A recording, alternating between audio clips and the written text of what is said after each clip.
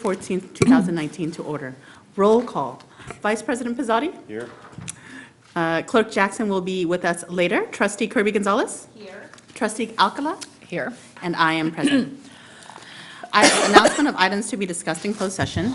E1, Government Code, and E2, Government Code 54956.9D2, Conference with Legal Counsel, Potential Litigation, one potential case.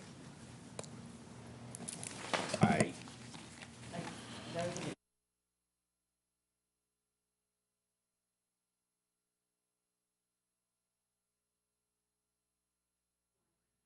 Audience members, it's only E1. Just so long as you don't take that gavel after me. President Wong, are you sure everyone heard us out there?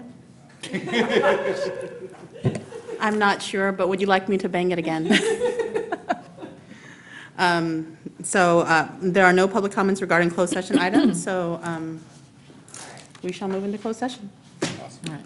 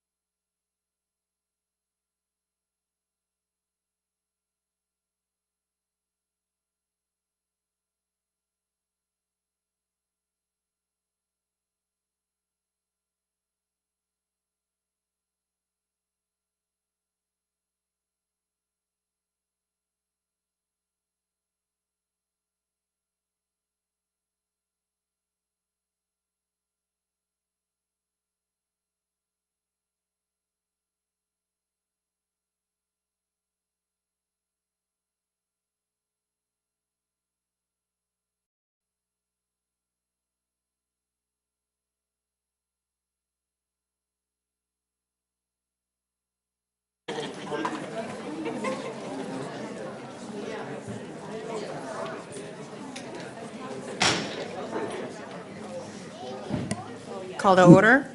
Announcements of actions taken in closed session. E1, Government Code 54956.9D2, Conference with Legal Counsel, Potential Litigation, one potential case, information received. Can I have everybody stand for the Pledge of Allegiance? And Mr. Mike Smith, can you lead us in the pledge? I pledge allegiance to the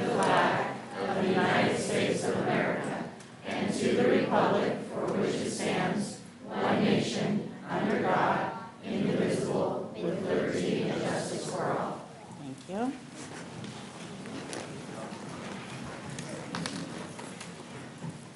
Okay. Item I, do I have approval of the agenda? So moved. Okay. I'll second. Oh, is there Is there a comment? Somebody wants, pipeline. oh, sorry, is there a? She wants an item. Or two items. Oh, so sorry, okay. Pat Flint on this item. Pat Flint, you can't hear? She's coming. And we aren't seeing video streaming up here, just, I'm asking that you move M7 and M11 down for possible discussion. Thank you. okay. Are there any other items for? M7 and are there any other public comments on approval of agenda? Vice President Pizzotti? No. Okay. If not, now I have approval of the agenda. Minus M7 and M11. Somebody has to make the motion I make a motion. for both. Okay, so pulling off M7, M11. Any other amendments to the agenda? Okay, Clerk Jackson, please. I would move O3 from action To, to discussion. okay, Wait, hang on a second, which one is that? that's the childcare O3. Okay. versus action. I object to that. I'd like to keep it on as action. I'd like to pull it also. Okay, then we have to have a vote. Okay, so we have a vote. Do we have, okay, so we have a motion on the floor of moving the approval of the after-school care to discussion item versus action item. Okay, I seconded. can you provide some logic? What or- Yes, Superintendent Luna. President Wong, because O3 is an action item, the board can choose to not take action as well. Okay. It's there for discussion, for review, and if the board chooses to not take action, you can always table it Okay, or remove it from an agenda is that okay with the you? discussion happening and information. You can make a motion during the action to table it, or would you rather, I mean, or would you like to keep your motion? I would like to keep my motion, just because I think it's an important issue, and with the board receiving the information this evening, I don't think, I know myself, I would not be properly prepared to make an informed decision on this item tonight. Okay. I seconded. Okay, second. So, so it seems like it'll be a roll call vote, just because it is. Trustee Alcala? Yes. Yes. Trustee Kirby Gonzalez? No, with the understanding that when it comes to discussion, we can make that determination. Okay. Vice President Pizzotti? No. Okay, Clerk Jackson? Yes. And I actually vote yes, so let's move it to information discussion. Do I have any other amendments on the agenda? If not, can I have a motion to approve the agenda as amended? So moved. Okay. do I I'll have- second. Okay, all in favor? Aye. Okay. No. 4 ayes and a no from Vice President Pizzotti. Okay.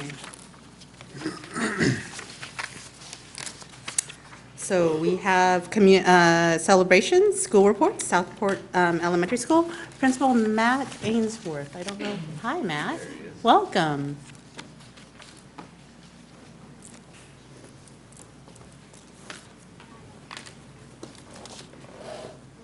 We gonna get that on? Yeah, I made a note, so I didn't make an announcement, I believe, that Yeah, the screen wasn't up, but now it's up now. Thank you, Board President Wong, Board Trustees, Superintendent Luna, Cabinet, and guests. I am very honored to be here tonight to share with you some of the exciting things our students and teachers are doing at Southport. I do want to share that Assistant Principal Bushnell is still out on medical leave, and he passes along his thank you as well for having us here tonight. Our mission at Southport focuses on the importance of continuous student improvement as we help prepare our students for the future. And the LCAP goal that we're going to focus on tonight is 21st century skills. One way we are helping prepare our students to be college and career ready is through a school-wide focus on AVID strategies. I'm here to share a little bit about the history of AVID at Southport, as well as the direction moving forward, is our 7th and 8th grade history teacher, 6th grade AVID teacher, and our AVID site coordinator, Ms. Rosario Guerrero.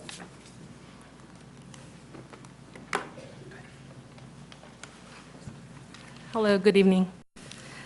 My name is Rosario Guerrero. I have taught AVID for 19 years. I've been a teacher for 20 years in the district. I've been a coordinator for 12 years and teach at Southport Elementary.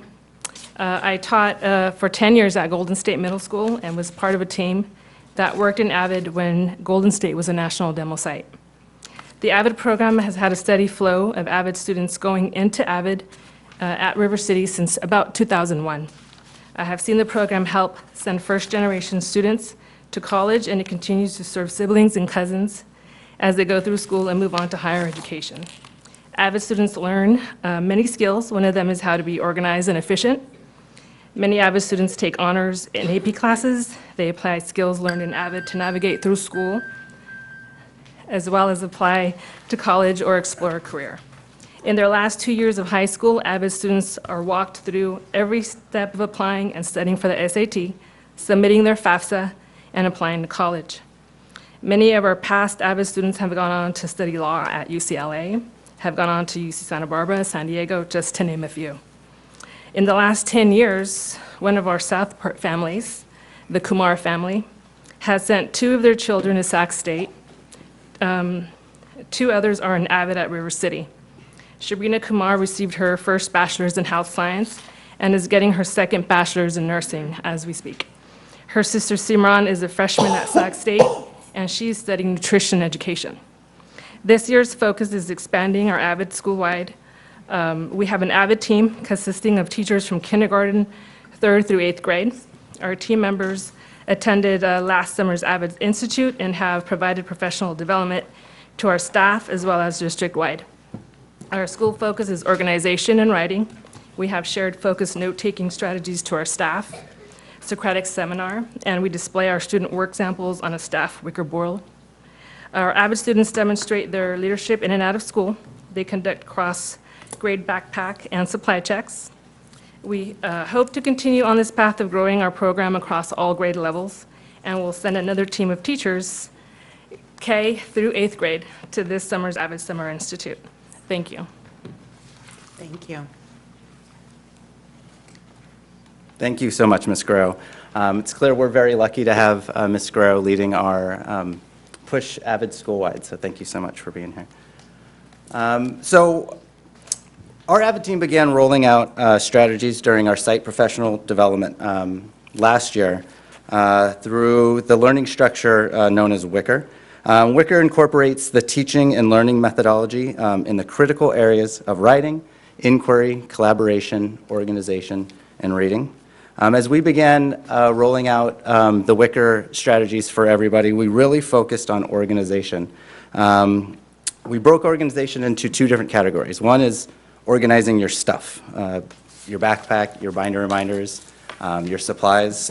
We also helped students organize their thoughts, from graphic organizers, 2- and 3-column notes, focused note-taking. One way we've really tried to bridge that gap between our middle school AVID electives and our elementary AVID was through this new program we developed called the FBI. So our 7th and 8th grade students were named FBI agents, for friendly binder inspectors. And so they have their badges and they go and visit elementary classrooms to check backpacks, binders. One of our 8th grade AVID class, the 8th grade AVID class went into a 1st grade class to check their desks and make sure their desks were organized. It's really wonderful seeing our students being the organization ambassadors down to our elementary. It's always fascinating when the FBI visits are unannounced. They bang on the door and say, FBI, open up. Yes, my daughter had a experience. Oh, the FBI's here. Mom, the FBI came to school today. My backpack was a mess. She said they helped clean up her desk. They did, yes. So we are really happy with our FBI program. I want to share a little bit of data with you because I cannot talk about Southport without sharing a little data. So this is looking at our language arts from the last 2 years, SBAC. On the left is the 16-17 results, school-wide, 3rd through 8th grade. 51% of our students were meeting or exceeding standards in ELA. We saw a tremendous growth last year with a 7% jump, 58% of our students meeting or exceeding standards in language arts. Looking at our dashboard data, looking at both language arts and math. Again, on the left is the 16 and 17 year. We saw a decline in both language arts and math that year. We like to think that part of this was due to our focus on AVID strategies. You see our results on the right, 17-18, a 15-point growth in language arts, and a 6.6-point growth in math. We are extremely proud. I'm proud of our students, our staff, our family members for being able to see those growths. So I could stand up here all day, and I did last year. And so, it's more important to hear from the students who are experiencing AVID firsthand. So we brought a couple of our AVID students. So I'm excited to first call up Dennis Steek. He's an 8th grade student who's been an AVID for 3 years. Dennis? My name is Dennis, and I am an AVID 8 at Southport Elementary. AVID helps with organization It helps with taking notes. We do supply checks, which helps with supplies. We even do speeches in class that are 1 to 2 minutes long. Avid gets you on the path to college. It gets you open-minded for what you want to do in college. My career future is to do something medical, and Avid will help me achieve that. Thank you. Thanks, Dennis. We also want to bring up one of our fifth graders who's a first-year Avid student, Elise Santos.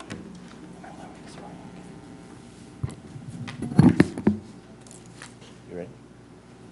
Hi, Elise. Nope. Move the mic down. My name is Elise. I am in 5th grade Avid. Avid helps me know what I am doing, like my agenda. It helps me know what I'm going to do. What also helps me in Avid is my Avid binder. It has folders so I can put all my stuff in it and not just all shove it in my backpack. And Avid will help me succeed in class and help me get into college to be a teacher or a cheerleader. Thank you. You would both.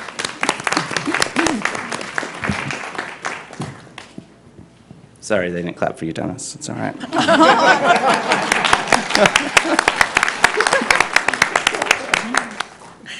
As always, we want to always connect what we are doing at Southport with our district goals and visions. As you heard from Dennis and Elise, it's clear that they're finding joy in their learning. They're exploring opportunities for their future, and they're discovering their passion for learning. So I wanted to thank you again for allowing us to share. It is truly an honor to be the principal at Southport Elementary. And I thank you for the opportunity to share just a small example of the things that we're doing at Southport. So thank you. Thank you for all that you do there. Okay. Next up is a recognition of River City High School students receiving top honors at Skills USA Regional Leadership and Skills Conference. Principal Stan Moisich. Hi, Principal Moisich. Hello, President Wong. Thank you, board members. Thank you for being here tonight. Community, cabinet. Lift the podium if it's easier. I believe Principal Here we go. Ainsworth has a different height than you. Or the fifth grader. Well, thank you again for having me here tonight. Tonight, we're honored to have some of our students that did a great job at the Skills USA competition. It was held a few weeks ago, and many of you may have seen that on the news. It was broadcast. There was a lot of competition everywhere. But once again, our kids did a great job. In fact, this year, we brought home 3 gold medals, which is the most we've ever done before. And so this all started, of course, with our Electronics Academy. Miss Yusufi is not here. You know her. You've seen her here before. She is not able to be here tonight, but she did bring some of her students. So I'm going to ask them all to come up and stand next to me. But before I do that, actually, I want to bring up the 2 teachers that we do have here tonight. Miss Judy Tan, who is one of our engineering teachers, and also Miss Asha Johnny Warrior, who does our computer programming.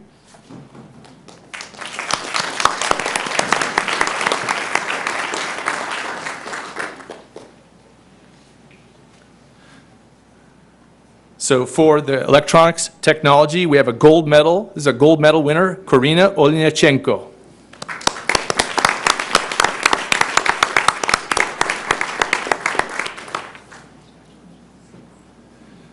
Silver medal, Derek Saley.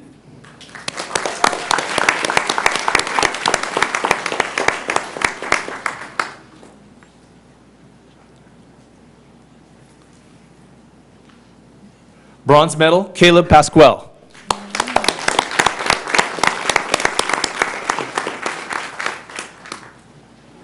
In computer programming, Dylan Patel.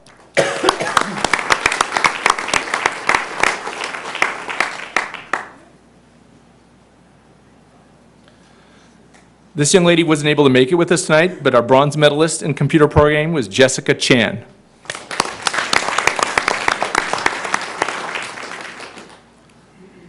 For drafting, Ikaika Griffin.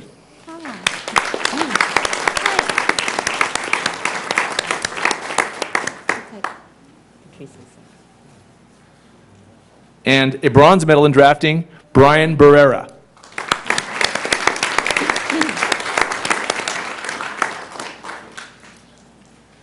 The Skills USA competition is a very big deal. I want everyone on the board to understand this. And when it comes to this, we've got a really good reputation in our school district for our engineering, construction, and all our career pathways. So as board members, I hope you're real proud of what they've done. And we invite you maybe to come down and take a picture with the students, if that's okay with you. Yes, congratulations, everyone.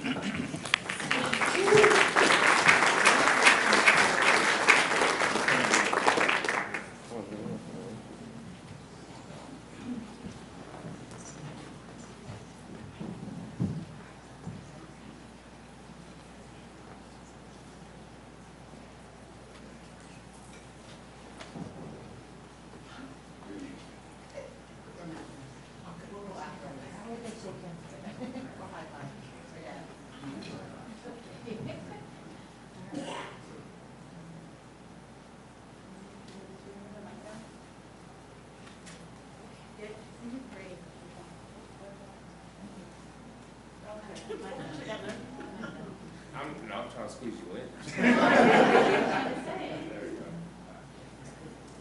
Thank you.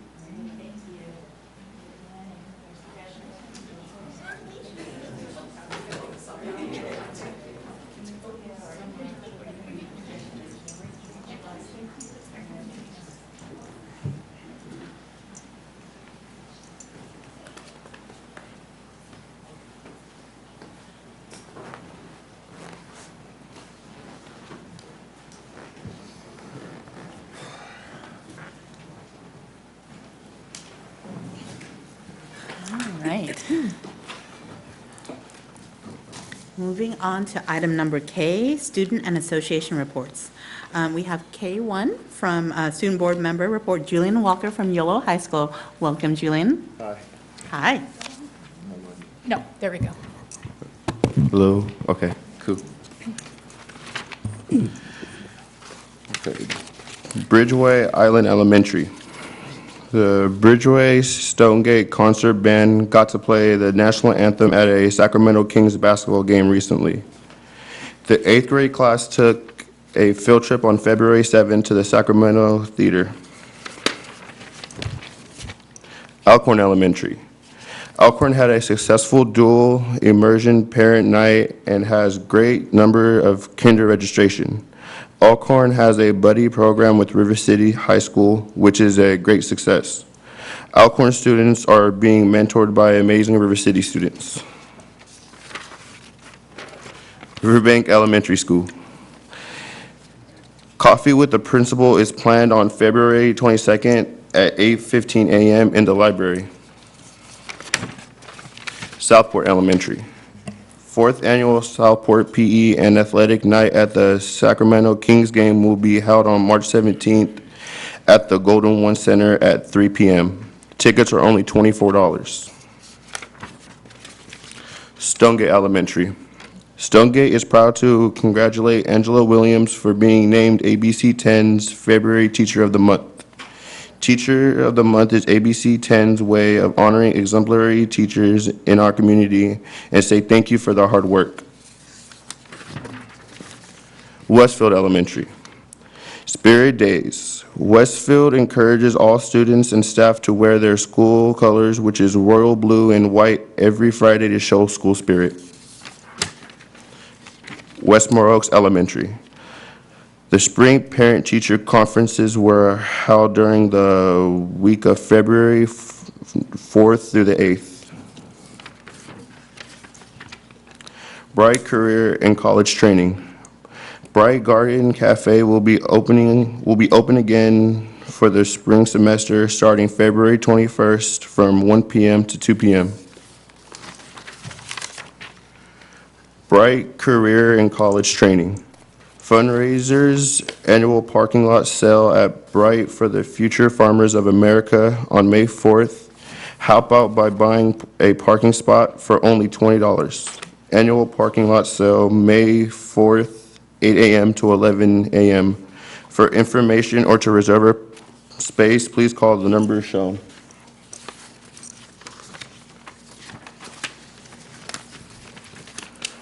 Bright Garden Cafe. The Bright Culinary students did a wonderful job hosting the Chinese New Year buffet. River City High School. River City had the first second period rally in 5 years. It went really well. Okay, there's a part on there that's not finished, so I'm sorry. During the winter homecoming game, the royalty winners were as followed. Winter homecoming dance was a great way to end homecoming weekend. River City sold more tickets than last year, and the students really enjoyed themselves for the night. There should be more pictures. River City Athletic Report. Wrestling. The Raider wrestling team took 11 wrestlers to divisionals. 9 of those wrestlers placed in the divisional tournament. 3 have advanced on to Masters this weekend in Stockton. They are as followed as well. Girls soccer. RC girls soccer finished league competitions 11-0-1. They were the champions of the Metro League. The Raiders are the number 7 seed in Division ICIF playoffs. Wednesday night, the Raiders host the Cosumnes Oaks in the first round of San Joaquin section playoffs. Spring sports are up and going. We are excited for a new crop of student athletes to compete in our spring sports. Yellow Education Center High School. Yellow held their 4th college registration workshop on February 2nd. Yellow had a huddle on January 31st to recognize students who have shown improvement in one or more of the following areas: academics, attendance, or behavior. Yellow handball tournaments began on February 11th. Parents are always encouraged to attend those. Parent-guardian information meetings are held on the last Thursday of every month at 8:30 a.m. Washington Middle College High School. Wendy Lee from Sacramento City College has been visiting to help students select a college course for the spring. Thank you for your time and have a good night. Thank you, Julian. May I have K2, WSTA report, Don Stoffer. Welcome you to the podium.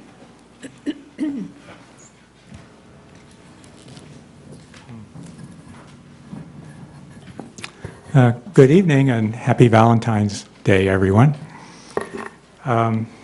Today, West Sacramento Teachers Association filed a demand to bargain over the changes in working conditions caused by the implementation of rigorous curriculum design. You guys know this was coming.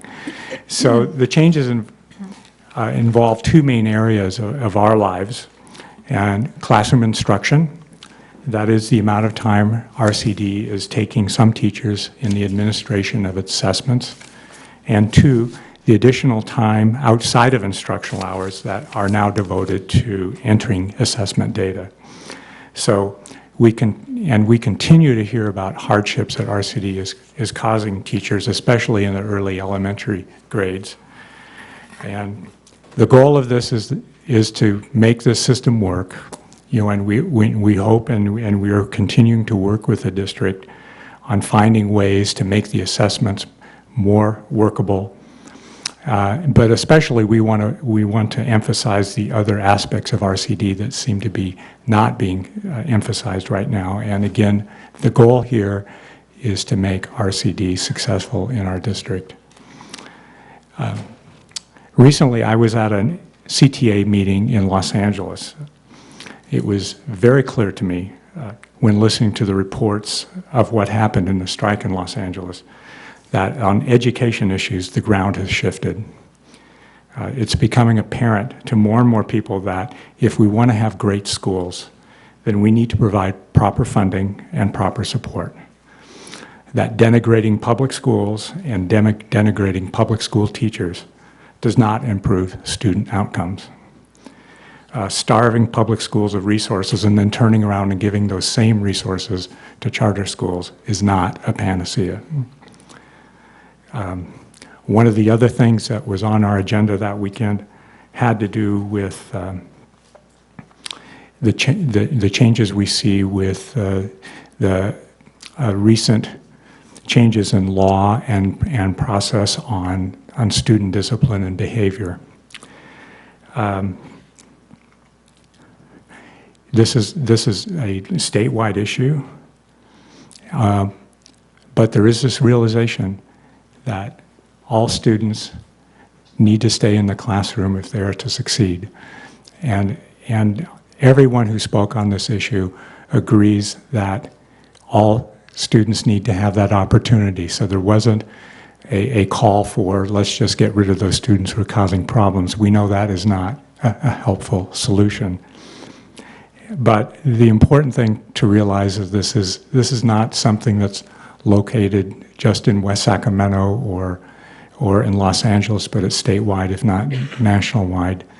It's illustrative to note that most of our schools in West Sacramento are doing well, and I think we obviously have a lot of work in this area as we move forward, as we work through the changes in special education, especially. But I believe our district is working very hard to make sure our classrooms are productive, safe places. Instructional coaches. So very shortly, our district is going to be hiring instructional coaches. And we still have a lot of questions from our classroom teachers on this approach, how it's going to affect their instruction and how it's going to help those students who are currently struggling, especially with reading skills. So right now, the buy-in isn't there. And so one of the things we're going to be needing to do over the next few months is really work on showing how this new approach to coaching is going to make a difference in the classroom and will help students succeed. Finally, I'm left with an article that I read yesterday in the Washington Post. And the title of the article, it's time to rethink what teachers are for. There was a quote in that article. It said, "I thought he was teaching me to play a trumpet when actually he was teaching me to live a life." This speaks to something that's seldom spoken out loud, but it's a reality in our classrooms, and that is that teaching standards and content are only a small part of what we do. And just as importantly are the connections that we make with students and families and the guidance we provide students as they grow into successful adults. So I'll leave it right there. Thank you. Thanks, Don.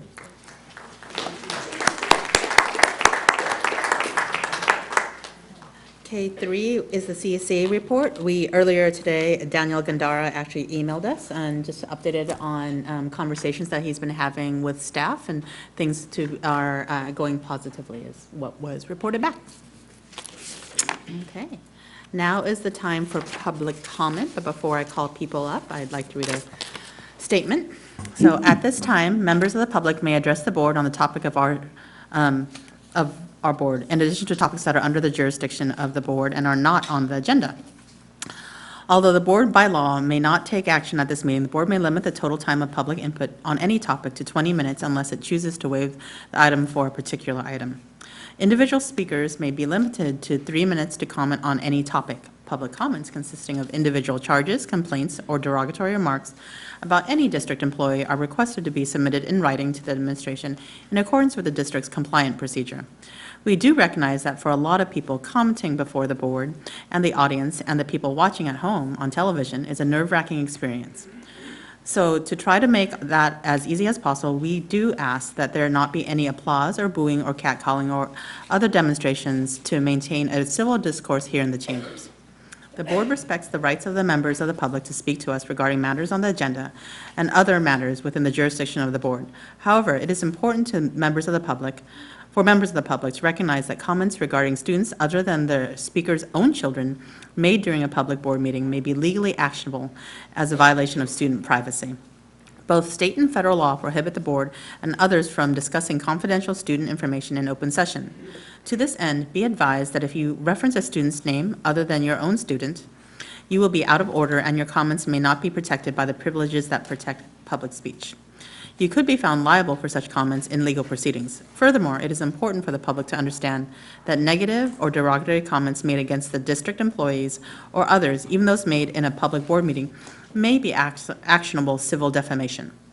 As such, the board reminds the public that the district has existing board policy that allows the public to lodge a complaint against a district employee.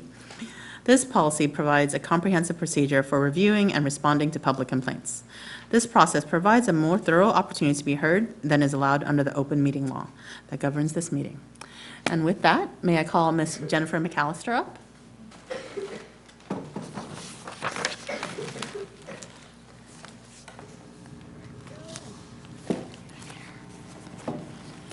Yeah.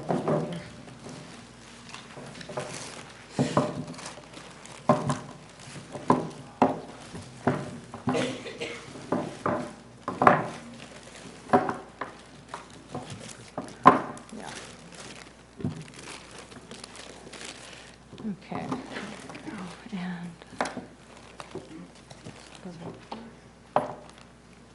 this goes right there. I'm sure there's a joke here somewhere. Okay, and this one goes right there. That goes right. Okay, you want to put the last one in? Or not? Here we go. How many teachers does it take to put up a keystone? Here we go. Almost. Okay. Perfect. Okay. Woohoo. Dear Cabinet members, board members, and Superintendent Linda Luna, I'm here tonight to continue to stress how important our CTE programs are to Washington Unified School District. So I have some homework for you. You guys get to watch a video. Some of you may have already seen it. It's called Success in the New Economy, and it's about 4 years old. It was written by Kevin Fleming, and it's still very relevant. In this video, he discusses how education is core to our economy. To make our economy flourish, there is a ratio of 1 to 2 to 7 types of careers needed to be maintained in our workforce. There's 1 master's degree that is supported by 2 bachelor science degrees, supported by 7 skilled certificate or 2-year degrees. Technical training and education is what is needed in our new economy. The video is about 10 minutes long, and it underscores the vital need for our strong CTE programs that engage young people. We have 10 CTE pathways. Our CTE department is proud and excited to give our reports and updates about our programs at every board meeting from here on out. I have 2 students who recently presented their supervised agricultural experiences to Bear Crop Science and Western Growers Association last week, and they both earned a scholarship of $250 for their projects. Community relationships built by CTE programs are essential for our students to have a competitive advantage in our workforce. And from this, we can build internship opportunities for our students as well. 4 years ago, Renee Collins was hired by Washington Unified School District. We had 5 CTE pathways, and she has brought in over $6.5 million in district and in grant money to the district between CTIG, STREAM, and various other funding sources over the last 3.5-year period. This amount of money does not include the existing CPA or Perkins funding for our academies. 1.5 of the $6.5 million was a facilities grant that Cheryl Sutton, our culinary teacher, wrote the majority of the narrative. Can I keep going? No. Okay. Well, Thank you, Jen. this is what happens when you take out the keystone. Whoa. Jen, can you email us the rest of your notes, please? I sure can. Thank you. So next up is Ms. Kimmy Gibson.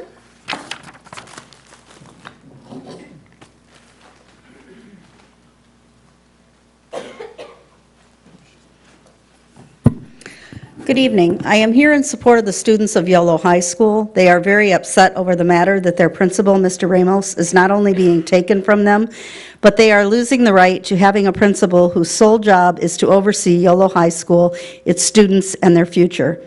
It was presented at the community meeting held at Yolo High School that the intent of the district is to have the Director II of Student Services pull double duty and be the principal of Yolo High School, as well as do his own job providing support services to the entire Washington Unified population.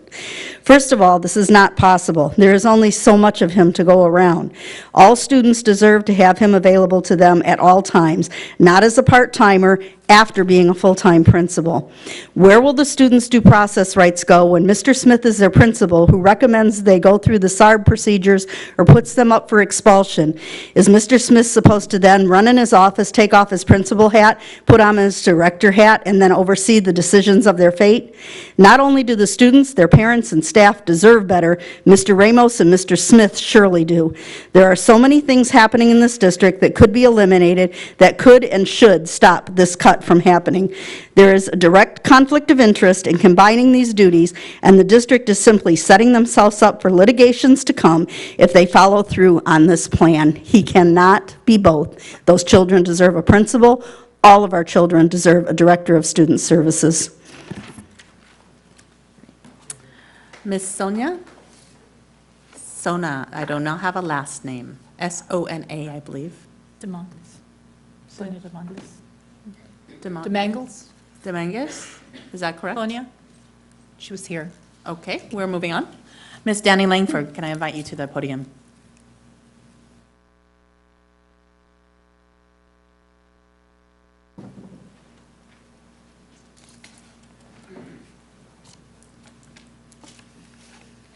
Good evening. Good evening. I'm going to start right out of the gate because I only have 3 minutes. At the last meeting, it was pretty appalling to watch parliamentary procedure being broken by you guys and the superintendent and the attorney sitting here not to say a thing when Norma put a motion on the table regarding the CSEA contract. Discussion should have stopped at that point. It's common parliamentary procedure. It either has a second or it dies. And I've watched Kobe complain when that didn't happen on a motion that he's made in the past. So the fact that you went on for about 20 minutes, I timed it, after she made that motion is unacceptable. Maybe our high school mock trial team could teach you guys parliamentary procedure because they have to have that to go through mock trial. Just saying. I'm bothered by the fact that special meetings are no longer even tape recorded. They used to either be videoed if they were at the district office or at least tape recorded. I realize that technology's come a long way, but there's no recording of these meetings. I find that bothersome. The superintendent evaluation was on the last agenda before you went into closed session. I've asked for over a year now for the written criteria by which you evaluate her as called for in our bylaws, in your board bylaws. I brought that up before you guys went into closed session. I realized that Norma and Jackie were not there yet. I want that criteria. I don't want the end result because I realize that her personnel issues are her personnel issues. But as a community member, we have the right to see what you are judging her by. And if you do not have written criteria and you're going behind closed doors, you are doing the public's business outside of the purview of the public. That is not acceptable.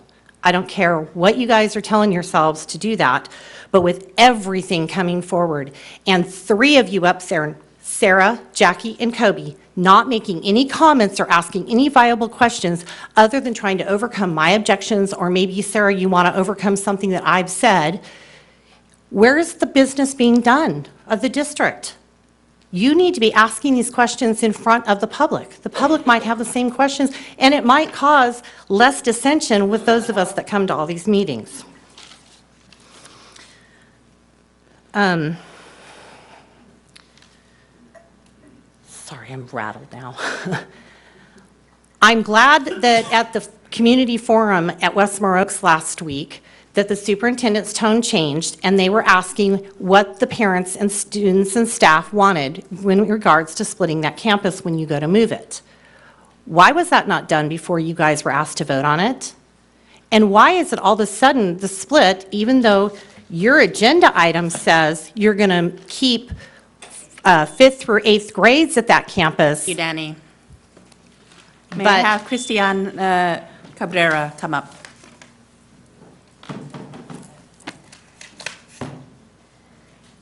I'm still very nervous to public speak. I hope you guys know. It's okay.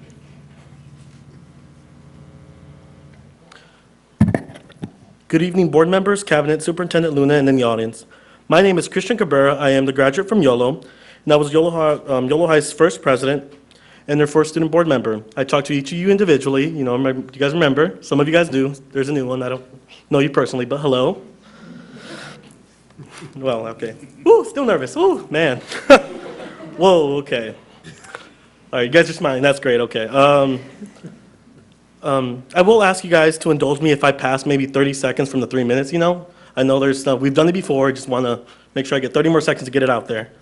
I want to give a On that positive note, I'm going to be message. very firm because we have a lot of Got speakers. it, got it. Okay. I just want to relay a positive message for everybody and my support for YOLO. Now, at the community forum, I was very emotional. I was very exhausted because my second mom, Stephanie Williams, she's my school mom, took me to do my driving test, which I passed. I'm licensed, right? Woo! And then Mark McVicker, who's going to help me with my car. You know, oil changes are difficult, especially when you got an old car, but yeah, I just want to give it out. And my support for our school, my family. I understand there's been certain cuts happening. There's things that happen, you know, politics, you know, school stuff. It happens. I just want to make sure that our students are being serviced to in a fair way. You are taking someone that is bilingual. That's unfortunately, you know, I had bilingual conversations with them. But I would just like to make sure that there's somebody at the campus besides one or two people that can speak the language. Because I don't know if you guys been in the office. I have. I just sit there and do my work sometimes because class is difficult. But I just want to make sure that someone's there that's bilingual. It's important. I think it was President Sarah Kirby Gonzalez when she was president that she said that diversity is great in our community. And I believe that, and that's strong. We are very diverse, but I want to make sure that our students are happy, that they have proper servicing, and that they get their education. Now, I personally was not able to get an A through G education. I cannot attend a four-year university because I went to YOLO High School. I did not like River City High School because it was 32, 35 students per class, compared to YOLO where it was maybe 20, 25. Wow, I got loud. I'm so sorry. Passion. Woo! All righty, but I want to make sure that our students are happy to come home, which YOLO to me is home. It will always be home. I will always go to YOLO. You will always see me. I don't care if I go into politics. I don't care if I become a judge. You guys know I want to pursue politics. I want to be the governor of California one day. You guys know I might become a judge too. I just want to make sure that you guys know what YOLO means to me, and it means family. I will always go there, and I will never stop going, but I want you guys to make sure, I have 5 seconds. Woo! I want you guys to make sure that you guys know what it means to me and everybody else. Alrighty, thank you. Thank you, Christian. Oh, and before the buzzer. I'm told that Miss Sonia has come back. Welcome to the podium.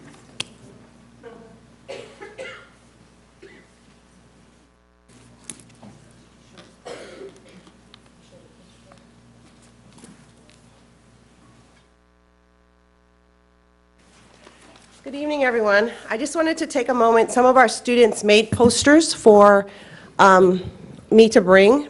Unfortunately, they're not able to be here, but I just wanted to show a couple of them, if I may.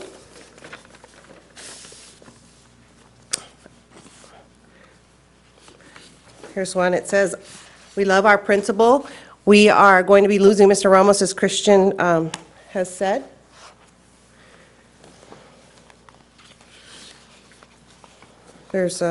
I'll give these all to you. I just wanted to read a few. "I deserve someone whose only job is to be my principal," is another one. "Mr. Ramos equals YOLO," and "We love Mr. Ramos," just to read a few of them. And I'll give these to you, President. Please hand it to, it might be easier to give it to Superintendent Luna. Okay, please. will do. Thank you. Thank you very much for your time. Thank you. All right, moving on to the consent agenda with M7 and M11 removed. Do I have a motion? Vice President Pizzotti moves. Second. Trustee Alcala seconds. All in favor? Aye. Pass with unanimous consent. Item number N is for public hearings, and at this time, we do not have anything for public hearing. We're going to move on to action items. 01, approval of Resolution 181918, adoption approving the renewal of the Lighthouse Charter Schools charter for a 5-year term from July 1st, 2019 through June 30th, 2024. Mr. William Schutz, our attorney. Good evening. Thank you, President Wong, trustees. This is item 01. It's a resolution to approve the Lighthouse renewal petition. The existing charter for Lighthouse Charter School expires June 30th, 2019. The petition for the renewal of the charter school was submitted to the district seeking a renewal for a 5-year term from July 1, 2019 through June 30th, 2024. The board received the renewal petition from Lighthouse at its December 13th, 2018 meeting to commence said code renewal petition process, and a public hearing regarding the petition was held at the December 13th meeting as well, so the board can consider and hear the level of support from teachers, employees, and parents of the district. By mutual agreement, the district and Lighthouse agreed to extend the date for the district to take action on the renewal petition to this February 24th, 2019 regular meeting. Education Code 47607 provides that a charter school authorizer may grant one or more subsequent charter renewals, and each renewal shall be for a period of 5 years. Charter renewals are governed by the same standards and criterion set forth in Ed Code 47605 that's applicable to a new charter petition that's before you, and shall include a reasonably comprehensive description of any new requirements of charter schools that have gone into law since the charter in this case was initially approved. When considering a new renewal petition, an authorizer must also consider the past performance of the charter school's academics, finances, and operation in evaluating the likelihood of future success, along with future plans for improvement, if any, and shall consider increases in pupil academic and achievement for all groups as the most important factor in determining whether to renew. Now, as you recall, we've kind of talked about this at the public hearing stages too. The district staff from different areas and legal reviewed, analyzed the charter petition and the other documents that were submitted with it for compliance with legal requirements for approval. In reviewing and analyzing the renewal petition documents, we identified some issues, multiple issues with the petition that were brought to the attention of Lighthouse. And the district has been working collaboratively with Lighthouse representatives to identify and address those issues and implement revisions in the charter to address those. We had a few revisions to the renewal petition related to Lighthouse's description of goals and actions that the charter school will implement to achieve the 8 state priorities that we have incorporated into the charter petition since it was posted on Monday. That copy with those changes has been provided to the board, and copies available to the public. Lighthouse has also been cooperative in responding to multiple requests for information from the district related to the renewal petition. And as part of the renewal process, the parties have been working, negotiating an MOU, which will outline the parties' respective fiscal and administrative responsibilities and legal relationship regarding the operations of Lighthouse and related to the provision of special ed services. The term of that MOU will run along with the same term as the renewal petition, and we'll be bringing that back to you for ratification at a future board meeting, and that'll help the district with its oversight function. So with that said, since it has been determined that the renewal petition satisfies the legal grounds for approval, it's recommended that the board adopt Resolution 181918, approving the renewal of Lighthouse Charter for the 5-year term. Thank you. Thank you. Before we have discussion on the item, we have quite a number of public comments. So I want to remind those who are coming to speak that I'm going to adhere to the timelines set before us. So Superintendent Steve Lewis.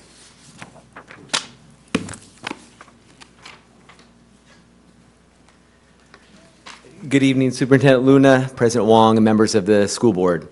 I have served as the River Charter School Superintendent for the past 9 years and have presented and spoke in front of this school board with a very consistent message regarding collaboration and keeping our students in West Sacramento. I'd like to outline 2 areas that I'd like us to focus on. An area that has been one of my top priorities is focused on the well-being of our students, staff, and families. Our partnership with CSUS and now with Wellness Together is tackling the mental health issues that face our communities. Our efforts have resulted in a counseling program that is working with Yolo County resources to support both students and their families. My hope is to collaborate with Washington Unified School District so these supports can benefit all children and families, regardless of the school they attend. We must make our combined efforts focus on kids. Our collaboration with Sac State has also resulted in parent surveys that have gone out and distributed not only to our families, but to our teaching staff. We're trying to identify specific needs that our school community and staff need. I would like to open these free workshops to all Washington Unified School District parents and staff. Some of the topics that have been included are mental health and effective parenting strategies, as well as trauma-informed practice and more inclusive classrooms for our LGBTQ students and families. As the superintendent overseeing the Lighthouse Charter School, I want this board to hold me accountable. I will support our community of Broderick and Bright, and you will continue to see me active in West Sacramento. Our teachers and support staff will continue to have the most advanced professional development possible to ensure our culture remains positive and focused on our school community. Thank you for consideration. Mr. Peter Stone? Can we hold applause until at the end of the comments, because we have quite a number of them. As in the state legislature, you can go like this, but, which is sign language as applause. So happy to allow you to do that. Go ahead, Mr. Stone. President Wong and trustees, I'm Peter Stone, CBO of River Charter Schools, and I want to take this opportunity first to thank you for the opportunity to address the board regarding our Lighthouse renewal. I just wanted to clarify one important topic that has come up at our previous meetings regarding the mix of students that we serve. I just wanted to say, due to the extraordinary circumstances, students in Lighthouse's first 3 years were served in 2 churches in the State Streets area of West Sacramento. At the beginning of our 3rd year, we were serving 170 students, 44 of whom were 26%, were free and reduced lunch eligible or EL students. By the end of that 17-18 school year, we served 204 students, 70 of those, or about 35%, were free and reduced or EL students. So during that year, we added 34 students, 26 or 76% of those added students were free and reduced or EL students. This school year began in our new permanent Bright campus, and by the end of last month, we served 341 students, 169 of which, approximately 50% of which are free and reduced or EL. So since the end of last school year, we added 137 students, 99 or 72% of which were free and reduced eligible or EL.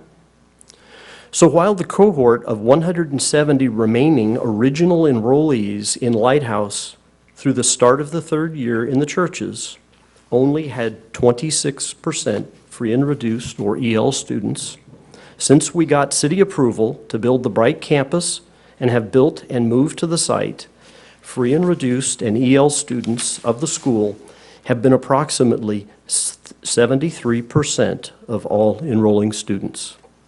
Thanks for your time. Thank you. Ms. Monica Cuellar?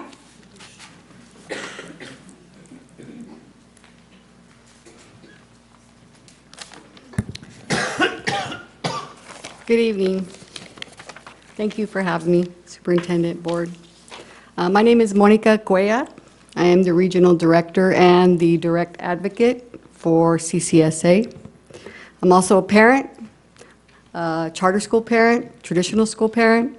I'm a grandparent, and I'm an 18-year veteran teacher in Sacramento Valley, both traditional schools and charter schools.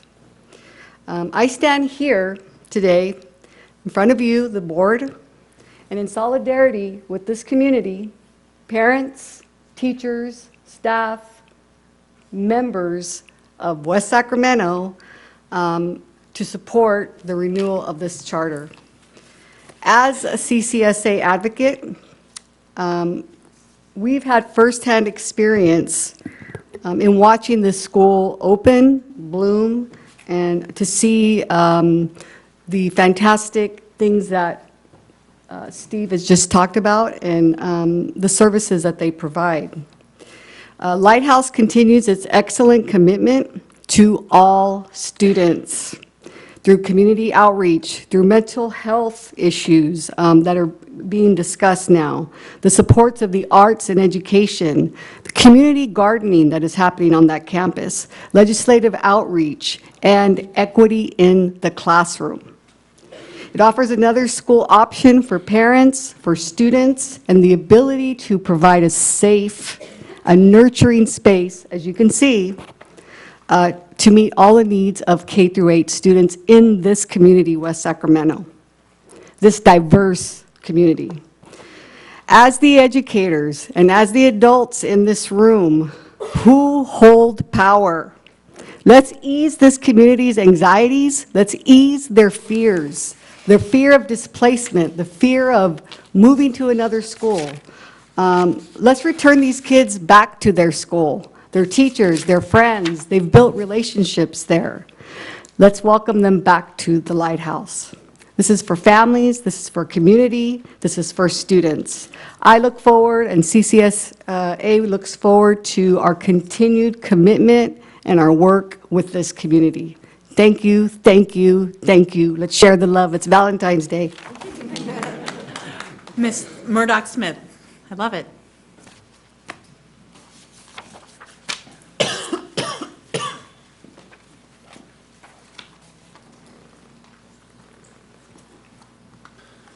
Boy, I have to follow that. Wow. And then I didn't know the superintendent would say hello to me out there. If I know you're the superintendent, I would have stood up and said hello. I apologize. She's very kind. You know, thank you very much. She said, "You look tired." I said, "I am." I'm pretty familiar with West Sacramento. At one time, I was, well, actually when I retired, I was over all the gang and sex offenders in West, and all through Yolo County, Sacramento County, Placer, El Dorado County, about 6 counties.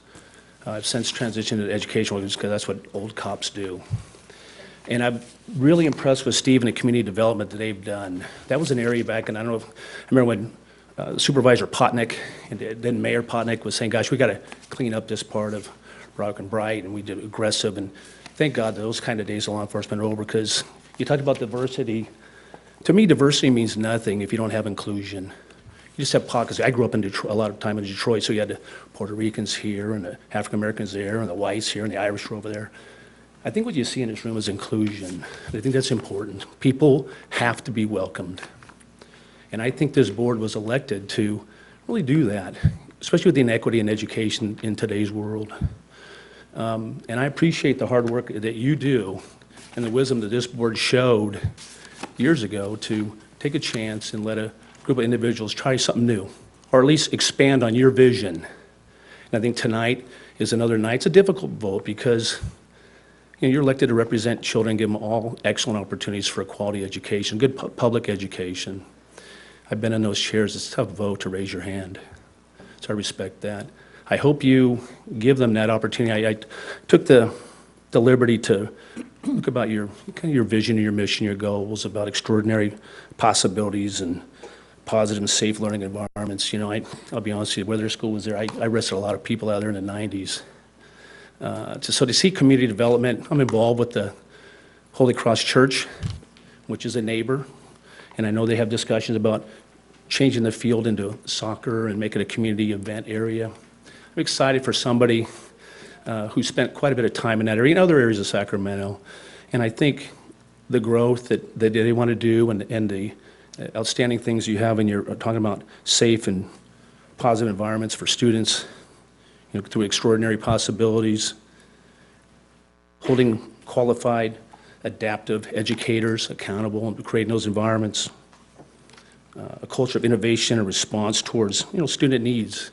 I think these things that you guys profess, they're more than words on paper, and I think through a lot of your schools and also through Lighthouse, they're putting those into practice. I mean, they wouldn't be growing if they weren't.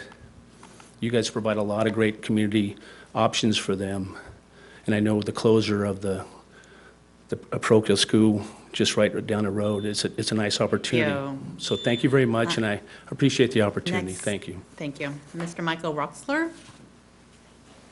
I'm not sure if I'm pronouncing that correctly, so please correct me when you come to the podium. You are not the first person to get close on that. I pronounce it wrestler, so thank you very much. Wrestler. Good It looked evening. like a C. Good, yes, exactly. The O is silent. Again, I work here in West Sacramento, and I work in an environment that serves adults, and it serves adults in the very manner in which you want to make sure that you provide great education for the kids. We want to provide great education for adults, and we believe that there's some collateral influence when there's some educational opportunities for adults. Holy Cross is where we're at, and we're neighbors with Lighthouse, and we're in partnership with Lighthouse, and we're in collaboration with Lighthouse, and we go and make efforts to make sure that the adults of the kids at Lighthouse have an opportunity, because some of those folks don't have education that they need to become successful, become bigger, stronger, and faster, and maybe an opportunity to pursue a better job, and really more importantly, come home and do a nice job with their kids. And so the Lighthouse folks, the children have been great partners. Mr. Smith mentioned the collaboration between the fields, and they have been great neighbors and a great partner for us in West Sac. Thank you. Thank you. Mr. Dominic Demare.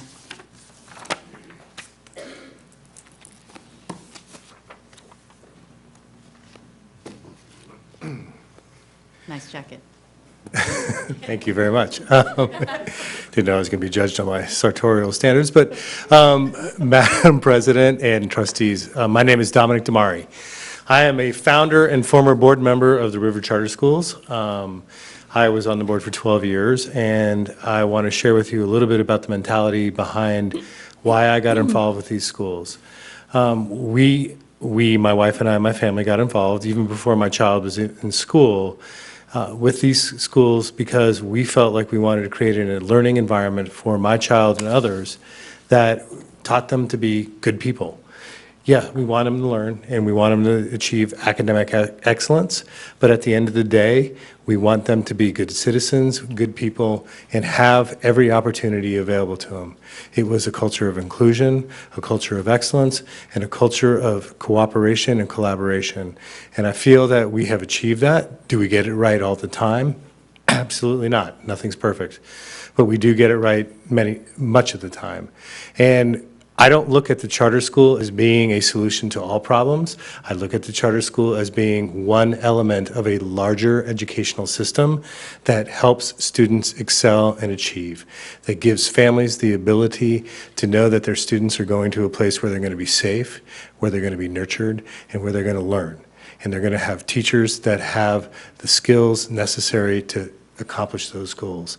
So I would urge you all to vote in favor of this renewal. I would urge you all to come out and visit the school. I know you all have, but watch the progress. Charter schools were meant to be sort of incubators of innovation. I think that in Lighthouse we're at least attempting to accomplish that. Our partnership with Sac State, what we've accomplished out there, I think sort of fulfills that role. And I would just urge you all to approve this resolution. And I'm going to leave you with just a minute left. Thank you. Thank you, Mr. Murray. Ms. Marcia Tirico.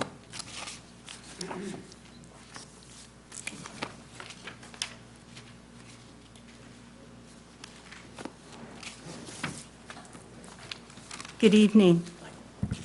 I come to you not as a person who has relatives in the school, but I come to you as a resident that lives in the area. I reside on Hobson Avenue, right next to the school.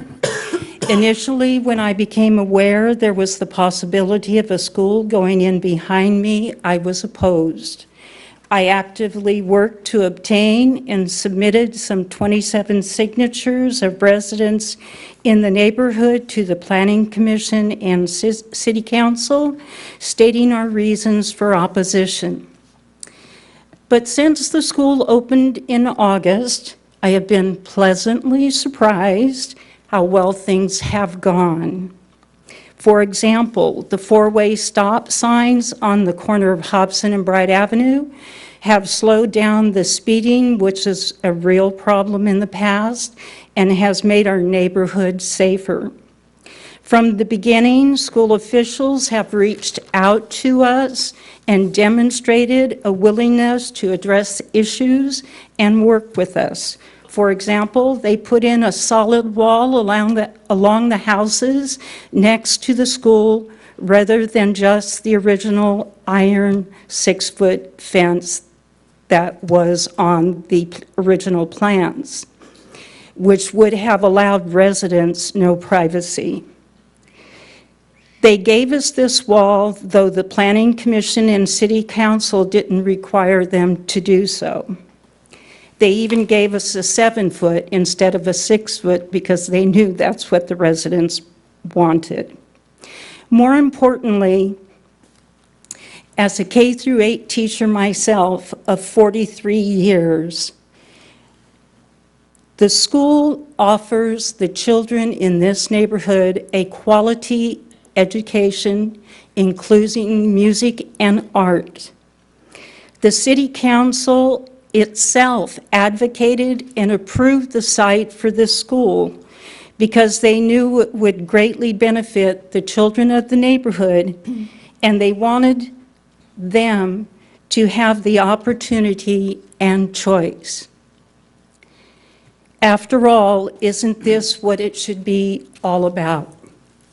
The children and how they benefit from the school. So my hope would be that you would renew their application. Thank you. Thank you. Ms. Jennifer Perez, or Perez. No? You're, I was just going to say that's my wife's name. I was going to ask Vice President Pizzotti, is your wife here to speak? Have you, do you need to go pick up some mail? It is happy Valentine's Day all day. Thank you.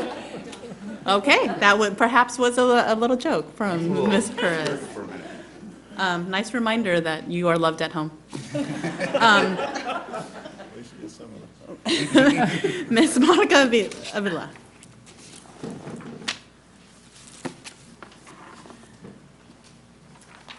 Did I mess up your last name? Avila? Yes, Avila. Lo siento, ¿ah? Hello. Sorry. So my name is Monica Avila, and my husband and I have 3 children that fill our lives with joy and chaos all at the same time. Our 2 oldest attend Lighthouse Charter School. My son, Enrique, is in 4th grade, and my daughter, Julissa, is the 2nd grader. Our baby is not quite old enough to attend, but we'll sign him up as soon as we can.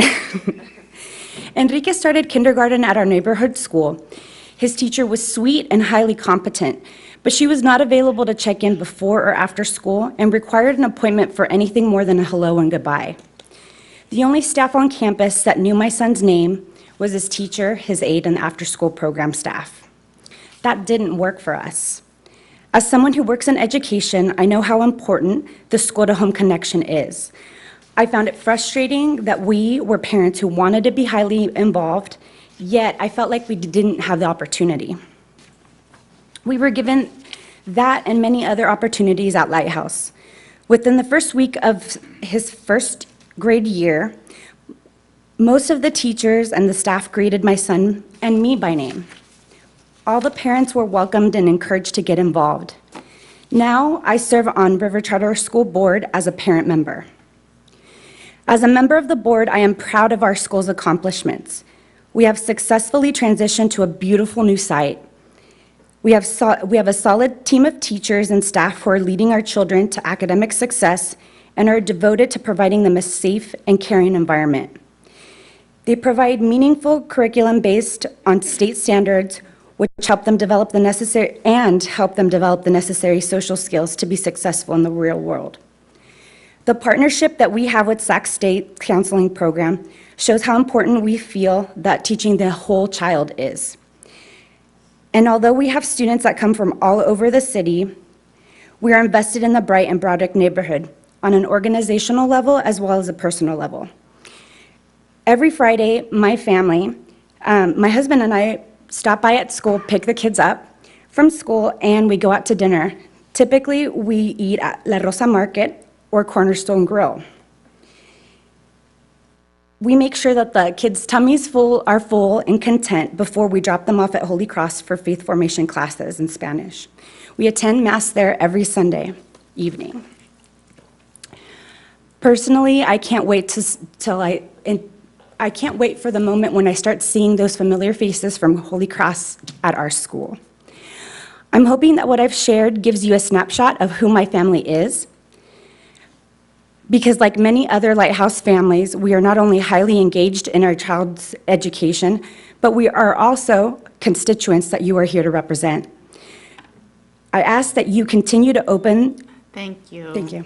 Ms. Megan Bennett.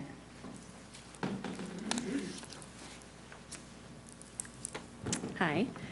Hello, my name is Megan Bennett. I am a River Charter School board member and a parent of 2 children at Lighthouse Charter School. My message tonight is simple. I want to thank the members of the Washington Unified Board and staff for their support and the continued support for Lighthouse Charter School. I thank you for recognizing the needs and wants for the West Sacramento community. Members of the West Sacramento crave choice. We have choices in where we shop, where we go out to eat, what gym we go to, what dentist we go to, what park, so on and so on. We crave choices that fit our needs best. So why wouldn't we have a choice in our schools? It means the world to my family and I that Lighthouse Charter School is an option for us, an option where my children are known by their name and needs, where there's the counseling program, where they get art and music, gardening, PBL, and amazing teachers that are dedicated to provide a positive, rich learning environment for our children. Thank you again for recognizing the need for this option in West Sacramento. I look forward to and hope that we can build upon this with a strong partnership so that we can all better serve the children and families. Thank you. Thank you, Ms. Bennett. Ms. Laura Andrews.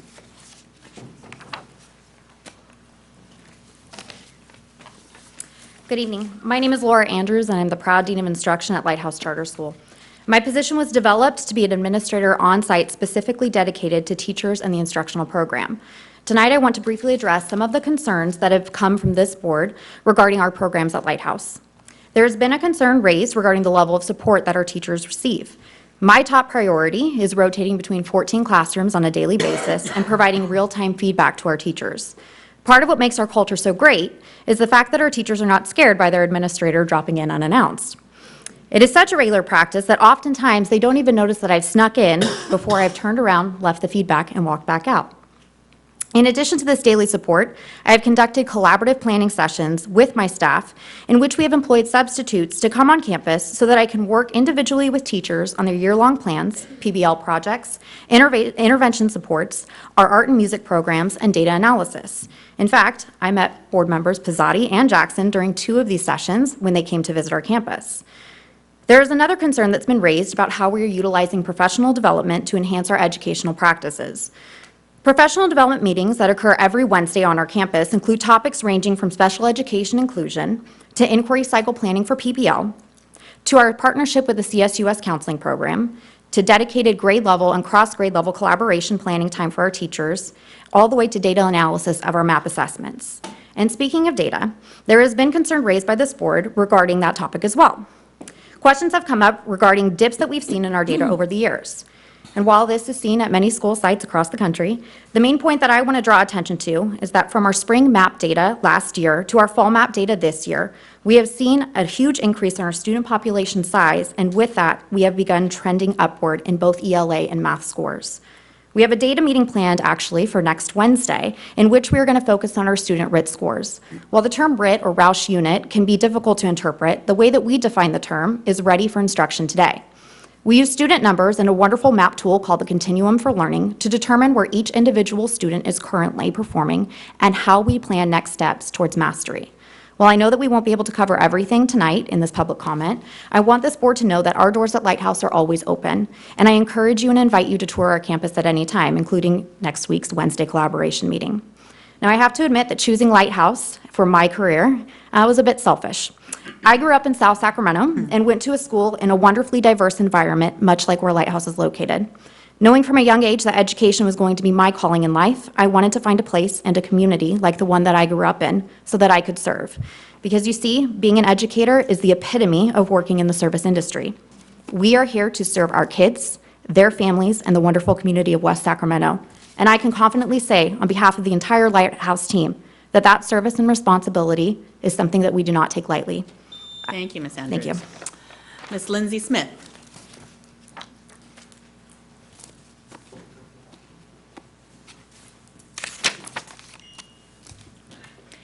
Good evening. My name is Lindsay Smith, and all three of my children attend Lighthouse Charter School.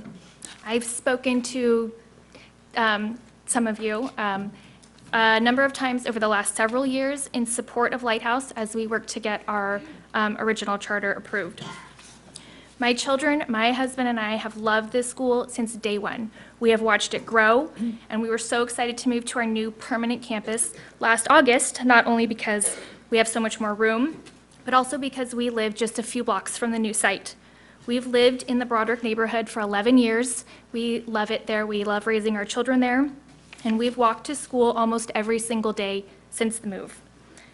It gives us a wonderful sense of community. When we're on our way to school, we see quite a few students walking, riding their bikes to school, and I love that we live in a neighborhood where people look out for each other and they feel safe letting their children walk to school. We are looking forward to seeing the school continue to grow and hopefully become an even bigger part of our community. Thank you. Thank you, Ms. Laura Willis.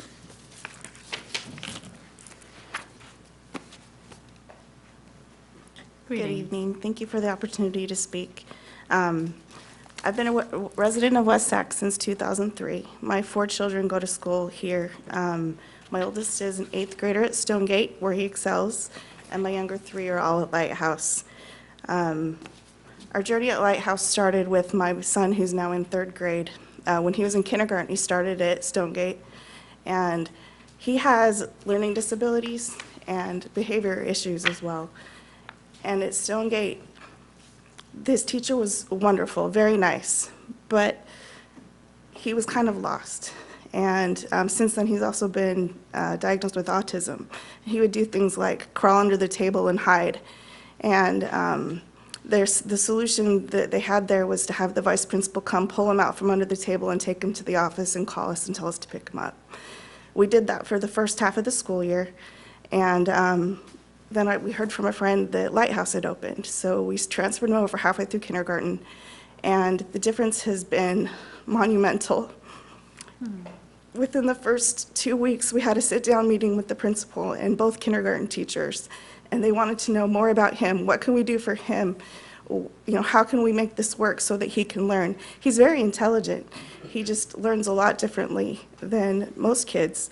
And it's you know, each year is a new round of getting used to everything, getting used to the teachers, but having that community with the school and you know, I think all the teachers on campus know him by name by now. But, you know, he's needed a lot of help, and they've done way more than many people would in order to provide him with the support that he needs and to make the accommodations for him so that he can succeed. He's up to benchmarks, which I didn't think would ever happen. So I am personally very, very grateful, and that's why we have our other 2 children of the right ages there. And I hope that this continues, because I know at least for our family, it's been life-changing, and we're very grateful. Thank you. Thank you. Thank you for sharing your story. Ms. Tanya Benefield.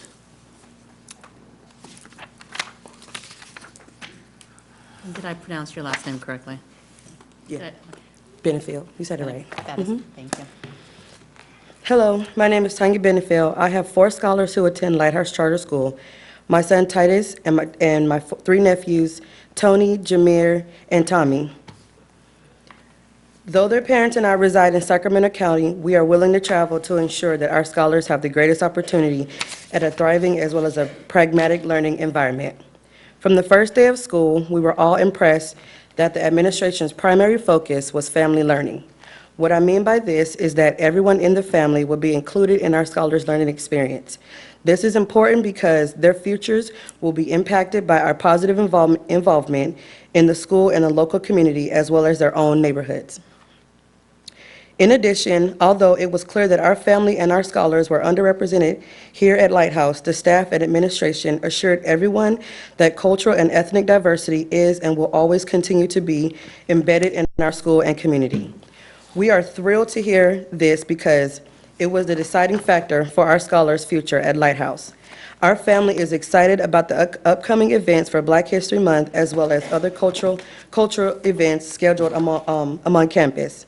We are pleased with the curriculum, which is heavily influenced by technology, and we would love to have a voice if there will be changes in the future which could affect our scholars' cultural and ethnic learning environment. Thank you for welcoming me and my family to Lighthouse Charter.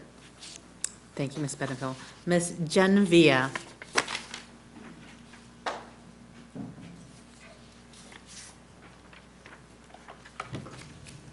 Good evening. Villa or Villa? Villa. That's all right. You never win. My name is Jennifer Villa, and I am the proud parent of a kindergartner in Lighthouse Charter School. I was honored and excited to learn that my child made it through the lottery and was chosen to start his education with such an amazing school, especially at the new campus on Bright. In just the few short months he has been attending, Lighthouse and the amazing staff has improved our educational experience and proved to be the only option for our family moving forward. Lighthouse sets the standards high for other schools in the community by providing programs like their project-based learning, music, art, counseling, and so much more. Coming from such an amazing co-op school like James Marshall, Lighthouse seemed to be the best option in parent and community involvement. Along with proving to me how far my son's education has come along in just these few short months, Lighthouse has given me the strength and courage to become more involved as well. I started as a room parent and have recently become the parent involvement coordinator on the parent-teacher committee board. Lighthouse is and will always be the greatest educational asset West Sacramento has to offer. Both me and my son look forward to calling Lighthouse Charter our home away from home for many years to come. So thank you, Lighthouse, for being the best school our family could have ever asked for and exceeding our expectations every single day. Thank you. Anthony Cohn.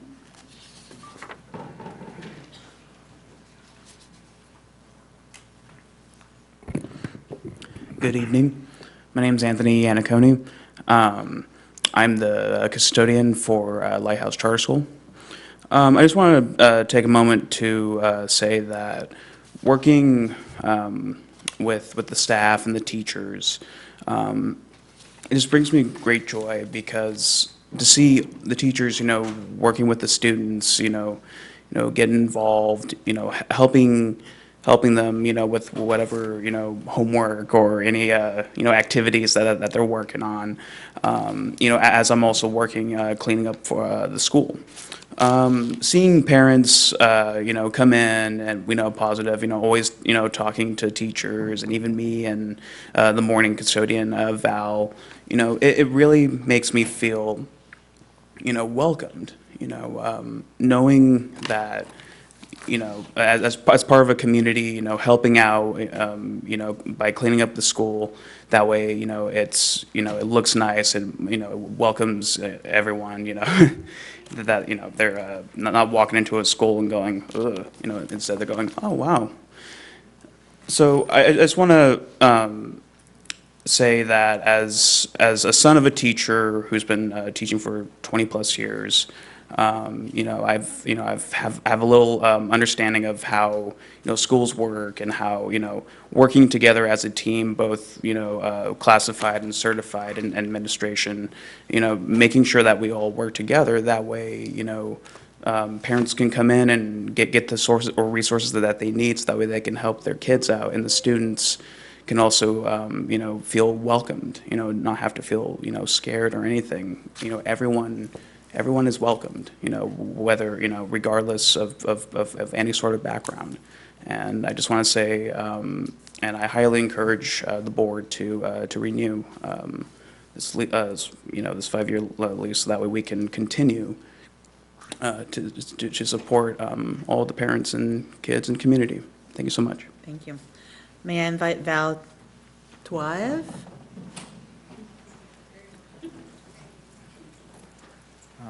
I think it's very difficult to pronounce my name. Yes, thumbs up. And Did I get it? pardon my language, because English is still second language. My English name is is also my second Valery language. Tuaev, and 14 years ago, when I turned 40, we, my 2 daughters and my wife, we moved in this marvelous country. And when I moved in this country, I had 0 English. And now I'm doing little progress. And unfortunately, my 2 amazing daughters, they're not in a Lighthouse Charter School, because they already graduated River City, and they're in a Sac State University right now. And thank you for having me, such a great assembly. And now I'm proud. I spent all my 14 years in West Sacramento, and particularly in that area, Bright and Broderick, we live around. And I saw, like, during summertime, it's like turning bushes in that place. In winter time, like marshes and swamps. And now you can see what's difference right there. Time is ticking so fast, and I forgot my written speech in the 50 pages. And so a part of my work for Lighthouse Charter School, it's like a liaison to Russian community. And I see right now some my friends, children, and they are observing our school, and they decided to transfer them from Russian charter school to our school. And I see, like, mostly they're moving in our school with 0 English. And I see what a big difference in a few months they start already speak English. And I'm thrilled with this. And when parents see this, when they are observing that such a great crew and teachers, and they are asking me, most of them speak in Russian, and they ask me, oh, Val, what do you think about how the school, is it everything okay, and and I'm like convinced them everything is okay and everything great. And then not only children, but parents, they're kind of encouraged to immerse in the United States of America. You know us, we are like, I migrate from a former territory of Soviet Union, and it's this great country, marvelous state, and little nice city of West Sacramento. Time is ticking so fast. And I'm encouraging you, like, renew our everything what we require, and because we love you. Thank you very much. Under time. Thank you. Ms. Alina Pobrezhnik. Yeah. Pobrezhnik. Yes. Good evening. My name is Alina Pobrezhnik, and I'm a first grade teacher at Lighthouse Charter School. This is also my first year as a teacher, and Lighthouse has truly just eased me in to what it means to be a teacher and the role of a teacher. Since day one, I have felt supported by staff and administration. I know that as a beginning teacher, I have 1,000,001 questions, but they have been more than eager to help me, and sometimes I could just see how genuine they are into feeling and helping and supporting me as a teacher. I am also very thankful for a dean of instruction who I know I can rely on as a resource to help me when it comes to curriculum and instruction in the classroom, and sometimes that I've been able to take that information and apply it right away in my class. I also wanted to speak to the positive community that I see at Lighthouse Charter School. I see that every morning when we are greeted with a handshake or a high five and seeing the smiles on the kids' faces. Just like Val, I also, we immigrated with my family to America, and I see how just the school systems, it is hard to put trust in when it comes to the language barrier in our schools. And I just wanted to share a little story that I saw recently just happen. And this is about a family that moved from Russia. And Val and I have spoken to that family multiple times when it comes to translations or anything. And there was a 6th grade field trip coming up for a week-long trip. And knowing from my past experiences not being able to go on field trips because of the language barrier, and so I missed out, and a lot of my friends have missed out on that. And seeing that child who just moved to America, I almost, in the back of my mind, was like, there's no way her parents are going to allow her to go on this week-long trip because of her lack of English and just knowing the culture in America here. And to my surprise, the family let. And this shows me what trust they have in Lighthouse Charter School, the trust and the community, the positive community that we have been able to establish within this year. And I just wanted to share how proud I am to be a Lighthouse Charter School teacher. Thank you. Reem Yatim.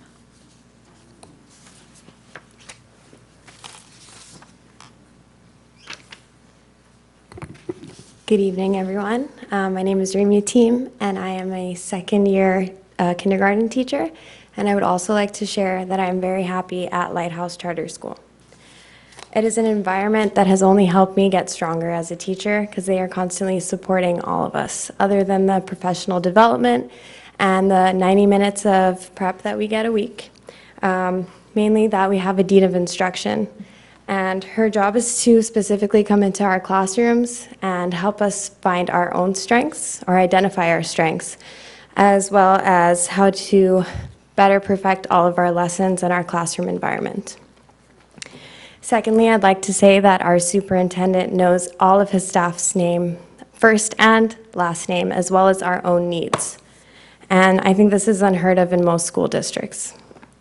Lastly, at Lighthouse Charter School, all of the staff have a voice, and when large decisions are being made, we are always included. Thank you for listening. Darren Hall.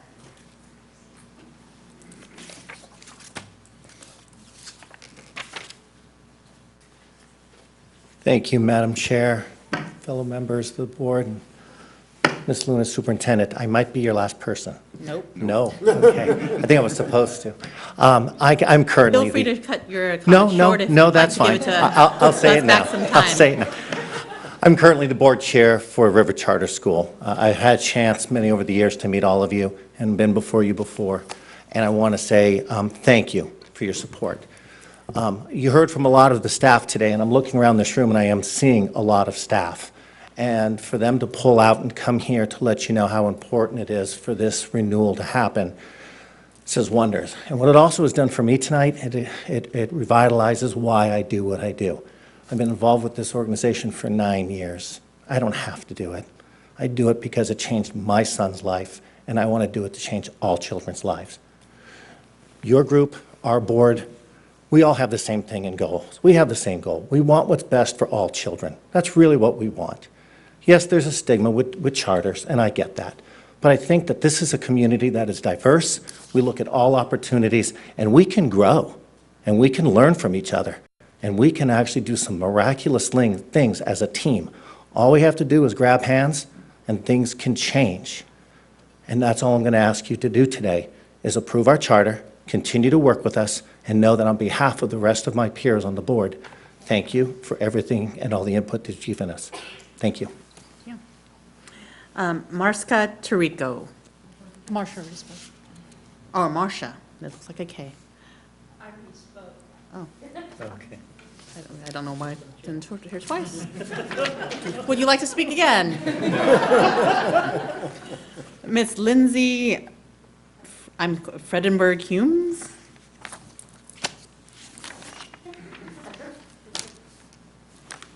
No one ever gets my name right, so thank you. Thank you, board members and superintendent, for hearing us tonight. I'm a proud parent of a kindergartner at Lighthouse Charter School, and I just wanted to voice my strong support for Lighthouse and ask that you renew the charter tonight.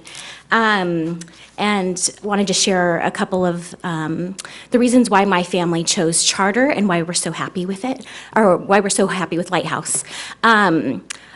Both my husband and I, we come from a family of educators. Both of our mothers were teachers. My father was a PE teacher.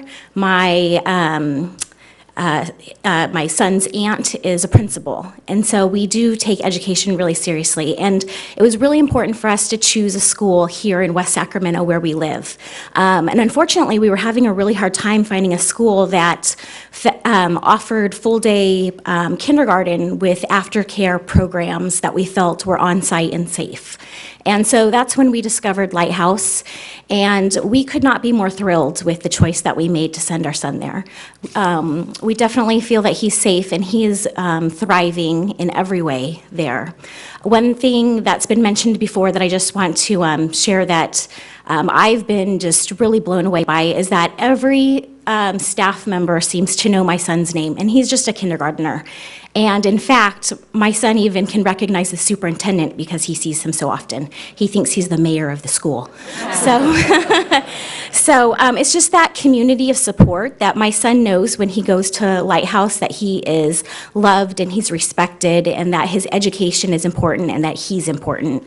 And I hope that you will show tonight that you feel that our students and our families are important and will approve this charter. Thank you. Thank you. Miss Danny Langford is the last one on this item.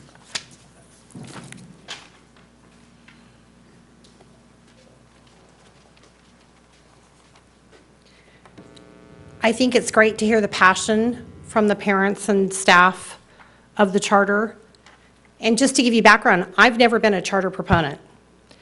But I would wonder how all the people sitting in this room that spoke tonight would feel about if they were at the special board meeting last week and how Kobe, Jackie, and Sarah were rather nasty to the people for 2.5 hours. It was appalling. Kobe, you showed concern that they've had 3 principals. Where's that concern for Westmore Oaks? How is it that there's so many issues on a renewal? Were there this many questions when they got their original petition passed? I was embarrassed at the treatment of them. And again, I've never been a charter proponent. Sarah, you picked out typos, which is great because it's a contract you sign. Do you read the typos that are on our website and the letters that go out to our students and parents? Just a question. Transparency, no transparency. This is kind of like the pot calling the kettle black, in my opinion. When we require something of them that we don't have, so Can I they. ask you to relate to this specific item? It's on the charter. Versus our behavior. This is on the charter. I have every right to speak at my 3 minutes about this charter. Not the behavior. Please speak to the charter itself. Thank you, Ms. Langford. So the issues are what things you guys brought up. That is what I'm addressing. If you want transparency from them, maybe the minutes from, I don't know, April 7th meeting of last year, the special board meeting on facilities, maybe we should have those done.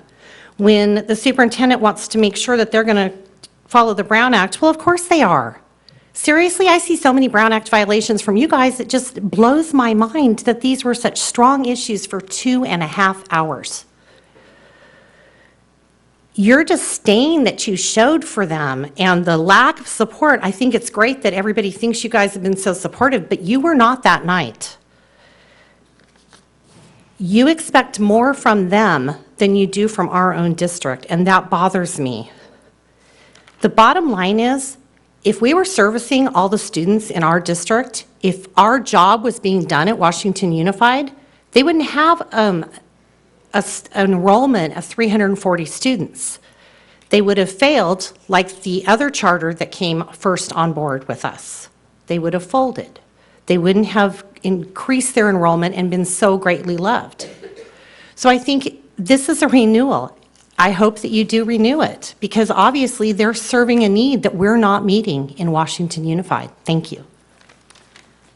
Okay, discussion? I've got plenty. Go ahead, Vice President Pizzotti. Well, to answer your question, Danny, I do have the same concerns, and I'm going to leave it at that. Right, please do not direct it to the audience. It was a public comment, so let's have discussions amongst the board. Okay. Vice President Pizzotti. So many of my concerns that I issued last time, and I don't think I was nasty in any way, shape, or form, but what I will say, I was concerned, very concerned, about some of the items that I've asked for from the renewal, from the people doing the renewal. And it was a back and forth dialogue between the Lighthouse administration, their attorneys, our attorneys, and the rest of the board. And in my conversations, there were several things that I wanted to see put into the charter, and I've asked for time and time again, only to have the bare minimum of what the law requires be presented back to us. If partnership is what's truly wanted with Lighthouse and this district, then I would think that there would be more in the way of willingness to go just a step further than what is the bare minimum the law requires. And that's all we've gotten back from the attorneys, is the bare minimum. So that was the issue that started my questioning, and I'll apologize ahead of time. I'm sick and I don't feel good, and I'm cranky, and forgive me if I'm not in a great space right now.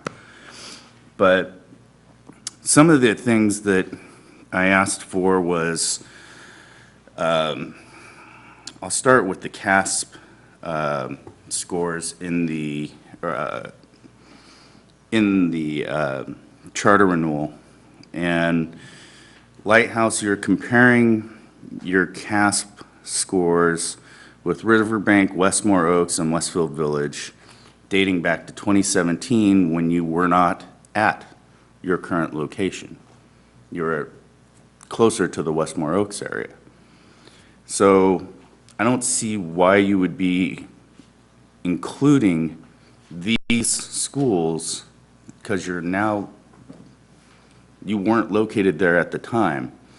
You should be including our entire district, because that's where your student population comes from, our entire district. It's not just this one area where you are now located. But again, that's the bare minimum of what the law requires. So that's what I call working with us. That's what I call being transparent. If you have students, or the majority of the students that are in your school attend or live in the Southport, Westmore Oaks, Bridgeway, Stonegate areas, why are you comparing your 2017 numbers with Riverbank, Westmore Oaks, and Westfield? That doesn't seem to make any sense to me. So that was one thing that I asked for, is for everybody to be included, so that you have a greater snapshot.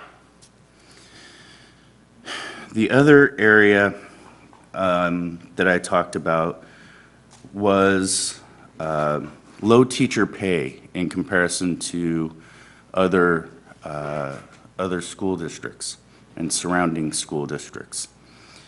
That translated with years of service that each teacher has had.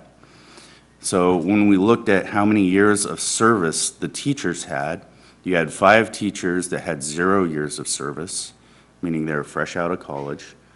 And the highest was 11 years of service. So that was something that, when I'm looking at this, I don't want Lighthouse to be a place where you have a, kind of a 2-year sort of window where you have teachers come in, they get some training, they get, a great education and start off their career, but then they leave to go to a place that offers them greater pay, greater benefits, and greater opportunity.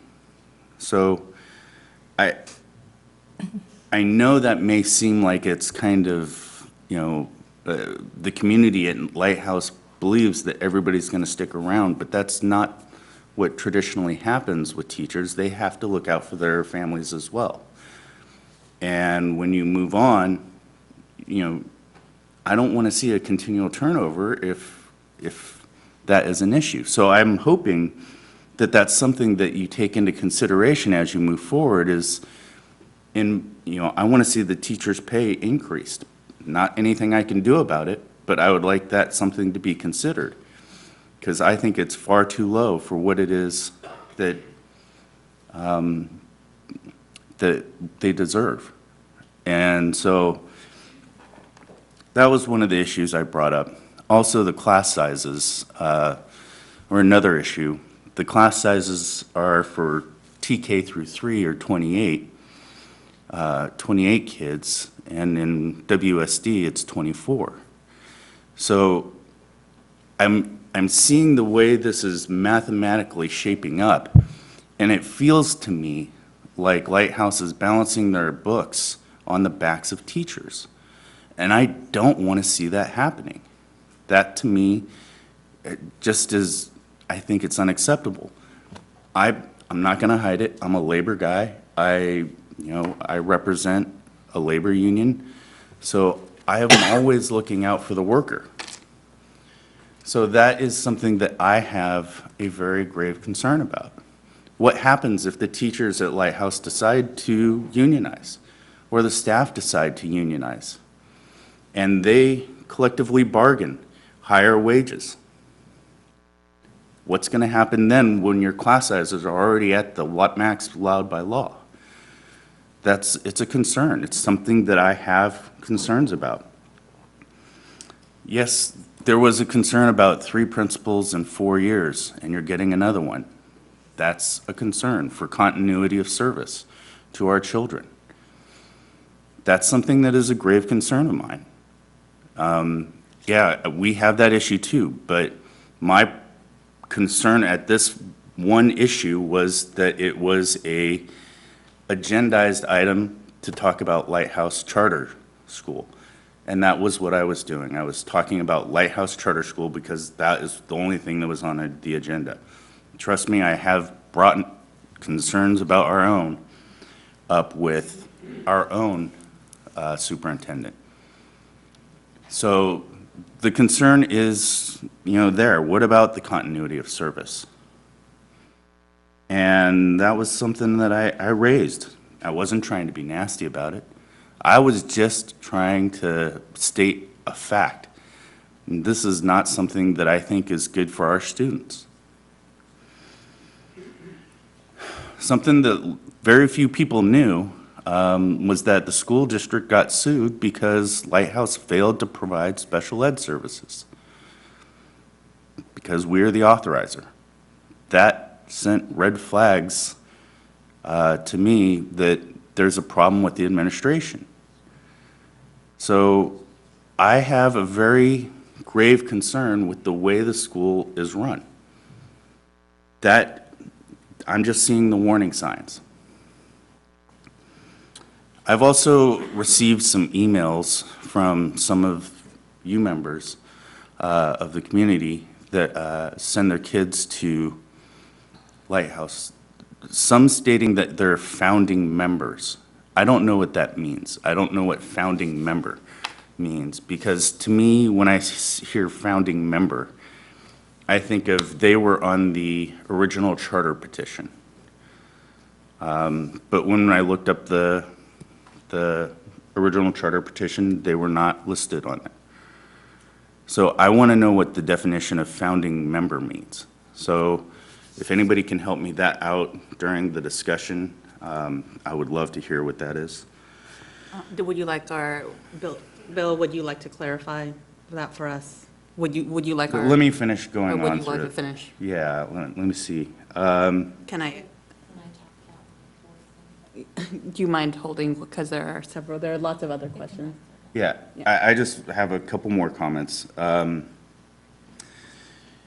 other thing that I asked for was that on the lottery system, I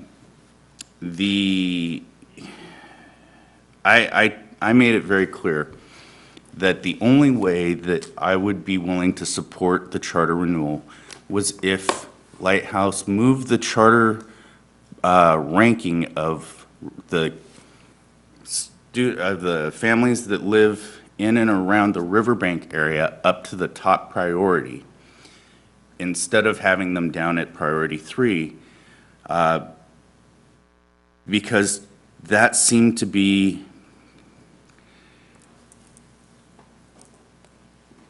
the reason why Lighthouse is able to claim free and reduced lunches for their students is because of where they are located, not because of meeting the 55% threshold.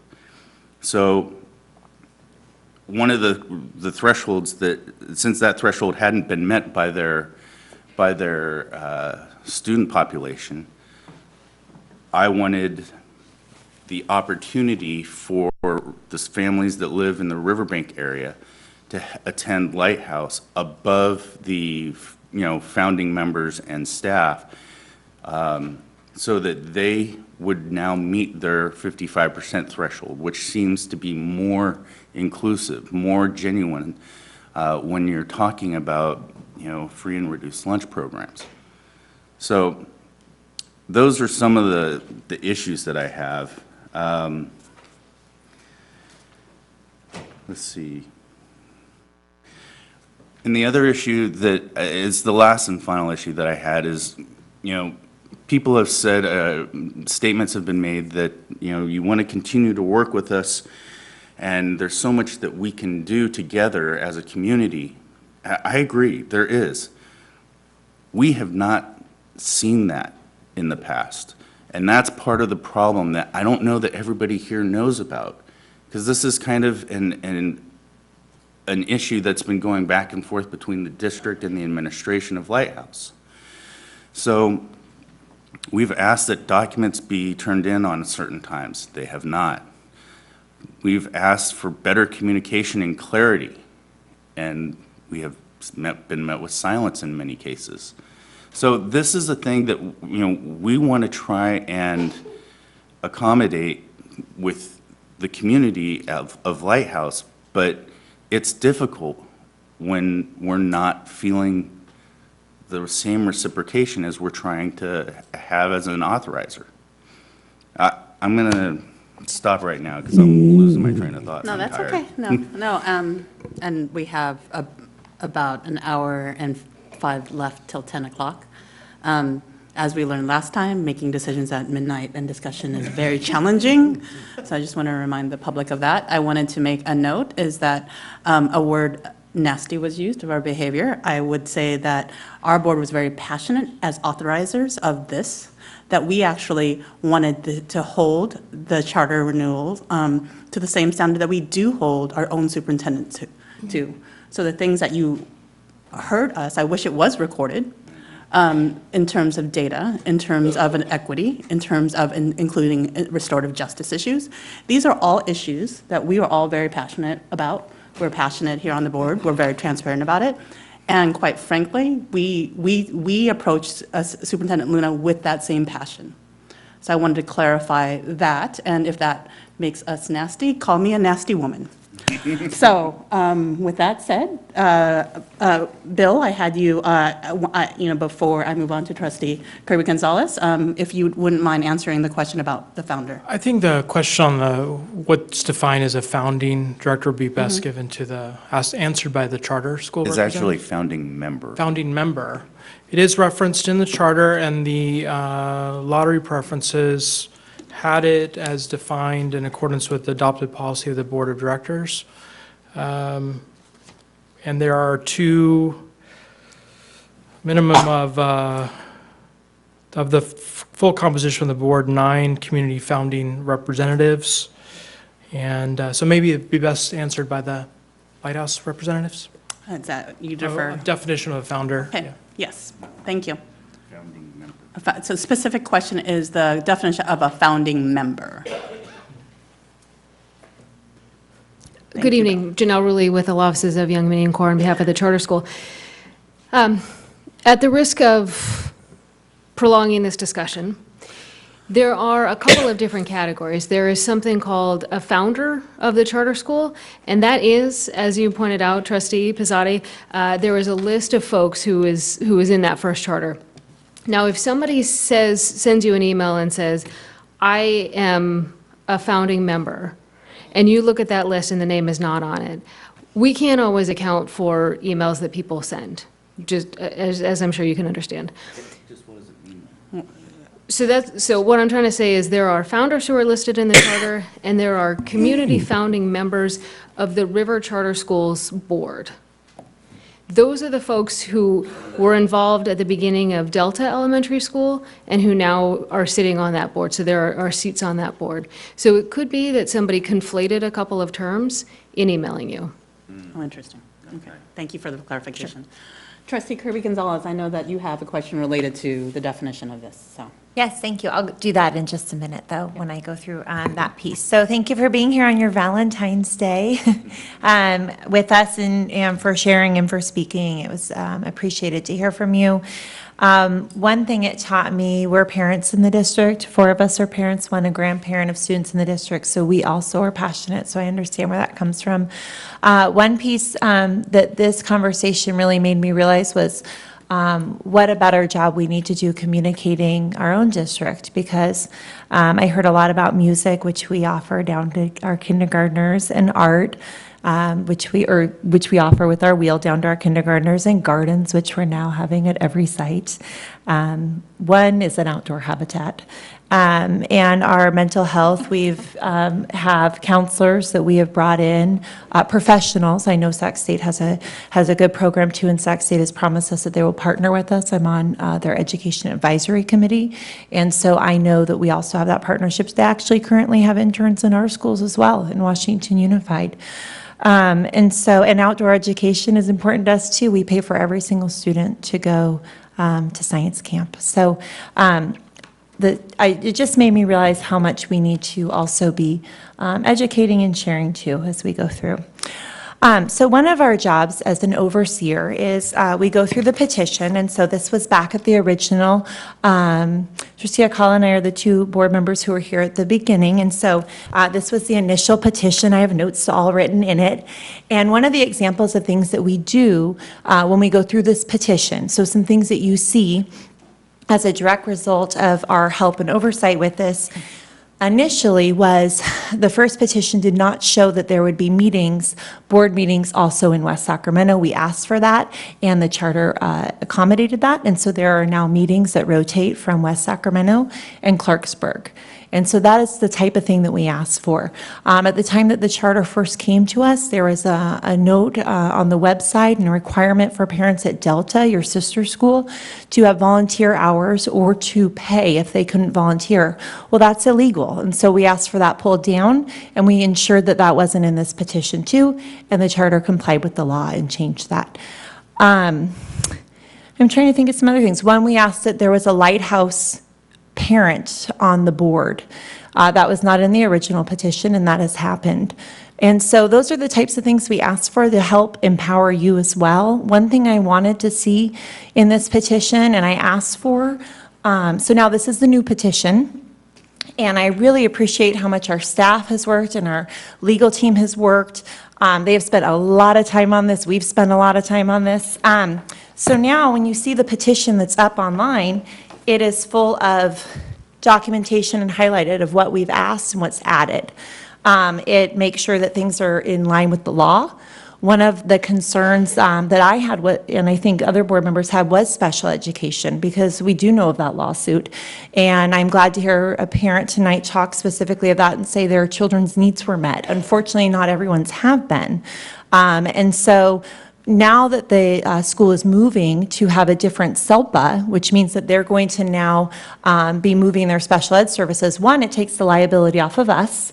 So we're no longer going to be overseeing that. And so it takes that burden in terms of if somebody's dropping the ball, that we're not sued for it. But the worry of that is when you see a pretty young staff, I know because my own student teachers get asked to teach quite regularly at Lighthouse. So when you see some newer staff members and others, you worry a little bit about special education. Do you have the capacity to serve now that you are now under a different district, El Dorado District SELPA?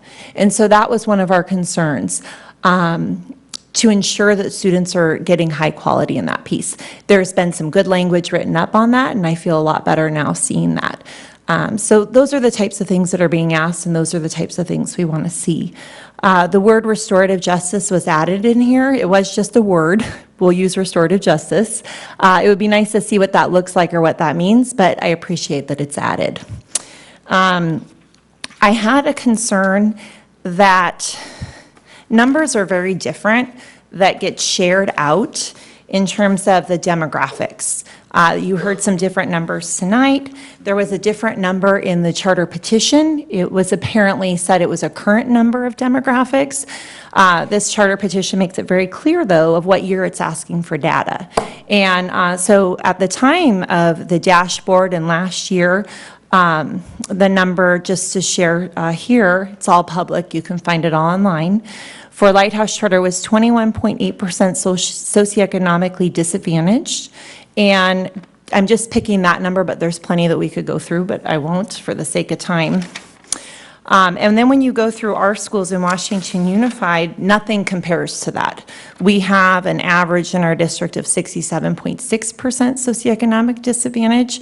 And then our schools range from your neighboring schools now at 87%, 94%, 96%. So we are very much committed to diversity, and as we talked in this room tonight, we heard a lot about equity, and we know that well, and we've worked really hard to divert resources and to ensure that all these students are, one, fed. We now have free food at all those schools that are nearby Lighthouse. Also, we have homeless students at every single one of our school sites. Even sometimes we hear about Bridgeway Island. People don't think of Bridgeway Island. We have 30 students who are homeless at Bridgeway Island who qualify. Lighthouse has none. And so we have some very significant needs that we work really hard on, which is why mental illness and bringing in mental health and our counselors and our outreach specialists who work with homeless youth is so important to us. And so I hope that that same level of services will be provided to your students. So when I hear different numbers, I want to say it out loud and clarify it because it was in the petition. Thankfully, it was changed, and our staff caught that there was that mistake. When the first petition came to us years ago, data was wrong on the school accountability report card for their sister school. That was the only information we had at the time because Lighthouse wasn't open, and we were told it was a reporting error to the state. And so we just want to make sure that there are not these kinds of errors and reporting errors because they're really important and they're dependent on our funding and things that happen, and it has to be really accurate information, which is why I'm glad that our staff went through this, spent so much time and found those mistakes and that they were corrected. I agree with similar schools. I think as we move forward and talk about what are similar schools, I just share with you the demographics. Lighthouse is not a similar school to any of our schools right now. And so when we look at data, we need to be aware of that and cognizant of that, of what we're talking about and what we're comparing. So I think those were my main pieces. Let me check. I don't want to miss anything here because then I do have one thing I would like to see in the charter petition I had asked for and it's not there.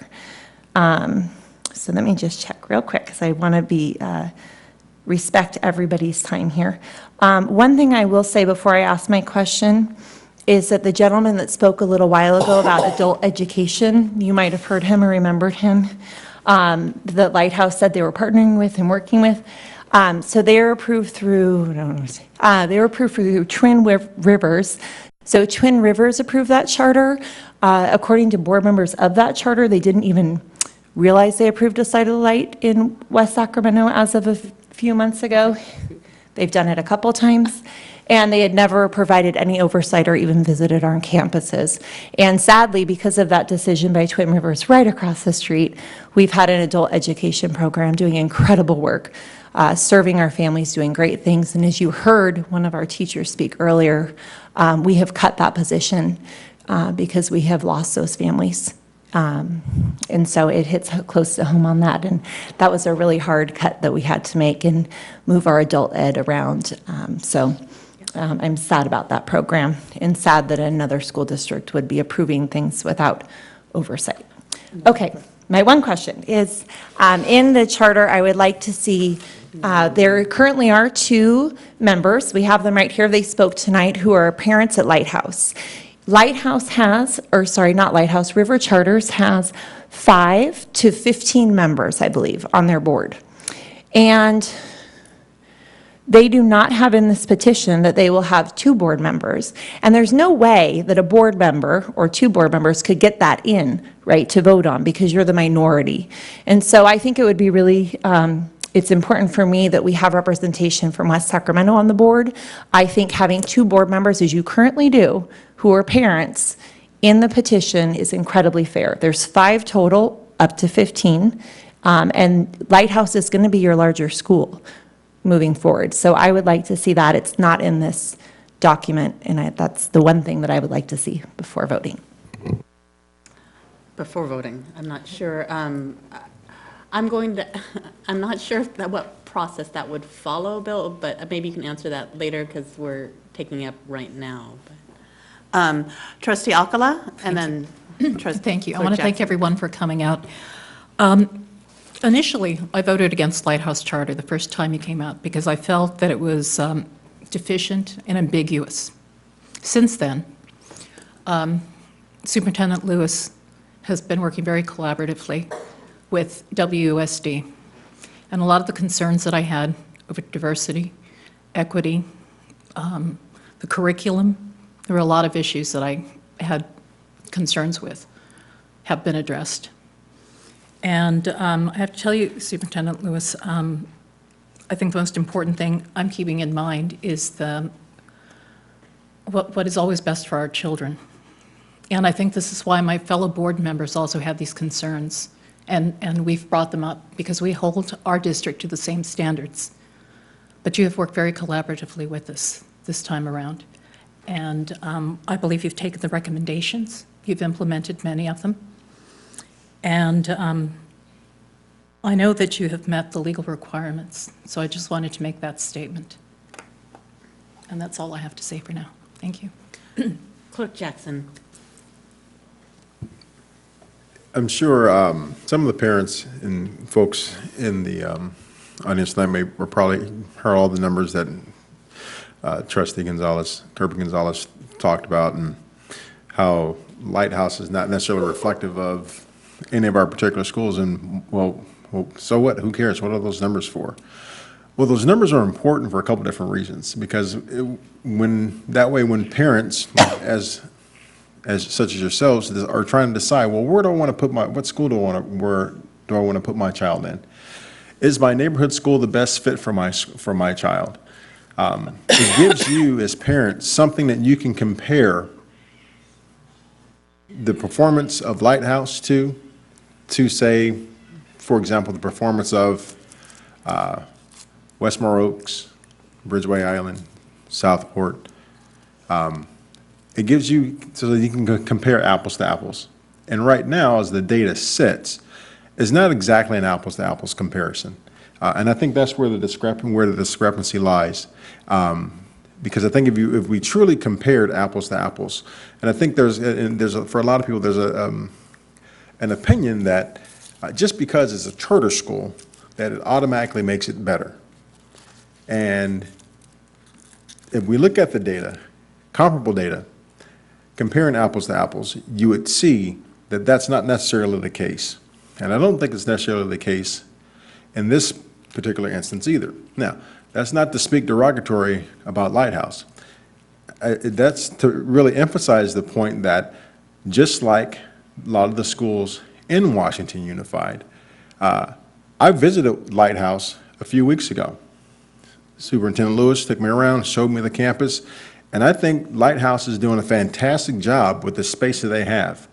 Walked into a bunch of the classrooms, and I was absolutely blown away by the students. Every classroom that we went into, I was greeted by a student, came up, shook my hand, and told me exactly what it was that they were learning and what they were working on at that particular time in that classroom. Didn't matter what the grade was. All the way from kindergarten, and I think we went all the way to second or third grade classes, every single time. Now, sometimes it was the same student, because by the time we made it to the next class, the classes had changed. But to me, that was extremely impressive. And so I don't necessarily say that to say that just because it's charter doesn't necessarily mean that it's better. It's different. It gives you an option. It gives you something that you can compare and say, hey, do I want my child to do project-based learning, or do I want my child to do more of a traditional learning that's taking place at some of our local schools? But it also gives you something where you can get valuable information and see the type of teaching and the type of learning that's going on in the schools. Now, again, just like us, we have a lot of our schools are doing tremendous jobs and doing a tremendous amount of teaching in the classroom, and our students are learning. If you look at our test scores, does that necessarily reflect that teaching that's going on in the classroom? No, it doesn't. And I don't think it reflects that with the teaching and learning that's going on at Lighthouse either. And so I say that so that to know that, you know what, regardless of where you put your child, be it at a Washington Unified School or be it at a Lighthouse school, they're going to learn. And probably the biggest and most important factor that will affect how much and how well your child does in school is how involved are you going to be as a parent. Okay. Because ultimately, that's what shows. The more involved parents are, and mind you, I'm a middle school teacher. I teach middle school in Sacramento City, Unified. Don't judge me. I'm judging. All good. But it shows. If parents are involved as much as you possibly can in your child's education, that's what's going to help your child the most. And in a lot of ways, because now as a teacher, if I know that I have an involved parent in my classroom, I'm going to make sure that I'm doing everything possible to make sure that that I'm giving my best to that individual student. So, like I said, I see the teaching and the instructing that's going on at Lighthouse. I was extremely impressed. I'll be honest with you, I didn't know what to expect when I went there, because the last time I had walked by that corner, it was a vacant lot. And so when I saw the school during the campaign, I was like, whoa, where'd this come from? But then to go on the campus and see the teachers and how much they care for the students, and seeing the behavior of the students in the classroom, and seeing the learning and the type of instruction that was going on, I think it's a very positive environment for the kids of our community, and it's a good option for parents to have in our community. And so, and with that, I'll just leave it at that. Okay. Yes, I agree that Lighthouse has met all their legal obligations. I also agree that we could actually learn a lot, right? I believe that for those of you who were there, kind of when charter schools became available to parents, is that they were supposed to be incubators of learning for bigger districts, right, who had different systemic needs. So for that, I've recognized that, and I also agree that parents go where they feel that their children are known and safe, right? I will say, and I'm very transparent, I did look at Lighthouse Charter for my child, right? I did. We all did, so I'm not going to even lie. I don't even pretend that, there's some people say no, never, so it's not a no, never. It's a realistic conversation. I've been very transparent. At the end of the day, Southport Elementary, my neighborhood school, was the choice that I chose, that I, as a parent, felt that my child needed. And quite frankly, my children have thrived there with the teachers there, right? In some closet conditions, right? Like in little tiny classrooms, and still learning and still thriving and still engaged. So I think you're absolutely right, Clerk Jackson, is that parents go where they feel that they're welcomed and that they're heard and that their children are learning and engaged. And I think that, in some ways that perhaps Lighthouse can learn from some of our practices and we can learn from them. And that's again, the incubation of, kind of mentality of charters when they were created. I don't know how we fell away from that, but we have. What I was passionate about last week is specifically is that we hold our superintendent to the standard of knowing our data, explaining it to us, and whether or not they've gone up and down. At that time, Superintendent Lewis was unable to explain to me, and the board at that time had questions about what this meant. And as an authorizer, and hopefully as parents, you all need to know that we're looking at that to make sure that if there are any inequities in the data with subgroups or whatnot, that we want to know, and we want to be supportive of that. We want your children to learn, and that's why we're looking at the data. The inability to explain it to us in that moment is quite frankly, was very frustrating, because that's the one thing as an authorizer should do. I should not authorize a school that's failing our community. Quite frankly, I should not. And, I would expect superintendents to be able to explain that very carefully with me, even if you're using a different test score. I just want to, and then again, Superintendent Luna will probably tell you these are the questions I do ask her consistently about our schools, right? And so, and I appreciate the fact that there was clarification in the petition so that we were very clear as to what that data was. I wish that we had had that dialogue, because it was really unfortunate to not be able to have that dialogue of whether or not Lighthouse Charter was actually meeting the needs of our constituents and our family members, because I would hope that parents want us to be looking at that, right, as we do with our schools. So with that said, I know that if there are no other comments, I know I posed a question to our attorney about a comment that was made by Trustee Kirby Gonzalez of not being comfortable voting on this until there was a change, but I don't know if that's even possible. I know there's been some dialogue on that issue, even at the last meeting, and explanations have been provided. I'm probably not the best to articulate what that explanation is, so if President Wong is interested in asking them to come forward and explain the reason in response to that request. I would. Thank you. Yes. So for transparency, we thought that there was some agreement in changing the language from 1 to 2, but we were surprised when it came back that there was no kind of 2 Lighthouse parents who were codified in this charter renewal for 5 years.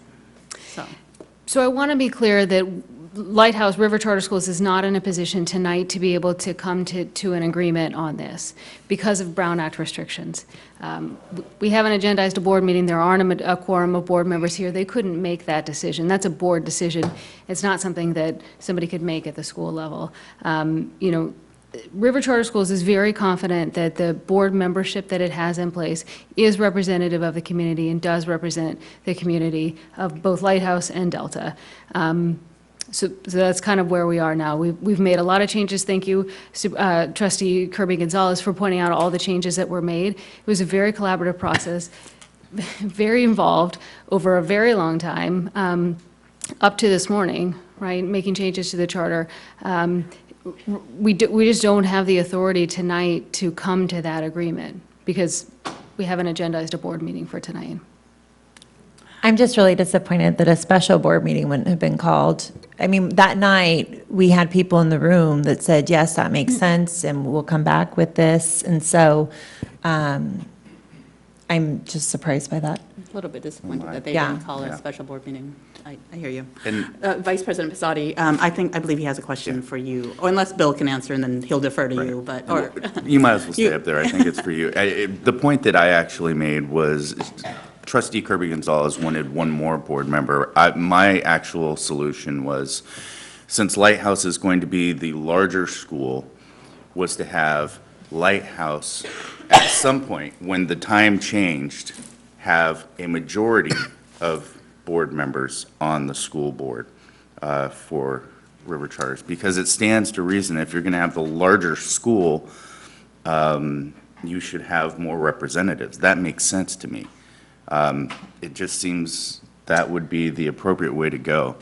The other question that I had that I didn't get an answer to really concretely was about teacher discipline. I'm really in favor of protecting teachers' rights, and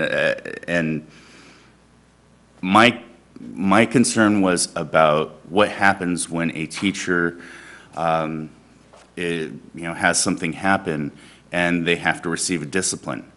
They don't have a contract like a union is provided for, which spells out how they're going to deal with, progressive discipline and what have you.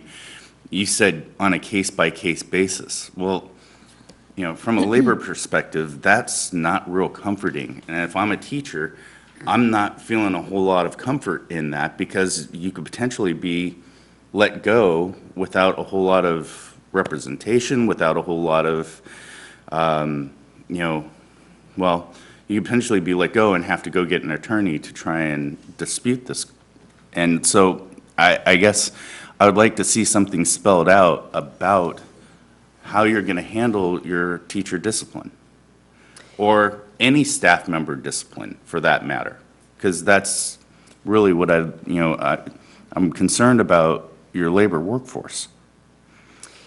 And River Charter Schools appreciates your concern. During the meeting last week, Superintendent Lewis did list out the steps that he follows. I recall you nodding that they made sense to you. Maybe I misinterpreted that, but he did talk through those steps. We'd be glad to put those together in a letter for you if you'd like, or some other document. How about in the MOU?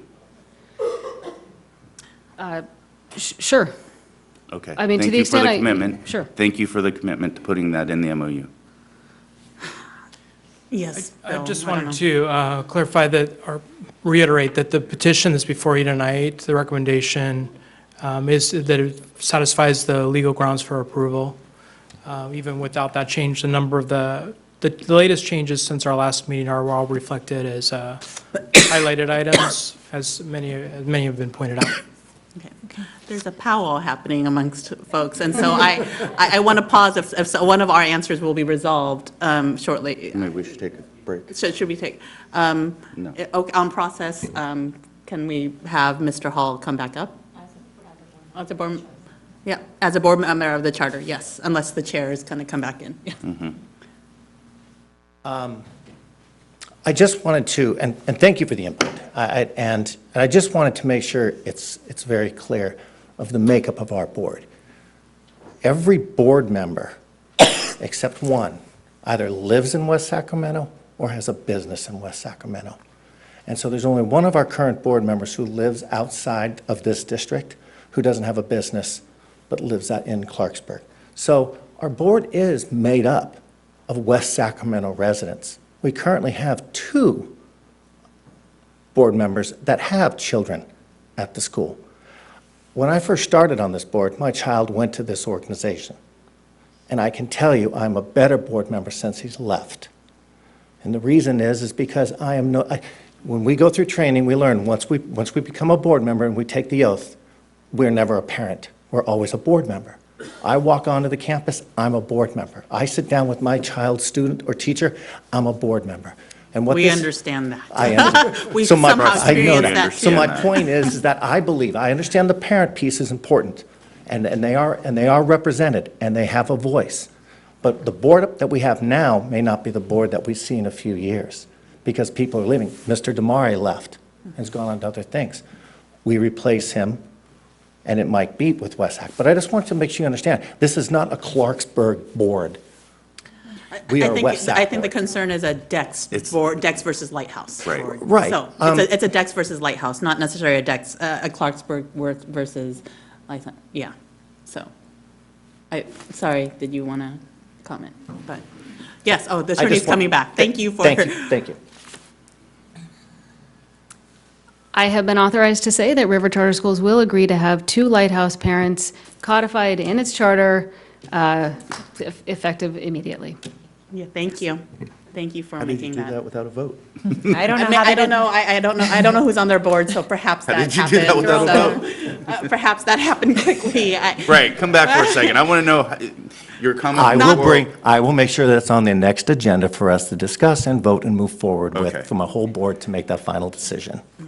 But I give you my word that the discussion will be very positive to move in that direction. Does that help? And Mr. Hall, I know you're a man of your words. Okay.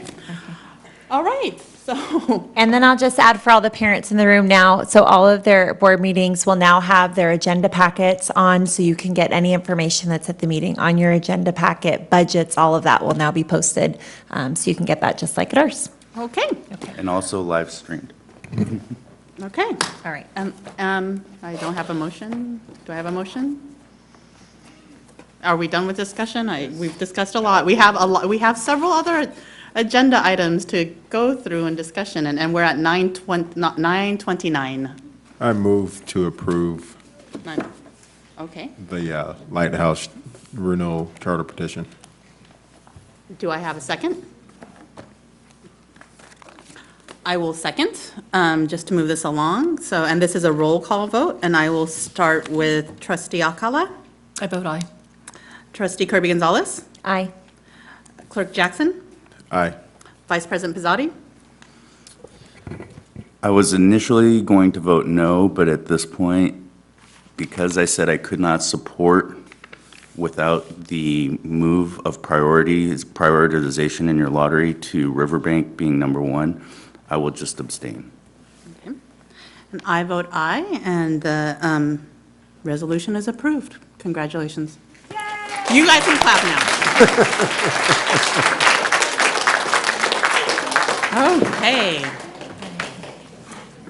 I think the next one is a fairly quick one. So approval of the request of allowance of attendance due to emergency conditions on behalf of Lighthouse, Charter.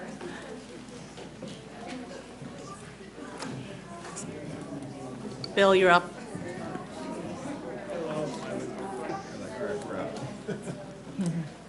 They're really dedicated. They're dedicated. It feels so empty now. Are you sure you don't want to stay for Valentine's Day? We love you so much. Just, Hello again, just grabbing different folders.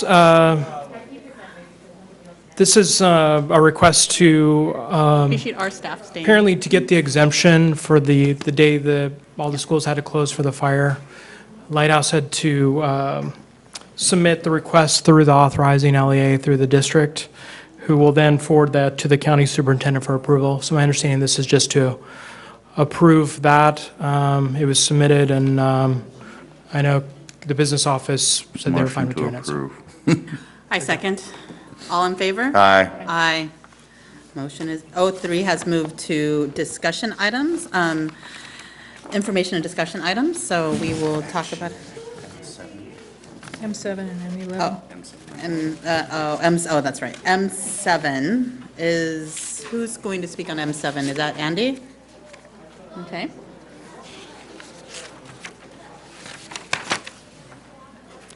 And Pat, you're up.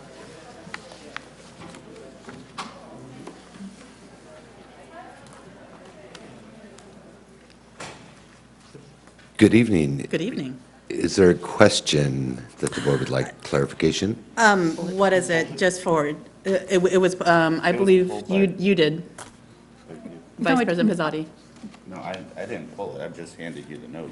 I didn't pull it, but I backed someone pulling it. Okay. wants to speak on it. Okay, I know, but trustee Oh, Alcala, you need to I provide. pulled it, fine. I Okay, pulled yes, it. yes. I heard two voices over here, but yes, for reasons, you just want to, just go ahead. Clarification on it. Yeah. Yes, ma'am. Clarification. Okay, so it's M7 approval of memorandum of understanding between the Yolo County Office of Education to operate West Sacramento. Could you give us a little more clarification on that, Andy? Sure.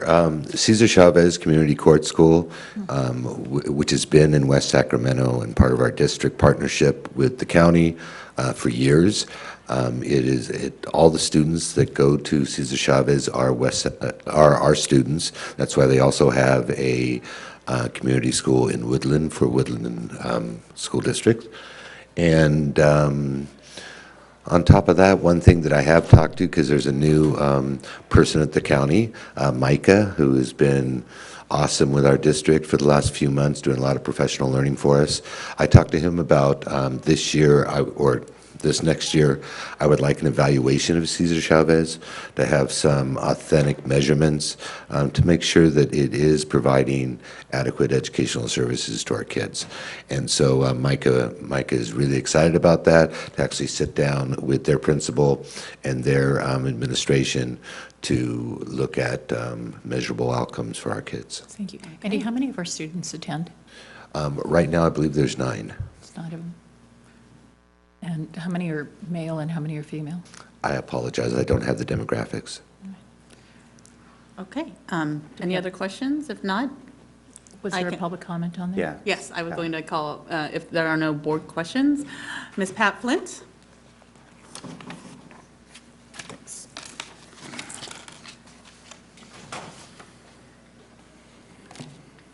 How many students? You probably said it, but I couldn't hear. I believe 9, but I'd have to check.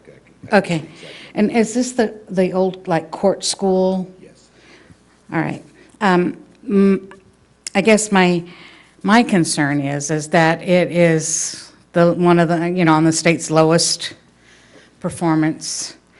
Are there any other alternatives for our students at this point?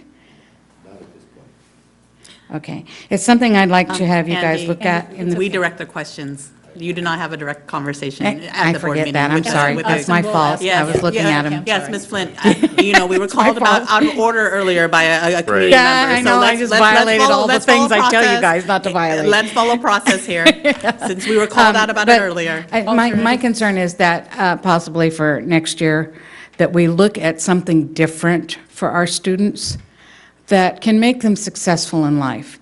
I hate to see kids caught in the middle, caught in situations that sometimes they can't get out of, and I want to offer them every opportunity we can.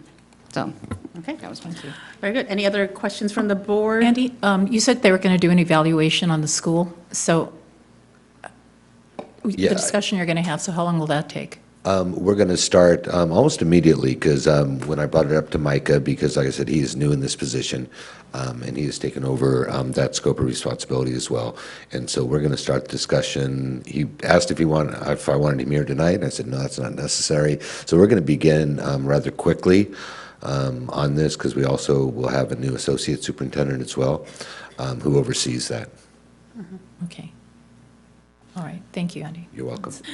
And Trustee Kirby Gonzalez and I met him at our CSP Equity, so his title is actually Executive Director of the Equity Department, so. Okay. If helpful. So, okay. All right, Do you, that's would, great. I'll move. the motion to move, I second. All in favor? Aye. Aye. Thank you. Okay, perfect.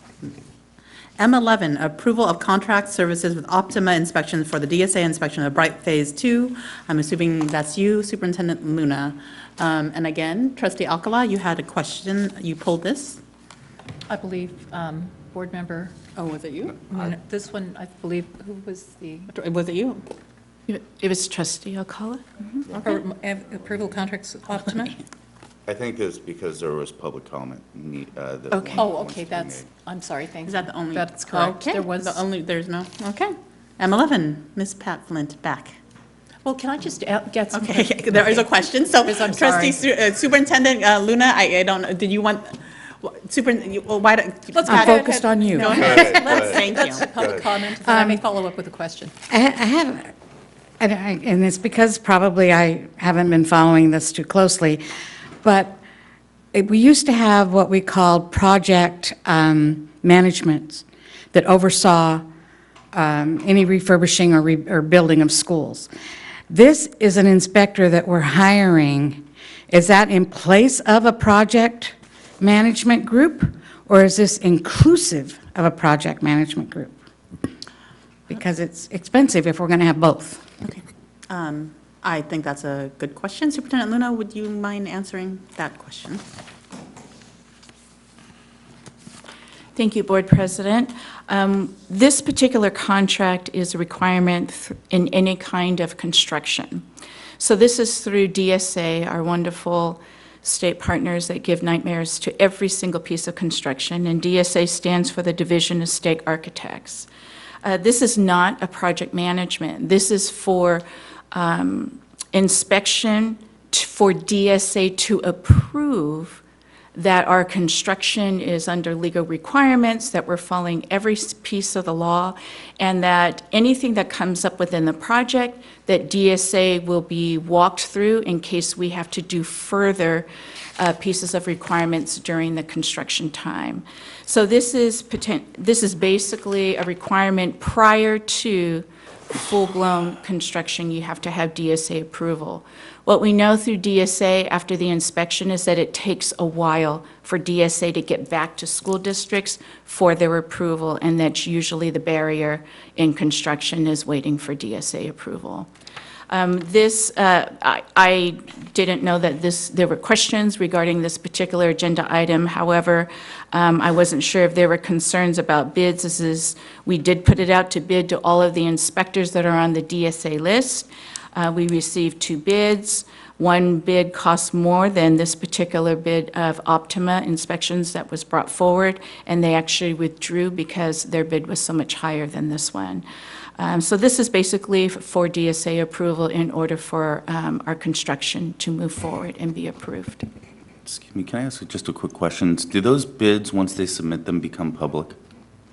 I will check. It's not a competitive bid, and the bids okay. are only on a pre-approved list of DSA.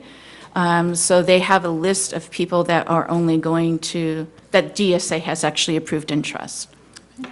Are there any other questions from the board? I just have a question, Linda. So there were only 2 bids, and did we have to have a cutoff date as to when we accepted a bid? It's not a competitive bid, so we put it out to all of them on the DSA list, and 2 are the only ones that put in a bid for us. Right. Yeah. Okay. Any? No. So moved. Is there a second? Thank you. What, is there a second? I'll second. Okay, all in favor? Aye. Aye. Was that trustee Alves? That was aye. Okay, Yeah. gotcha. That's okay. It's late, and I just want to be mindful of people's times. Thank you. So we're moving on to information and discussion. E-rate fiscal year 19, category 1, E-rate services for the Washington Unified School District. Marco Baeza, thank you for waiting. Actually, President Wong and Board of Trustees, I'd like to introduce to you our new Director of Technology that we did not bring forward when he was first hired at the time. This is Marco Baeza, and we welcome him to our district. He's done wonderful work on our systems. Welcome. Welcome. Thank you. Good evening, President and fellow board members and cabinet and superintendent. Bring to you today an opportunity which is in a cycle every year. E-rate comes in every year, and we want to know if we can take advantage of some of the services.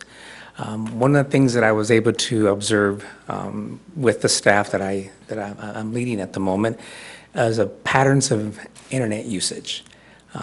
In the information that I shared with you, I took a snapshot of a day, and don't know if that's going to be shown tonight.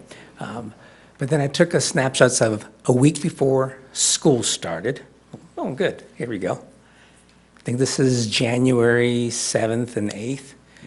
And what I'm looking at, it's from 0 to 100. And I'm noticing the hours of operation start between 8 o'clock and 2:30, 3 o'clock. And we continue to increase. And that was in January. I took it back to what it was before even school started in July. So the pattern is consistent. And if you go one more slide, I think that was in September through October, we're deep in the use of technology in our district.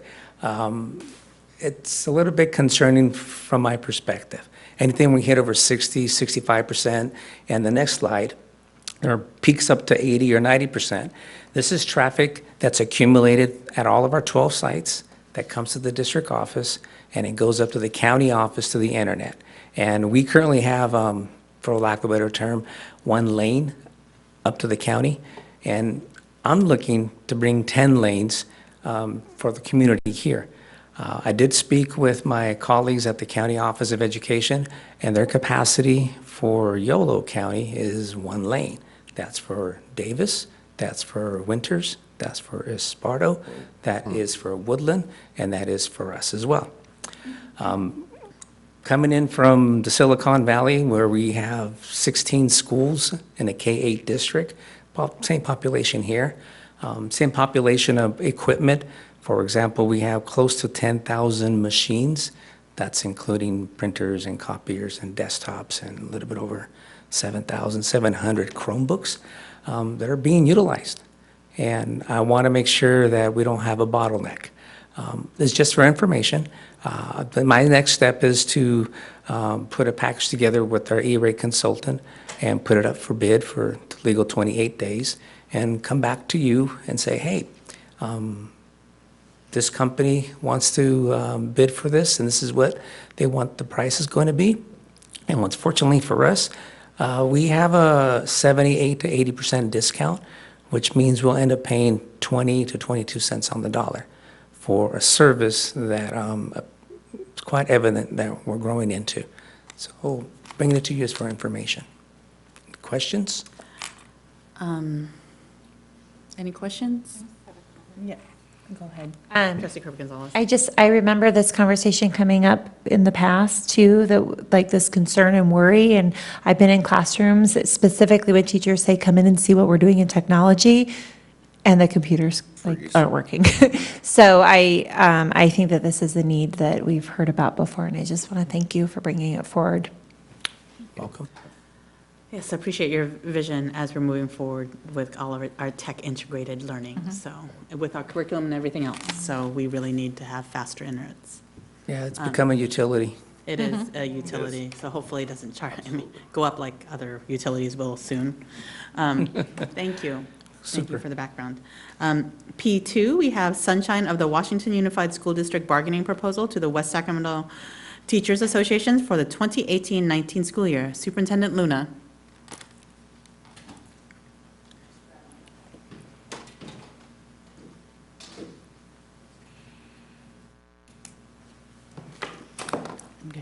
Just need a moment just to find it in my big binder here.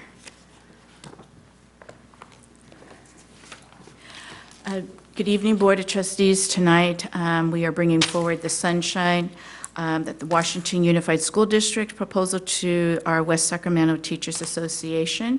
Per the agreement between our two associations for the fiscal 2018-2019, Article 5, transfer and reassignment, and Article 6, evaluation shall be reopened, which was the same for our WSTA, and we ask the board for approval on this. This is not for action. Oh, thank you. That's why there's Chris Mampanita's name on there. Autopilot. Yeah. Okay. Questions about this? No, this is standard operating procedure. Okay, well, It thank was you. per our agreement. Yep, Thank you. yep. So there's a question. No, I just have a question before we go on.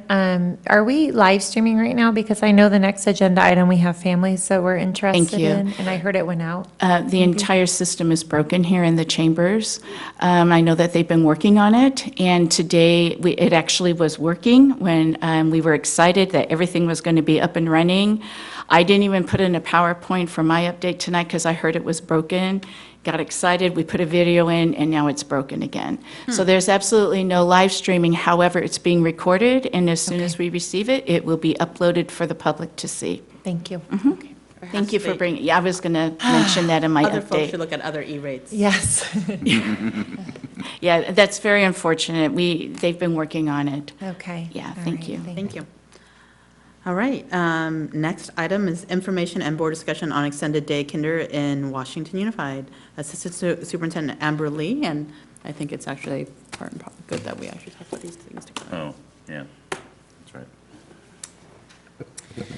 Good evening, President Wong, Board of Trustees, Cabinet, and guests. It is my pleasure today to present, oh, it's up. Sorry, to present information for discussion on extended day kindergarten in Washington Unified School District. So I always want to start with the why. That's what we do in Washington Unified. And so looking at the board priorities, which then become the superintendent goals, which then become cabinet's goals, one of our priorities for pupil outcomes is really looking at equity and access to meet the educational needs of all students. And under superintendent goals, we have increased the opportunities of educational programs and after-school care. So what are the concerns? One of the concerns that has been brought up multiple times is the idea about equitable kindergarten programs for all students. So here's some context. Here is our current kindergarten schedules in Washington Unified. We have AM/PM classes offered at Riverbank, Southport, and Bridgeway Island. Each session runs 3 hours and 20 minutes.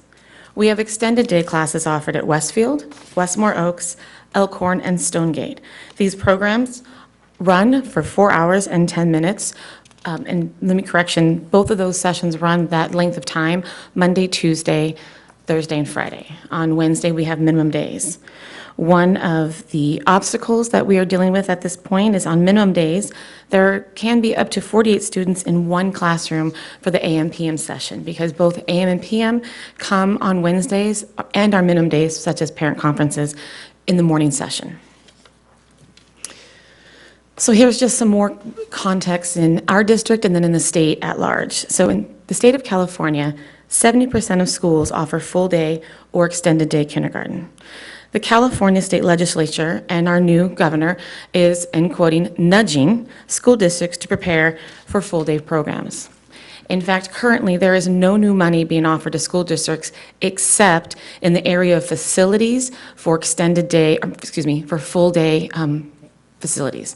Unfortunately, and I don't have the exact reason why, I would need our CBO. We don't qualify for those funds because, as you know, often with government funds, there's lots of red tape and lots of restrictions. But the only new money coming to the school districts is for full-day kindergarten. And we have had some families that have reported to us, not in a formal manner, but in an informal manner, through phone calls that we make or phone calls they've made to us, or as they're passing through Jerry's office, that they have left WSD to attend schools with an extended day or full-day kindergarten. And this information was discovered when we started the school year with 100 less students. And not all those students by any means were kindergarten. It was definitely K-12. But part of the jobs of a school secretary is when a student who doesn't show up for school, you make a phone call. Are you coming? You know, where are you at? And that's when we received information of, no, I've left and I've gone to such and such school. So what process did we use to start to investigate and to build this context? We did research. We looked at both internal and external assessment data. We put out a parent survey, and we formed a teacher input group. So as far as the research goes, the research is really inconclusive and inconsistent. Some articles cite evidence to indicate that full-day programs can help students improve their reading and math skills if the programs are of high quality. Other research articles provided little evidence of long-term academic benefits beyond kindergarten or first grade. Now, our own internal data is limited and premature for this reason. First of all, the only consistent data we have now is our SBAC data. This is our first year that we're implementing internal pre- and post-assessments, benchmarks, as you will.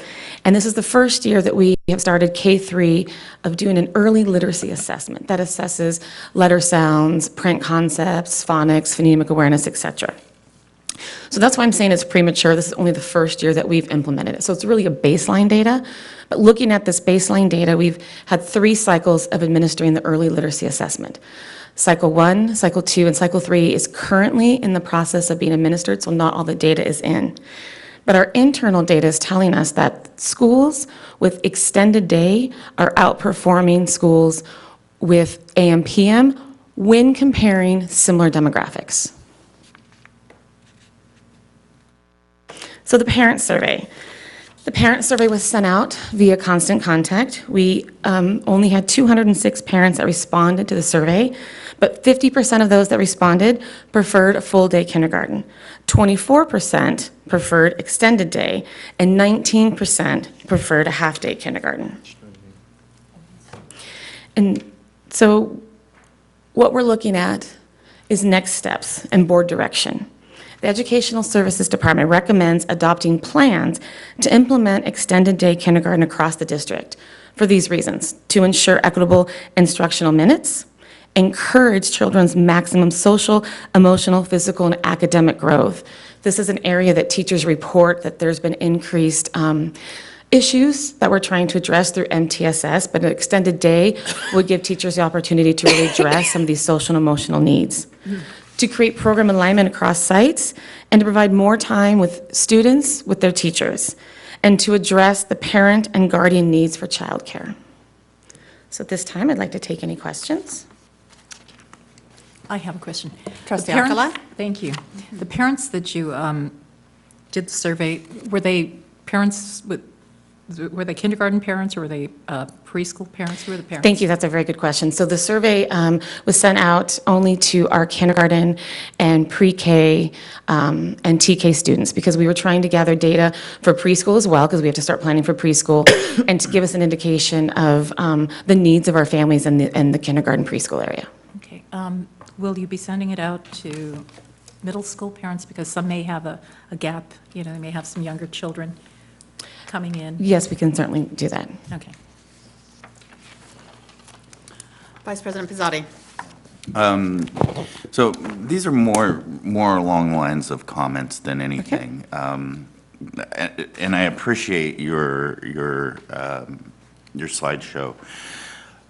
I think it's really telling when the community speaks and the community says overwhelmingly that they want full day kindergarten. We're only speaking about the potential of extended day, right? Currently, at this time for this next school year, it would be only an extended day. To go to full day would require us to go work with our bargaining team. Right. Because there's contractual language. Yeah, no, I get that. So I think there's another thing that we have to be very aware of. This governor and this legislature have definitely signaled that that is the direction that they wish to go. So I think whether or not we go to full day now, I think eventually we will. And it won't be because we want to, it'll be a requirement for us. Everything that I'm hearing in the professional organizations up and down the state I belong to, and the buzz on the Capitol is, you are absolutely right, Trustee Pizzotti, that that's the direction that we're headed. Right, okay. The other issue that I think is really important is the equity issue. It does seem to be like there's a bit of inequity in the schools that are already doing extended day versus the schools that are doing the AM/PM. And from what I gather, at two of the schools, the reason why we did AM/PM was a space issue, right? Correct. I don't know if Riverbank has a space problem, but I don't think it does. So can we address does anybody know? So there's the reality, and then there's the story that we tell ourselves. And so when our new CBO, Chris Montbonitas, came on board, him and our MOT department walked every square inch of our facilities and did an analysis of what is actually available space for traditional use, meaning the classrooms in there, versus other space. So if you were to ask the adults on campus, we don't have any space. But if you actually look at the space, we do have space. So what I mean by that is there's rooms that are set up for parent rooms. We have rooms that are set up for staff lounges. We have rooms that are set up for PD rooms. We have rooms that are devoted entirely to PE that maybe they'll be in there one period a day. Okay. So I appreciate that. I think the direction that I'm heading is, I think it would be good for us to move towards extended day, because I think eventually we'll be at a full day whether we want to or not. But one thing I would like to say is if we do end up going to full day, I would really like us to prioritize teachers' aides as a part of that program. I know it could be very difficult for a kindergartner, especially one like my daughter who has ADHD, to be in a classroom for that long without, a lot of playtime, and it takes a lot of wrangling to keep her in her seat. So I can understand how a classroom full of youngsters who may not be used to a classroom setting, could very well have a lot of difficult and try a teacher's patience. It is 10 o'clock. Oh, motion to extend. Second. All in favor? Aye. Any Okay. opposed? So I think that making sure that if we eventually do go to. Can I make that as a modification at this point? We'll extend, don't want to extend it indefinitely till 6 a.m. in the morning, possibly to 11? Is that? Or we could look at what we could remove from our agenda, because I think board Yeah, I would- governance could probably go to the next meeting. I'd say extend till no later than 10:30. Well, we've already, So, we've we've already already- extended, we've already we've already voted. voted on it. Oh, I didn't So vote. did you want to make another motion to actually limit the extension? Yeah, I'd actually like to make a motion to limit the extension to no later than 10:30, considering the number of things that are still on the agenda, to put some kind of constraint on it so we don't run into the same type of issue that we did last time. So. Do you need motion- a second on that? Because I will. I have a second on that, but I'm trying to figure out whether or not 10:30 is, we have a lot.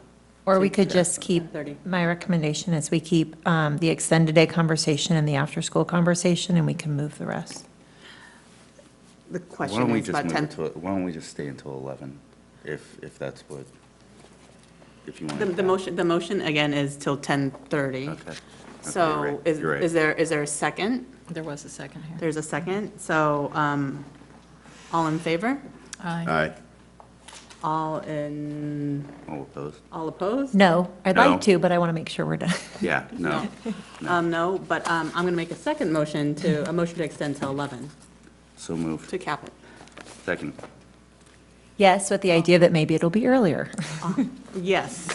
All in favor? Aye. Aye. All opposed? No. Ayes have it. The ayes have it. We'll move- All right. Okay, so Knows. now with my ADD, where was I? Prioritize teacher aides. Yeah. Prioritize teacher aides in those classrooms, because that's just going to be a lot of kids, and a lot to handle for a long period of time.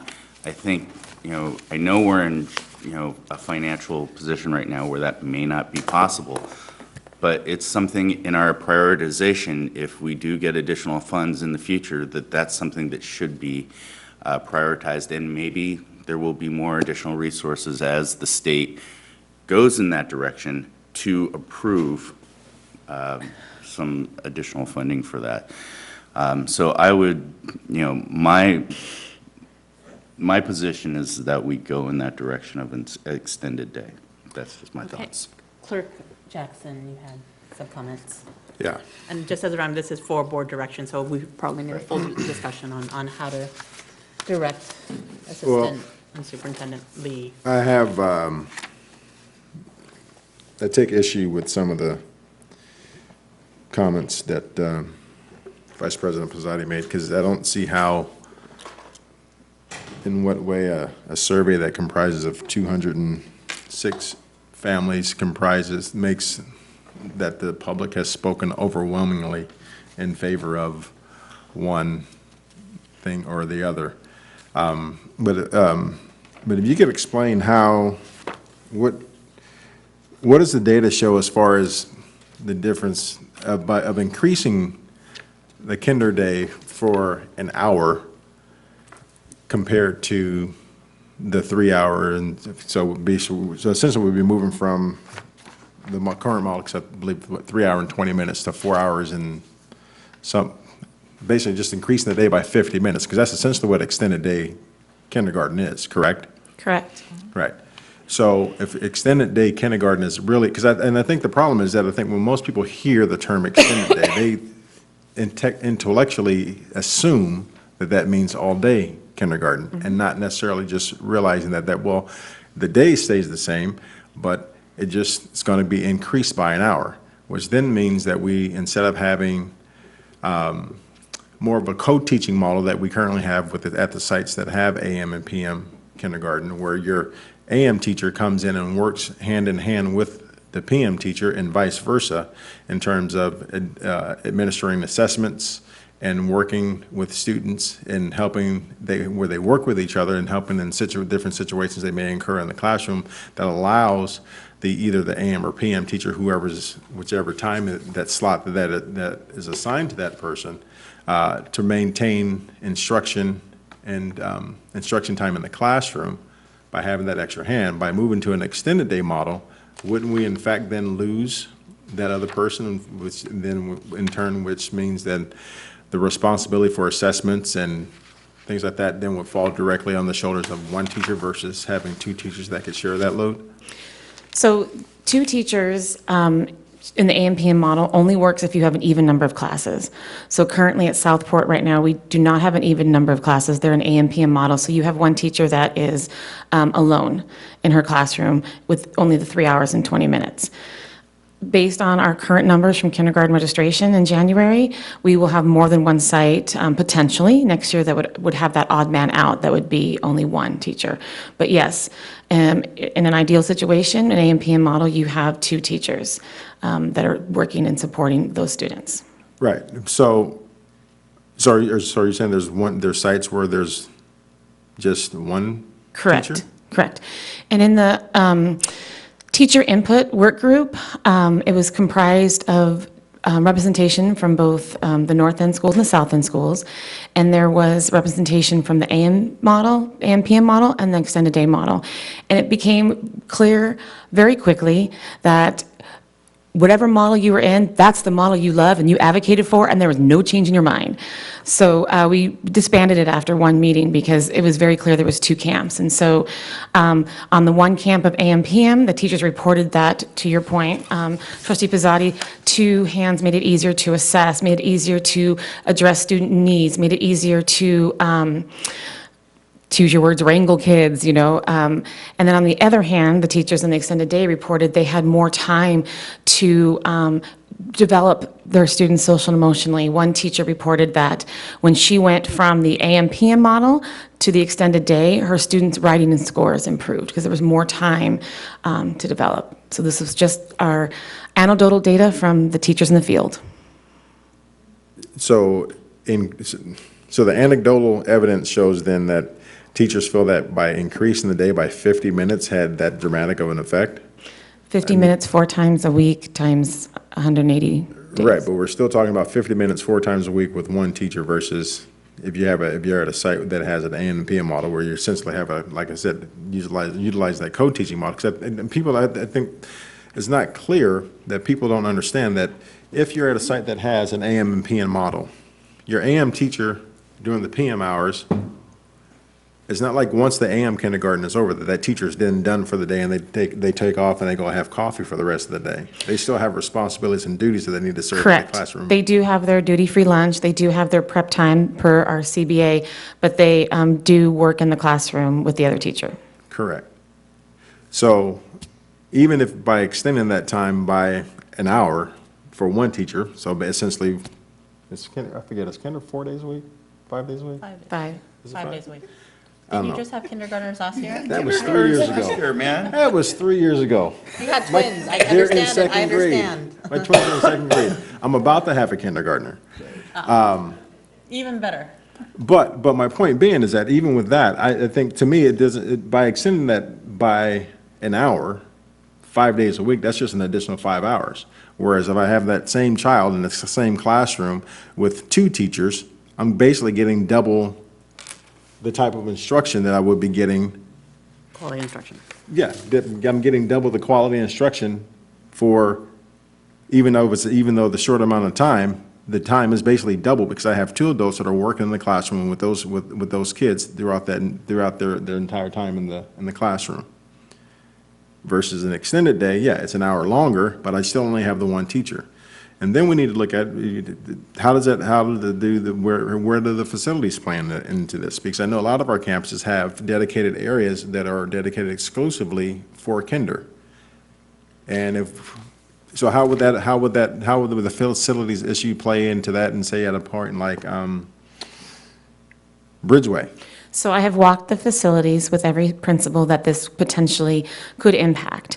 And it would take some reshuffling, but each site leader has a plan to where they would put the kindergarten classrooms next to each other with access within a very short span of a restroom.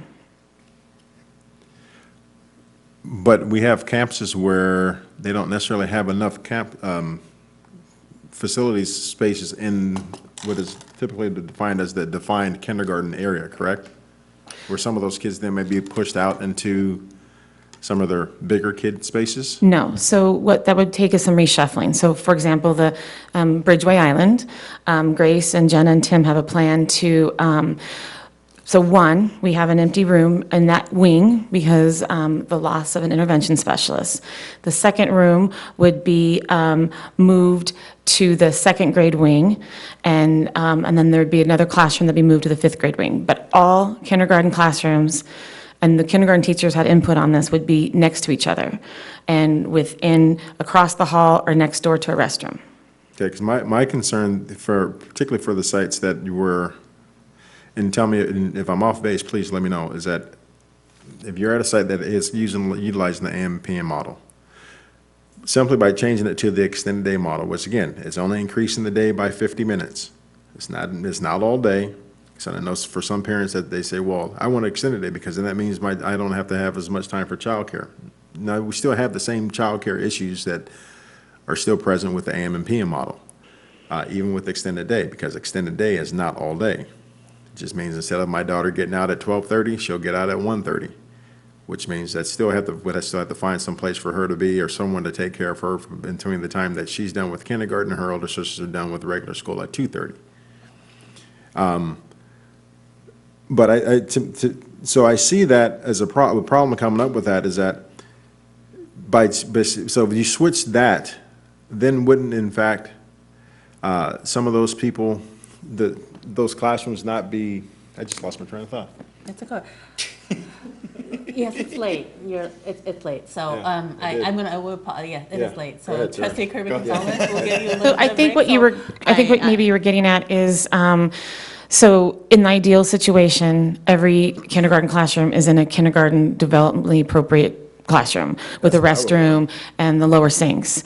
In the state of California, when we first moved to class size reduction, schools were not built to have kindergartens with 20-to-1 or 24-to-1. And so currently, I don't have the exact numbers from, but more than half of our kindergarten classrooms are not in a traditional kindergarten room. Trustee Kirby Gonzalez. Thank you. I want to say thank you for the conversations. I think they're important. I think it's important to look at this data, pull it all in, because when we hear the governor, make comments about full day or whatnot, it's important that we've done our work and we know what our facilities look like and what our plans look like and what our schools look like. And I speak too from that child development lens. That is what my emphasis is in my degree. And our children today come to us with the same brains that they did in 1960. And we used to have an AM/PM model with an aide too in this district years ago. And so while I hear a lot of parents, and I do agree, I hear parents say that they want full day. We heard it this evening, a parent say they went to a different school because it was full day. And I hear this a lot too. I hear people say, and I have a preschooler right now, who say, well, my child's in preschool all day while I'm at work, so they can handle all-day kindergarten. My daughter's also in preschool while I'm at work. But she has a 10-to-1 ratio. She takes a nap, she eats snack, and she has playtime. And she works on her letters and everything else too. So moving to, essentially that's moving from an ideal situation. If it was AM, PM, I understand that they're not, kids don't come in perfect class sets.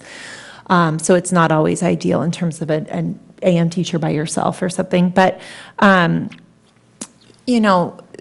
sending a child, I'm thinking of, some of our children.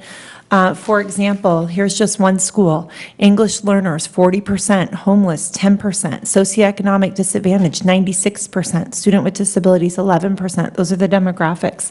And I think about a teacher that's suddenly 24-to-1 with a bathroom around the corner. Right. And that's not, I think, what parents really want when they say they want full day. I don't think they understand that you have a classroom of AM, PM, 2 teachers working together. I volunteered a lot of times in the classroom, and years ago I taught second language kindergarten, and with an aide always. And so this idea that maybe there's a child in a bathroom, nervous, which we've seen if you've been around young kids because they can't get their pants undone and they're all far away and they're not near a classroom and the teacher doesn't know where they are.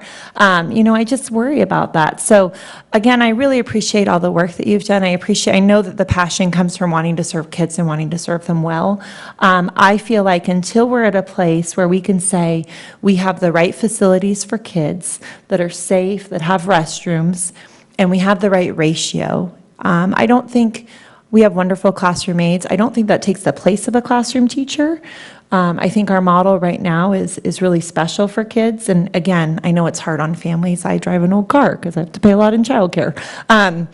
I get that, but it's a really rich, good learning environment that we have in kindergarten when it is that model. So I think as we look forward, if we get to a place where we're able to do play-based, have that conversation about play-based if the day's longer, not more math and reading, which are important, but we need to have enrichment for our kids.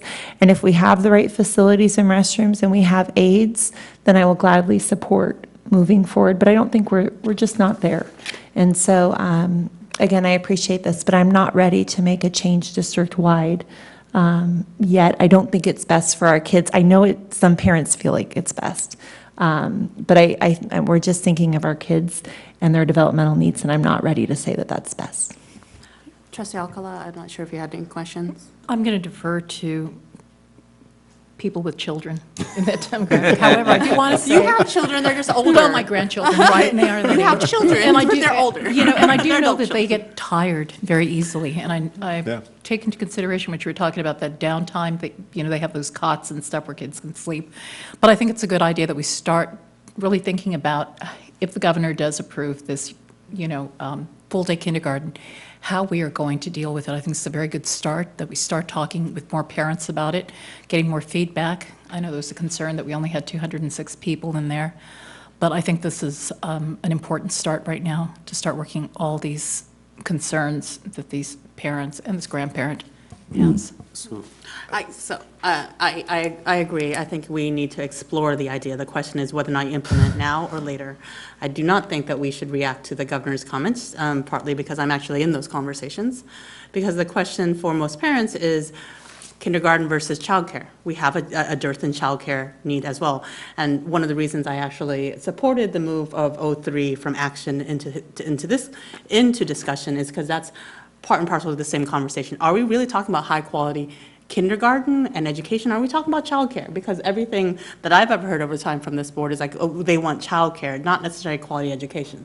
So I appreciate the conversations and the comments from the teachers about, is this quality education? Not a reaction to the governor, not about politics, right? And this is a conversation I'm having here and a conversation I'm having across the river, right? And not that, and I have been a supporter of pushing towards, can we go to all-day kindergarten?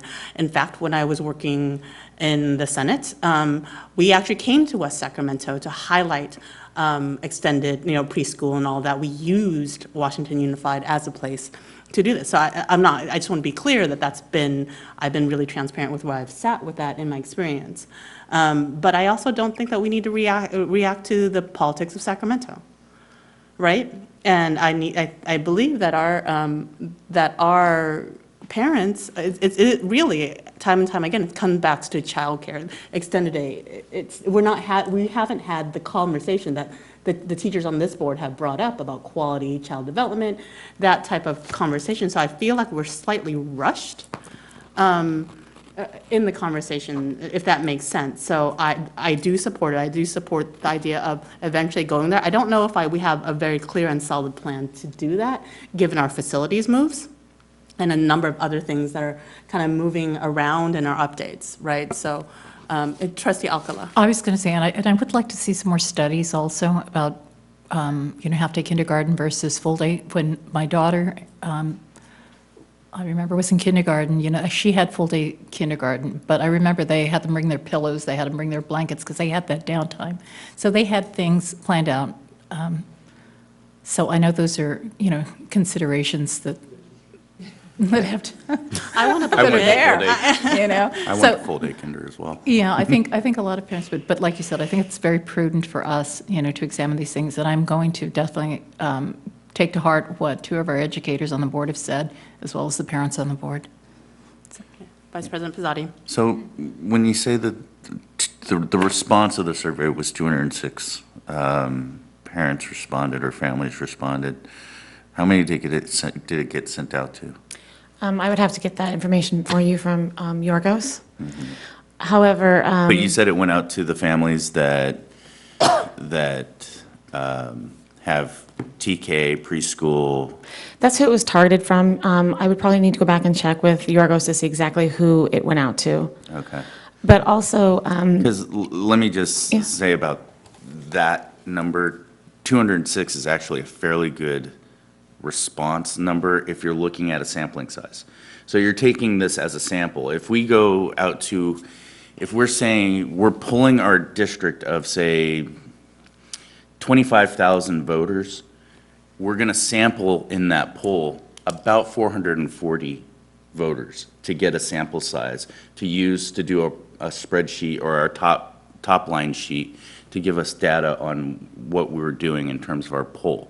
So that's generally the numbers that I would use. You may even go, if you want to narrow down those numbers in terms of polling, you would even go up as high as 870 or 840 number when you do your sampling size. But 206 of a small confined universe such as this is a pretty sizable number. And what you generally look at is 75% of those people that responded are saying they want extended day or greater. So that is something that I think when you look at the poll, the survey, that is something you need to read into it. There's only 25% saying they want AM and PM classes. So that's just something that I take from those surveys. We appreciate that. Clerk Jackson, you have a comment? Yeah, but considering that, again, you're talking about, realize there's only 3 schools right now in our district that currently have AM and PM. Okay? There's only 3 schools doing extended day. Riverbank, Southport, Bridgeway. Okay? Those 3 schools have AM, PM. So basically, we were talking about if this were something that were to move forward, you're talking about, it's really going to impact the families at those 3 schools. So if there's going to be a survey that's going to be taken, it needs to be taken from the families of those 3 schools. So I would like to add that while we have 207 survey results from this survey, the whole impetus for starting this investigation came not from politics, but it came from overwhelmingly at Coffee with the Principals, our LCAP Parent Advisory Committee. It came from even our own Curriculum and Council Committee. It came from the discussion board. In January, we had our kindergarten registration. The discussion board blew up. That's like using Wikipedia as a source. With That is like using Wikipedia as a the desire from parents for extended day or full day. Now, one could argue the question, is it because of a quality education program, or is it because of the need for childcare? And I can't answer that, but we've heard overwhelmingly from parents in person and at meetings the need for this. So that's what prompted us to start looking and investigating and asking questions. I think it probably comes from the realm of childcare, not necessarily from the realm of quality education. Because again, I think when people hear extended day kindergarten, they think all day kindergarten, and not realizing that there is a very distinct difference. And so I think it's also important, though, that if that is the case, which I strongly believe that is, because trust me, my wife and I, we considered starting our daughter earlier in kindergarten this year, because technically she could. She missed the cutoff by 4 days. But we decided that it's in her best interest to continue in preschool for that extra year, and then she'll be and start kindergarten the following year. Why? Because she'll be more mature. Then she will be more capable, better able to handle a kindergarten environment. And I know I keep saying that wrong. I flip back and forth between kinder and kinder.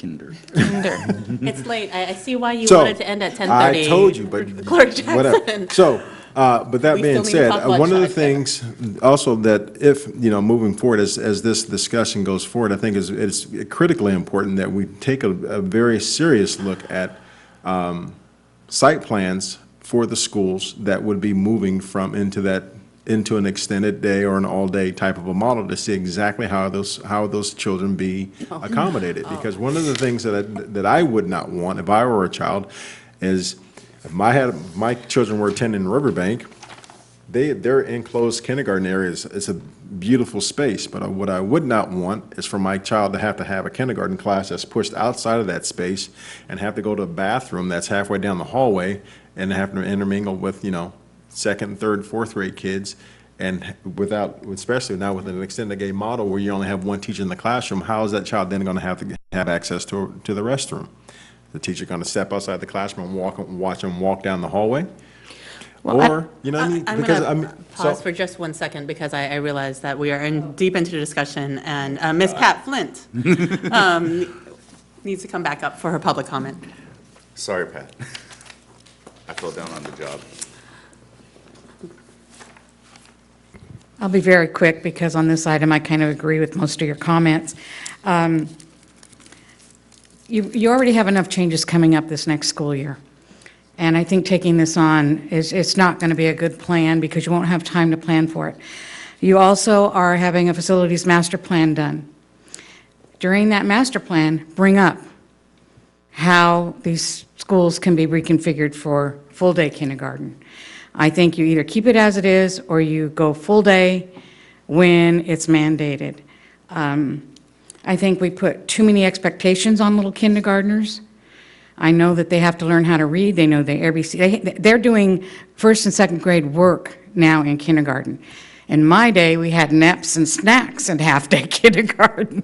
So, like I say, I agree with most of the things you say, and don't take it on yet. Thank you. Okay. Trustee Kirby Gonzalez? I just make one last question as we think about our priorities if we get more money, our dream. And I know that we probably all have many when we looked at the cuts we just made and what we wanted to bring back. One thing just to maybe put on simmer on our minds too as we think about that is possibly the schools that do extended day currently thinking about how much it would cost or what that would look like to add an aid to those classrooms. Just food for thought as we move forward and think through our plans. In planning. Real quick, Yes, just Trustee one, real Alcala. quick. It went out in Spanish also? Yes. Okay, and then just real quickly, any feedback from our teachers of? Yes, as I've stated, and I've talked to a lot of kindergarten teachers because I am one of them. I taught kindergarten for 8 years. I taught in all models. I taught in AM, PM, full day, and extended day. And I was very fortunate or unfortunate to teach before class size reduction and had 32 kids and no aid, all English learners. That was the worst experience of my life. But teachers are very passionate. Inspirational experience. Yes. No. Teachers are very passionate about the program they have. You go to Stonegate and you talk to the Stonegate teachers, and extended day is the only way to go. You go to Riverbank and you talk to Riverbank teachers, which I know some are here, and they will say, our model is the only way to go.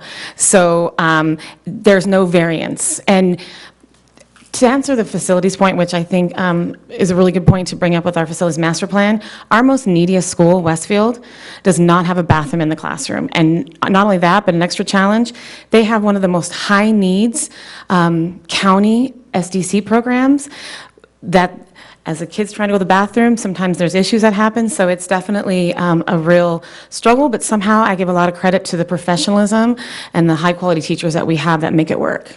And as a side note, our highest gains school as well, right? I wasn't going to say that, but yes. But I will say that because people always say, well, they score this, they score that, but Westfield, given all their challenges, is still able to make gains and climb. And I might want to call it a school. Oh, well, I'll say this, and kind of to piggyback on what Trustee Kirby Gonzalez said, is that I do appreciate the work that's gone into this, and I kind of echo what Ms. Flint said also. I think with as much stuff that's going on in the district right now, I think it's probably a good idea to start the conversation and to look at possible models, just multiple models, multiple things of how things will look. Until there's a mandate, I don't necessarily see that there's a pressing need to make a change. And like you said, people who, and the thing is probably in the best interest of the sites for them to continue to do what they are most comfortable with. Because I do believe that the needs of the students and of those particular communities, those people at those sites I believe they know what's best for those kids. Yeah. And so, so I think I think that would be the more prudent direction to take in regards to this issue at this time. As a reminder, your board president also mentioned that there were a lot of things going on. So, Yes. And Trustee so Wong. with President Wong, thank you. It's Whoa. 10:30. And then we have a lot going on. So we also have childcare on the other side of it. Right. So I do want to wrap up because there are people here on the other side of that coin related to childcare. I do believe that this is an important discussion, that we need to be thoughtful about it. I do support site-based, parent-based, the school site councils being part of the discussion of what they want on their campus right now. Right? That's where, I mean, we could legislate from the dais, we could operate from district office, but maybe at this point, that school sites and their parents should be actually deciding what should be happening until we do have a mandate, and then we'll plan accordingly, right, given everything else that's going on. So if there are parents at various schools, these 3 school sites or these other, that want to, why don't we explore that? But I just don't think we're ready yet, given a number of other things. So I think that we have enough information for direction, unless, I feel like there's at least a plurality, at least 3 of us are saying, please hold off, do some more research, come back to us with a plan, because I know it is on the superintendent's goals to give us a plan around this. So, not a plan, so I apologize. Again, even I mix it up with after-school alternatives as well. So, I am going to actually it's 10:30, we have a lot on the agenda. It's a quick question. It's a quick question. Yeah, it's just a quick question. So if the state ends up mandating, the mandate was going to have to come with it funds, correct? This is a budget item. This is a budget question, right? So we can have that conversation at another time, but that is a discussion that I know that is happening in Sacramento. So let's move on with the direction. Are we clear, Assistant Superintendent Lee, as to Ed where we are? Services stands ready to implement the direction from the board, and we will continue. I took copious notes of further investigation and surveying parents and more research. Yeah, plan to plan. So thank you for your time in this, because I know it took a lot. And so on the other side of that coin is the next item related to childcare. And there's also another PowerPoint related to it. And so I think it was appropriate to move to discuss childcare right after our discussion with Senate today, because it'll form that. Go ahead. So I'll move quickly through this. Again, our board priorities. We want to have engagement environments that parents and families feel safe, welcome, and they're knowledgeable of the services and opportunities for all students. In the superintendent's goals, it directly states after-school care. So here are the concerns. The concerns that have been raised from parents is that there's a need for, and from the board, there's a need for additional after-school care at school sites, and there's the need for flexibility in schedules and payment options. So here's the context, and here's the process that we went through when given this direction. Again, a parent survey was sent out, the same survey, with different questions targeting after-school care. We had meetings with our current child care providers. I met with ACES and I met with YMCA multiple times. I met with the city of West Sacramento as we partner with them to provide our ACES Kids Zone staff. And so we inquired if they would have the capacity to provide more services on a sliding scale, and they do not have the capacity. We had site visits of YMCA after-school childcare program, and then meetings and site visits with Champions and after-school childcare program provider. So here are some of the parent survey results. 50% of Stonegate parents said they would pay for childcare. 25% say they would not. 34% of Southport and Bridgeway Island stated they would be willing to pay for childcare. 22% said they would not. The last question on the survey was an open-ended question. Only 79 out of the 207, or 206, excuse me, responded to the open-ended questions. 28 parents stated the need for and the willingness to pay for a fee-based childcare. 11 parents stated that the YMCA was too expensive. 7 parents stated that they are or will send their child to a charter or private because of childcare needs. 5 parents requested free childcare at all sites, and 4 parents requested other options in addition to the YMCA. And I was asked to share 2 stories with you tonight from 2 of our staff members. One is certificated, one is classified. So the one classified approached me and shared, she wanted to be here tonight, but she went out of town enjoying our nice 4-day weekend. That I asked her if she was excited about bringing her child to work with her next year, and she said no, she's not. She's enrolling her child at Lighthouse Charter because of childcare needs. She could not afford the current option, and due to her husband's schedule, she only needed a 2-day option. And so that was shared with me. We have another certificated staff member who looked at the cost of our after-school program at her school. There was not an ACES program, and made the decision that a private school was only $100 more a month and wanted the option of an all-day kindergarten. So those are just 2 of the stories that are representative of the stories that we get told to us from community and staff members.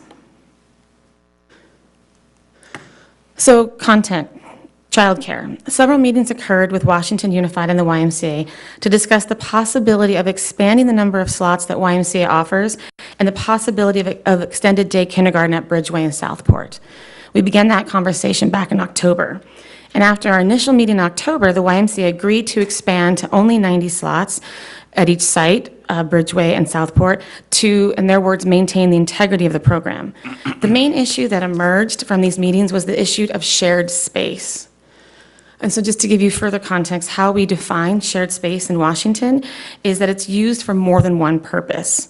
So for example, a classroom in the day that holds a 5th grade class could be used for an after-school program in the afternoon.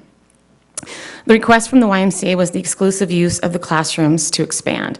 So currently there's 2 portables at Southport being used exclusively for childcare and 1 at Bridgeway Island. Another issue that emerged from these meetings is the confusion of MOUs with the city of West Sacramento and who owns the buildings. So after much digging through archives and files, and I want to thank Shannon for doing some of that digging for us, we came to the conclusion that we have MOUs with the city that 1 building at Southport is owned by the city and is used for childcare, but the MOU does not confirm exclusive use. It specifically states that when school is in session, it is to be used for before and after school care, but when it's not in session, it can be used all day. So the city does not own any portables at Bridgeway Island. At the time, the city gave the district money to refurbish current space and buy materials and supplies. So what we are proposing is a variety of options for our WSD families at the school sites to meet all their needs. So we propose to continue with our ACES program in partnership with Parks and Rec. The ACES program currently is at its capacity for the grant. We actually support the program at Elkhorn to allow for dual immersion families to come to Elkhorn from all over the district. We are proposing YMCA and to expand to the slots that they initially agreed to, pending licensing. And we're proposing adding champions, a before and after school program that offers some unique qualities such as pay-as-you-go, 2- and 3-day week options, a proprietary standardized curriculum, and offering these services TK through 8th grade. So here are the expanded childcare options for WSD families. YMCA has tentatively committed to increasing their program to host 90 childcare slots at both Bridgeway Island and Southport, totaling 180 slots.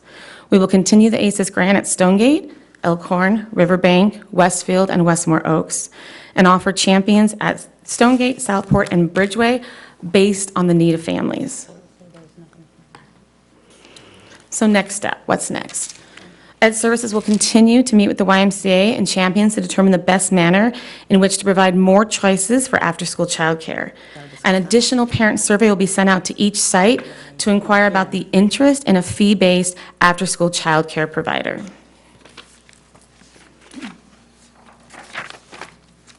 We request the approval of Champions' proposal to include offering before and after-school care at Bridgeway, Southport, and Stonegate, because those are the 3 schools expressing the most need for childcare. Okay, wait, is that the end? More? Oh, is that it? Okay. We have a couple of public comments. Jay Loudon.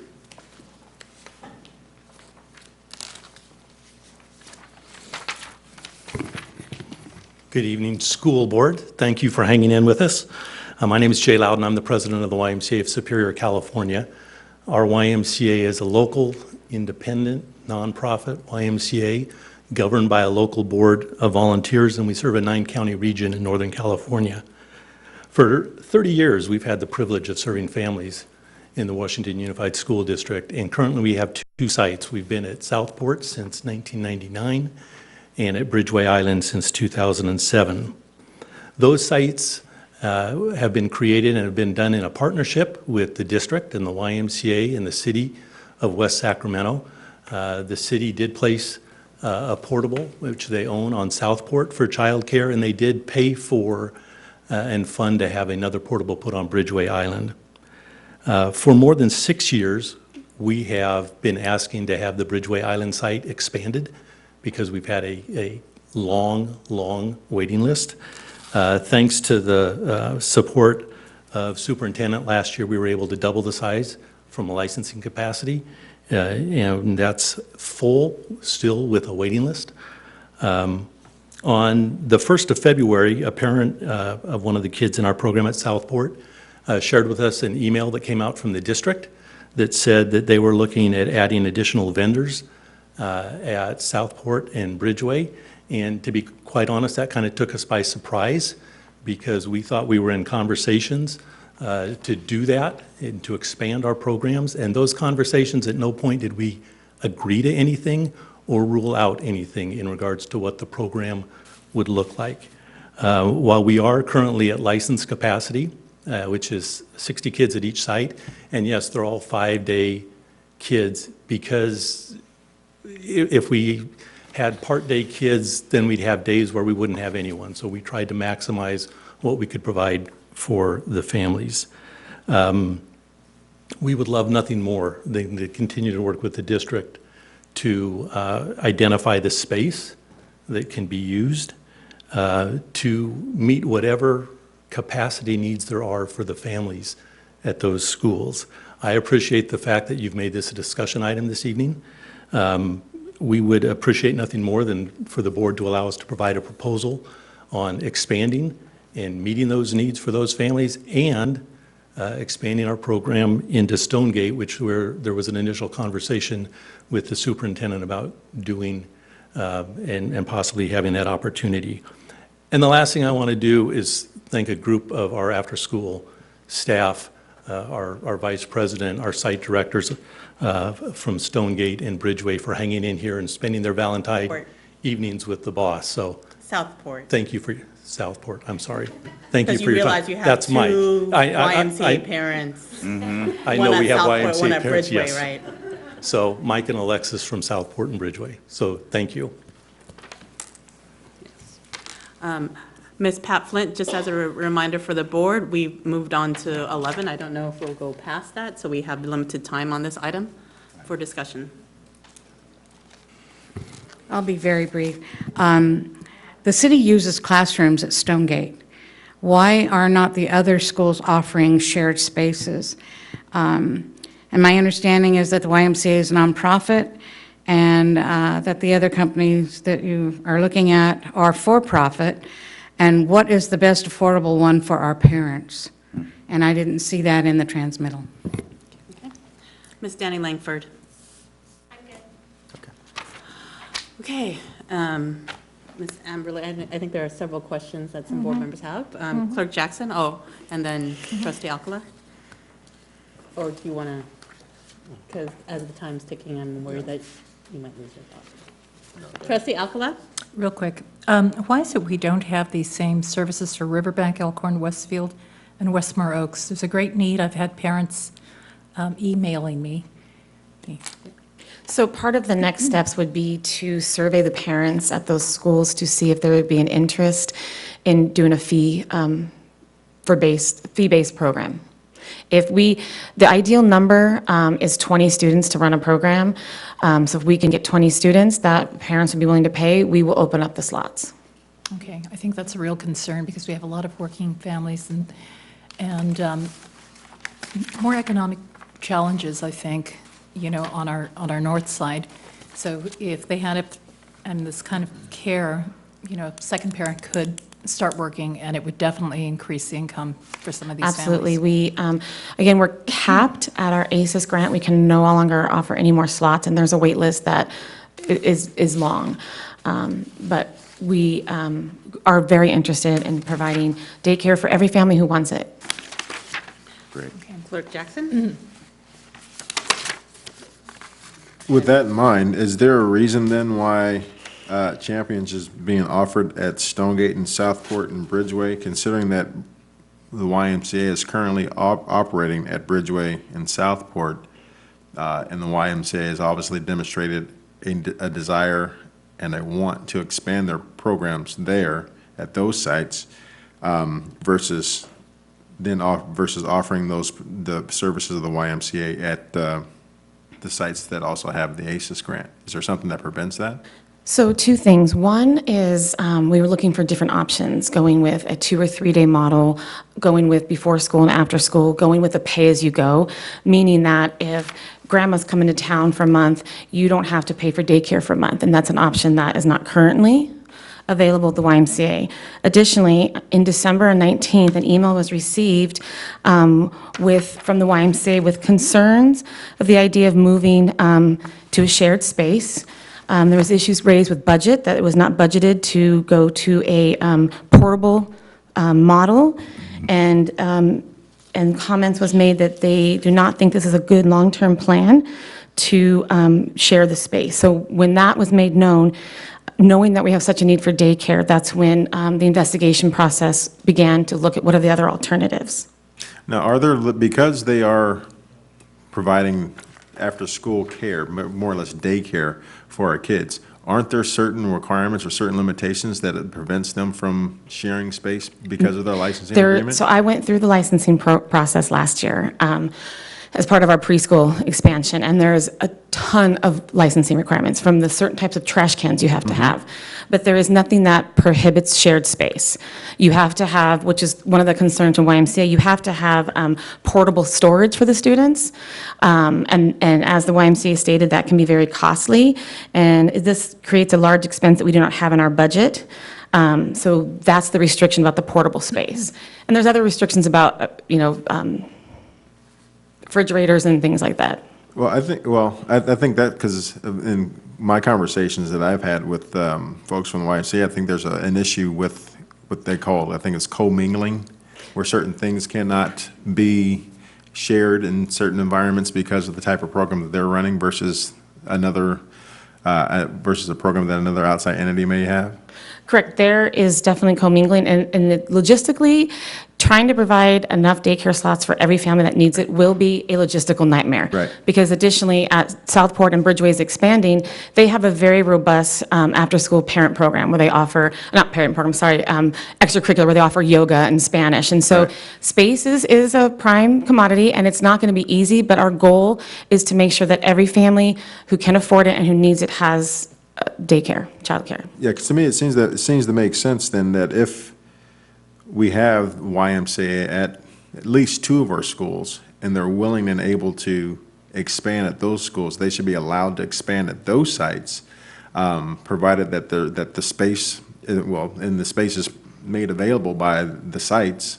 Because my understanding is that some of the reasons why they have not been able to expand is because spaces have been taken away from them, or given, or they're not being given the adequate space to be able to expand by site administration. So I believe that they should at least be given that priority, at the sites where they currently are. I cannot speak before me. I've never denied anyone space. No, Matter of fact, I've walked. No, I said site. Yeah, I've walked the Demonstration. sites with the YMCA to be creative and to think about where the spaces that we can provide space. And as long as I have the space, I'm willing for any program to come in and provide daycare. The issue was the shared space, and there was not the willingness to do the shared space. And now we have a different scenario. When I originally approached the YMCA in October, it was out of the courtesy to say, we are exploring extended day kindergarten. If we explore extended day kindergarten, that room cannot be used during the day for YMCA use. We're going to have to put our children in there from 8 to 1 or 8 to 2:30. So we will be very creative and provide every room on that site, and all sites can be used for after-school care. Well, I think Clerk Pizzotti, it's late, so I have 10 minutes. Clerk Jackson. Is it because we're bald? Yeah. I'd like you to stand up and then sit down again.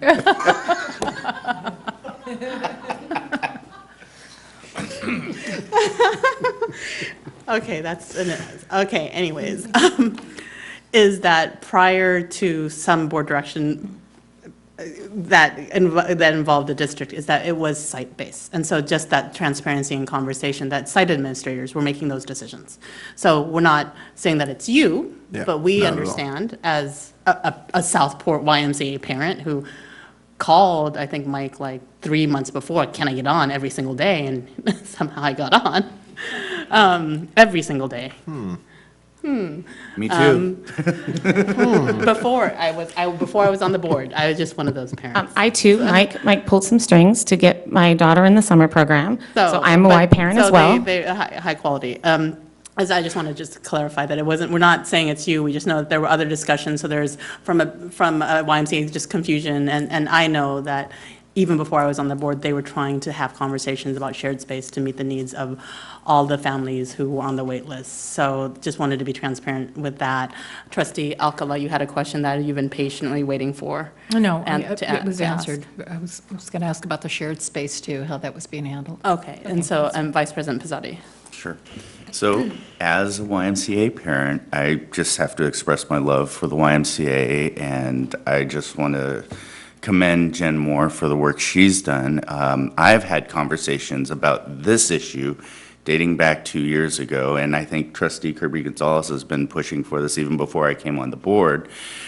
But this is a passion of mine because this is such a drastic need for our families in our community.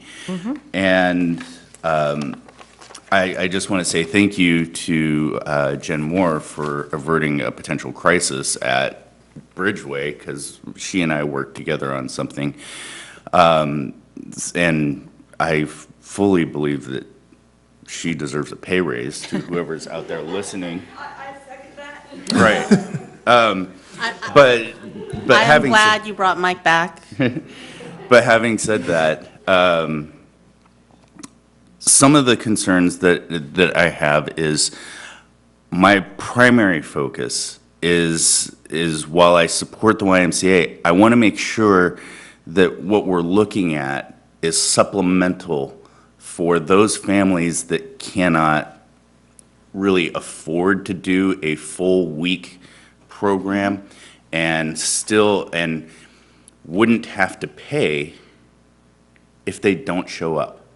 Because I know when my daughter's sick, I still have to pay. Correct. And that's not an option that's ever been talked about. So that seems like it would be more appropriate, for those families that are sitting on the waiting list that can't get childcare right now, if they need just, 2 and 3 days to come in. And and I've read in the program that there's also drop-in services available Correct. for champions. So that was something that piqued my interest. I'm more concerned about providing the service to our families because they need it. It is what is necessary. If we can work a deal out with YMCA, great. If we can't, then we can't.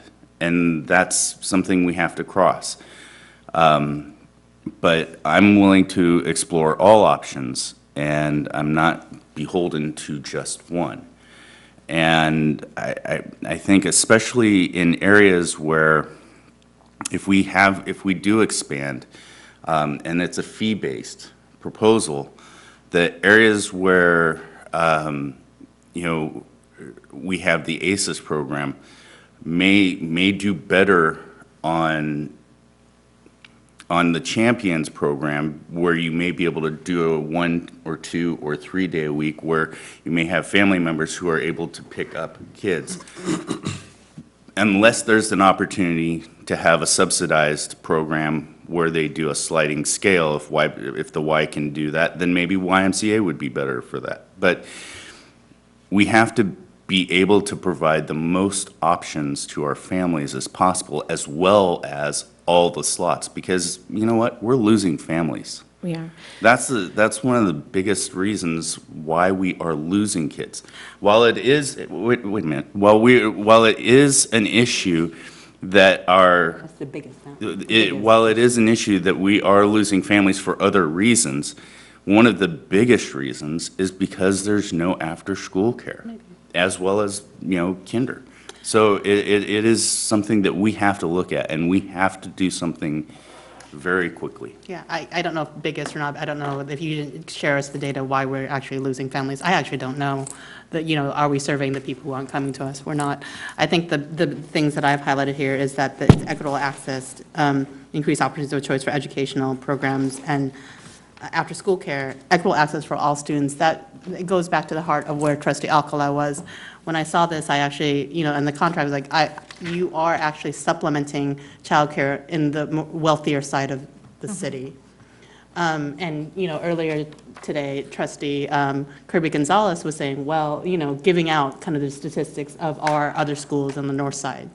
The question then becomes, and I actually mentioned this to Clerk Jackson while we're going through this, is it's odd that we're actually not targeting more flexible kind of care for families on the north side, and that why you would not prioritize champions going to those schools that are also on wait lists, right? From an equity lens, investing more on that end.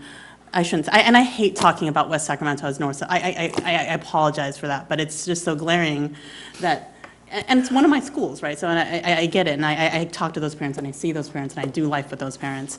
And so, but that was a glaring kind of piece for me of if we're talking about, if we're doing this under equitable access for all students, equity, and we always say you invest more in those places that need more resources. Right? Absolutely. And that was the biggest thing that came, like when this came up. YMCA champions on Southport Bridgeway, I think that is, again, a principle-based decision on how, I don't necessarily disagree with how the model was, is that if you have principals who want to expand, and we can facilitate that, and we can reaffirm, listen, those aren't your classrooms, they're our classrooms, and we'll facilitate a conversation. But going back to what I said, that parents should actually be part of those discussions about who, and I also agree with Vice President Pizzotti, is that are we supplementing and targeting the need of flexibility for those specific parents, right? So, but yeah, the glaring thing for this for me is we are again prioritizing certain schools over schools who may need more resources. So part of the plan would be, and I think it's stated in the PowerPoint, is to survey all schools to find out exactly what the need is, and then to figure out how we make that need happen. It was just that the 3 schools, there was overwhelmingly needs. At Stonegate, you have 179 students that are on the wait list. And YMCA stops capping their wait list at 30. If they did, I'm sure there'd be 200 students on the wait list for the YMCA. So we started with the schools in the south because that's where the glaring need is, but we know that we will definitely be exploring options for the north. Currently at Westfield, we cannot fill all the slots for ACES, but there is a wait list at Elkhorn and there is a wait list at Riverbank. And to your point, the whole point of this is to offer a variety of options. One size does not fit all. And one of the unique things that Champions offers is they offer 2 different proposals. They offered a proposal where they have their set prices and they do a profit sharing. So they give a percentage of the profits back to the school site. The other option they offer is to not do a profit sharing, but to do scholarships for students. And so Currently, that's how some of the schools in Elk Grove, and currently how our charter is able to provide some free or sliding scale daycare using this profit sharing. So the proposal that, not profit sharing, but the scholarships. The YMCA also works with our, and I'm going to get the name wrong, but the County Alliance, Home Alliance, I get it confused with the Children's Home Alliance, but that is a county organization that looks at all the different pots of money and provides free or sliding scale slots for our students. And that's how we were able to get 6 slots at Learning Ladder for our preschool when we went from full day to part day. So those are 2 resources that we will be tapping into potentially to provide slots for our students. So it's Childcare Resource and Referral Network. Thank you. We've got to make a motion to extend past 11 for 5, maybe, or 10 minutes, maybe. Depends on what clock you look at, because We're on the computer, we're going with the it's like, I have computer. 2 minutes. I know we haven't gone our E-rate, but we're you're looking right. at our computer. Yeah. So, is somebody going to make? I'm going to speak, so yes, I Yes, make a motion I to second. extend for 15 minutes. I'll second that. All in favor? Aye. Aye. All against? See? Okay. This time. Trustee Kirby Gonzalez. And I said that with passionate caring. Thank you for putting this together. There's a reason it's on the superintendent goals, and that is because we know that it is needed. And so thank you for that, but I appreciate that we have ensured it's there. It is a priority, and we need it. We've gone through this data very much. I appreciate the conversations about adding space at Riverbank and Elkhorn and noticing that. I have heard families from Elkhorn as well. I just want to remind us that we have added ACES spots. Correct, Am I at correct? Elkhorn- They at have been Elkhorn. added. So we have been working to ensure that. I'll just remind us too that we have a school, for example, of 1,000 that when I came on the board was serving 30 students. So when you look at proportion, I mean, there's an equity issue there too, you know. And so with how many they were serving. Now we've since added, thank you to the YMCA for adding spaces for our kids. And so I think when we look across at this, we have need at all of our schools, and we're going to lose parents. We have lost parents. I can name for you a whole bunch right now on my hands that are my neighbors that we have lost over childcare. And so this is a need. This is why we called out this need, and we have to have it. And so I don't want to delay this. So my thought is, my proposal would be looking at YMCA coming forward with what their proposal might be, a plan that they could have soon. Like, I don't know how long that would take, our next meeting possibly, because we have families calling us all the time. I think we have families watching right now, looking at what we're doing with after-school care. And so if we could hear a proposal, I think it's maybe not reasonable to ask YMCA to do a pay-as-you-go, but I think looking at a 3 to 5 day, if that's an option, I think is very much needed. I see families that need that. I'm a family like that. And so, so I'd like to see that proposal. And then to your point, looking at would a pay-as-you-go, do we have 20 kids at Riverbank or 20 kids at Elkhorn, as you said? That's how many it took maybe to start a program. So thank you for this work. I very much appreciate it. It's very much needed. It's urgently needed. And I'm excited for us to move forward. If I could get a proposal by early next week, I could put it on the February 28th board meeting agenda.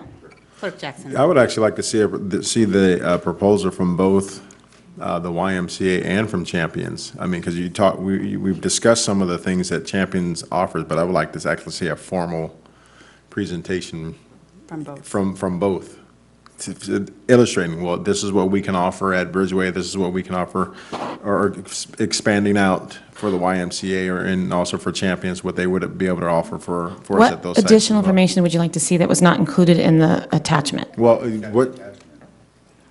Go ahead, Okay. Clerk Jackson. So, So I I mean, can just something that, so we can actually see, allowing both of them to put their best foot forward, and so we can kind of get an idea of kind of where they would like to be able to move forward from here. Number one. Second thing is, how many students does the ACES program service at their respective sites? It varies, but it's about 100 at each site. Again, Westfield has never been able to reach capacity. It's a different community. Elkhorn, we've supported, and we received additional grant monies, and we chose to put it at Elkhorn because we were trying to support our dual immersion program. And so that was kind of like the, I'm going to get myself in trouble. It was It's kind okay. of We the. have growing enrollment there. I mean, Yes. the data Yes. also is that actually it's detracting, and we have Yes. growing enrollment there, we have declining enrollment elsewhere. So that's, it's public There's record. also a so, significant wait list at Riverbank as well. Right. Right. So, in the problem, when the enrollment at Riverbank is what? I have it right here. Do you?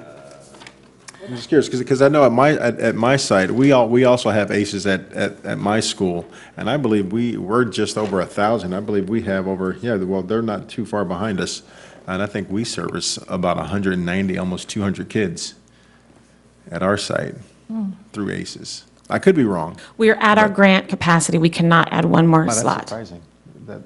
ACES is capped. I know, but that's what I'm saying. But at my You- site, we also have ACEs, and I feel like we serve more than that, because and it's the same thing. We constantly are having kids apply, and we have a wait list and stuff like that as So well. it's a distribution, if the district gets an X amount of dollars, I think that, I mean, I don't know, Maybe. it's a Yeah, more could be. detailed conversation. Yeah.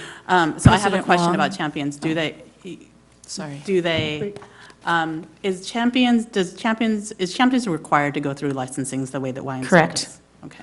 ACES is exempt, but every other childcare facility is required to go through the licensing process.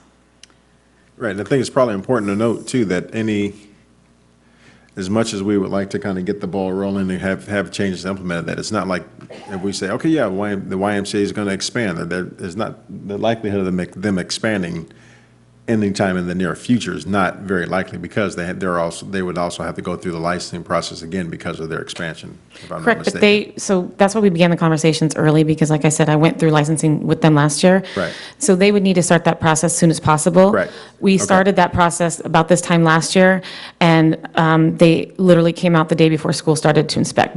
But our licensing is committed to getting everyone started by school. So I have Right. every faith that we could have this going August. Right, yeah, so any changes wouldn't happen until the next school Correct, year is what correct. was basically what I was getting at. Yes. So we have 9 minutes. Superintendent Luna. Yeah, I'm going to throw something into this discussion, because I know where the board stands in regards, and the district in regards to the equitable lens. So we really need to address not just increasing after-school daycare, but for our pay-for-fee services. What we really need to look at, if we're going to look at both of these kinds of expansions, is really looking at the equitable access of our ACES grant. Because, the ACES grant has been in place for a long time, but in that time period of its existence, laws have changed, and they've lifted some of the standards of which protected those families who really needed after-school care and additional services. And in our district, when those laws were lifted, we also shifted our priorities in the ACES program. We would be remiss in not looking at that if we're looking at equitable access for daycare for all students. And what I mean by that specifically is ensuring that the students who generate the monies of the ACES grant should have priority entrance into that free program, because they are the students that generate that money. And with that, in looking in that, we would be looking at some families who have been part of the ACES program that may not qualify any longer, and would have to look at then another kind of pay-for-fee service that would best meet their needs of their families. So as we look at this, there is a great, deep need in our community. But we must keep that equitable lens in that, and that includes looking at the ACES program and ensuring that the students who generate the funds for that grant every single year have top priority into those spaces. So we have now 6 minutes left. and I think the in-depth discussion, and another issue to consider. So Superintendent Luna, can I ask for a point of clarification, a clarifying question?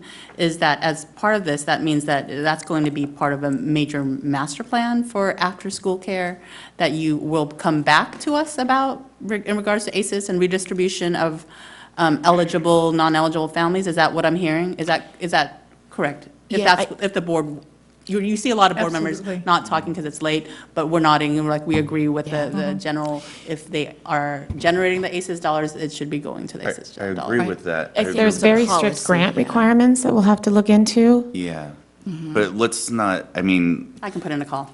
yeah, I mean, let's not let that particular thing get in the way of expanding after-school care everywhere else. That's what I want to make sure that we're doing, because it's very important that let's not let the perfect get in the way of the good, right? No, I So- think it will actually show that a greater need Right. of expanding. Okay.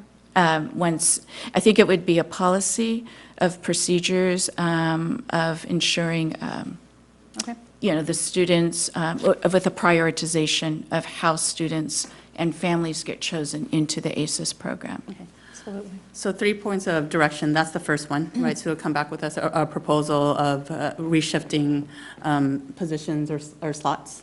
The second direction that I heard is giving the YMCA a chance to submit another proposal, given new information, to come back by next board meeting, if that's feasible. And also another, trustee Jeff, and you wanted a champions proposal? Well, I don't know. There was one attached to the Yeah, Just one point of clarification from Clerk Jackson. I guess more so than a proposal, it's just, more so than a proposal, I guess I was kind of envisioning something more in terms of. A menu of options? Yeah, menu of options, or some sort of a formal presentation. If we're going to be extending that type of opportunity to the YMCA, we might as well go ahead and extend that to. A compare Yeah. and contrast. Yeah, to the people from Champions as well. So just for clarification, am I being directed to have 2 presentations at a next board meeting? One from Champions, one from YMCA? I would like that. I mean, if we want to make an For a informed compare, decision. contrast, Yeah, we an want to make an informed decision, price yeah. points, who's more, the flexibility, what does Champions offer that's different? If that's, you could offer both, but it depends on like how, like for us to make an informed decision, how will that, Add even another school site. and adding another school site, so that's all part of the discussion. What do you offer? How is it, how does it all, just a compare, contrast, the menu of services, and we'll go from there. Yeah, and in the case of the YMCA, how can you possibly expand your program to not at just at the sites that you're at, but possibly other sites in the district as well? Or, or not, if there's yeah. if there's limitations, we want to know that too. But whatever they If you can can't do. do, fee for service, you can't do sliding scale, we just need to be very transparent with that. Okay. Are those directions very clear? Crystal. Okay. 3 minutes left. And we have board governance items, and I am willing to forego Q2. Trustee Kirby Gonzalez, the equity, and if. I think we should forego it all. Do we need to do the board policy update, Andy, really quickly? No, I feel like it's have 30 very minutes? late. I feel like, can we move that to next meeting? Is there a law pressing How it? critical is it, I don't Andy? think that's. Okay. Andy. So there's no time sensitive. That's my question to Andy. Thank you, Andy. So, all right, so if not, we're going to move board governance, and I'm sorry, board and superintendent comments. We will not have anything. I do feel it is important to talk about future board agenda items, just because there are a couple of things that we want to talk about really quickly. I will be putting on the future board agenda item. Oscar Vegas, Supervisor Vegas and Supervisor Sandy have approached me on a county 2x2 meeting that we want to establish, so we'll talk more about that and discuss what that is, because I think with the expansion of ECACT and a number of other things that the county may offer, it may be a really good thing. We heard that what's happening with Lighthouse with those county partnerships, so curious to see what conversations may arise with that. And so I know that there is another desire from a board member to add something else. Yeah, I'd also like to make, to put the potential Westmore Oaks move back onto the agenda as well. And also, I know our test scores have been out for a while, and I would also like to see a report of some sorts on the CDE state list of schools and our test scores that have come out, because I think people are kind of curious about that and want information on that, because I know, and we can address the issue of the schools that are on the list and things like that. Yep, and what the board is doing now that we have been identified in certain areas. Right, because we have to make a plan, so we need to know what Correct. what those plans are going to be. Trustee Alcala. And Jesse Salinas, Yolo County Voter Oh, yes. Registrar. The Youth Leadership Conference, I believe he wants to address the board Oh, yeah, on the 20th. that fell off. And that's so important. That fell off. Yes. That It was fantastic. that was on again, so, all right. At Good. 11:15, does anybody want to extend the board meeting? Second? Second. All in favor? Aye. Great.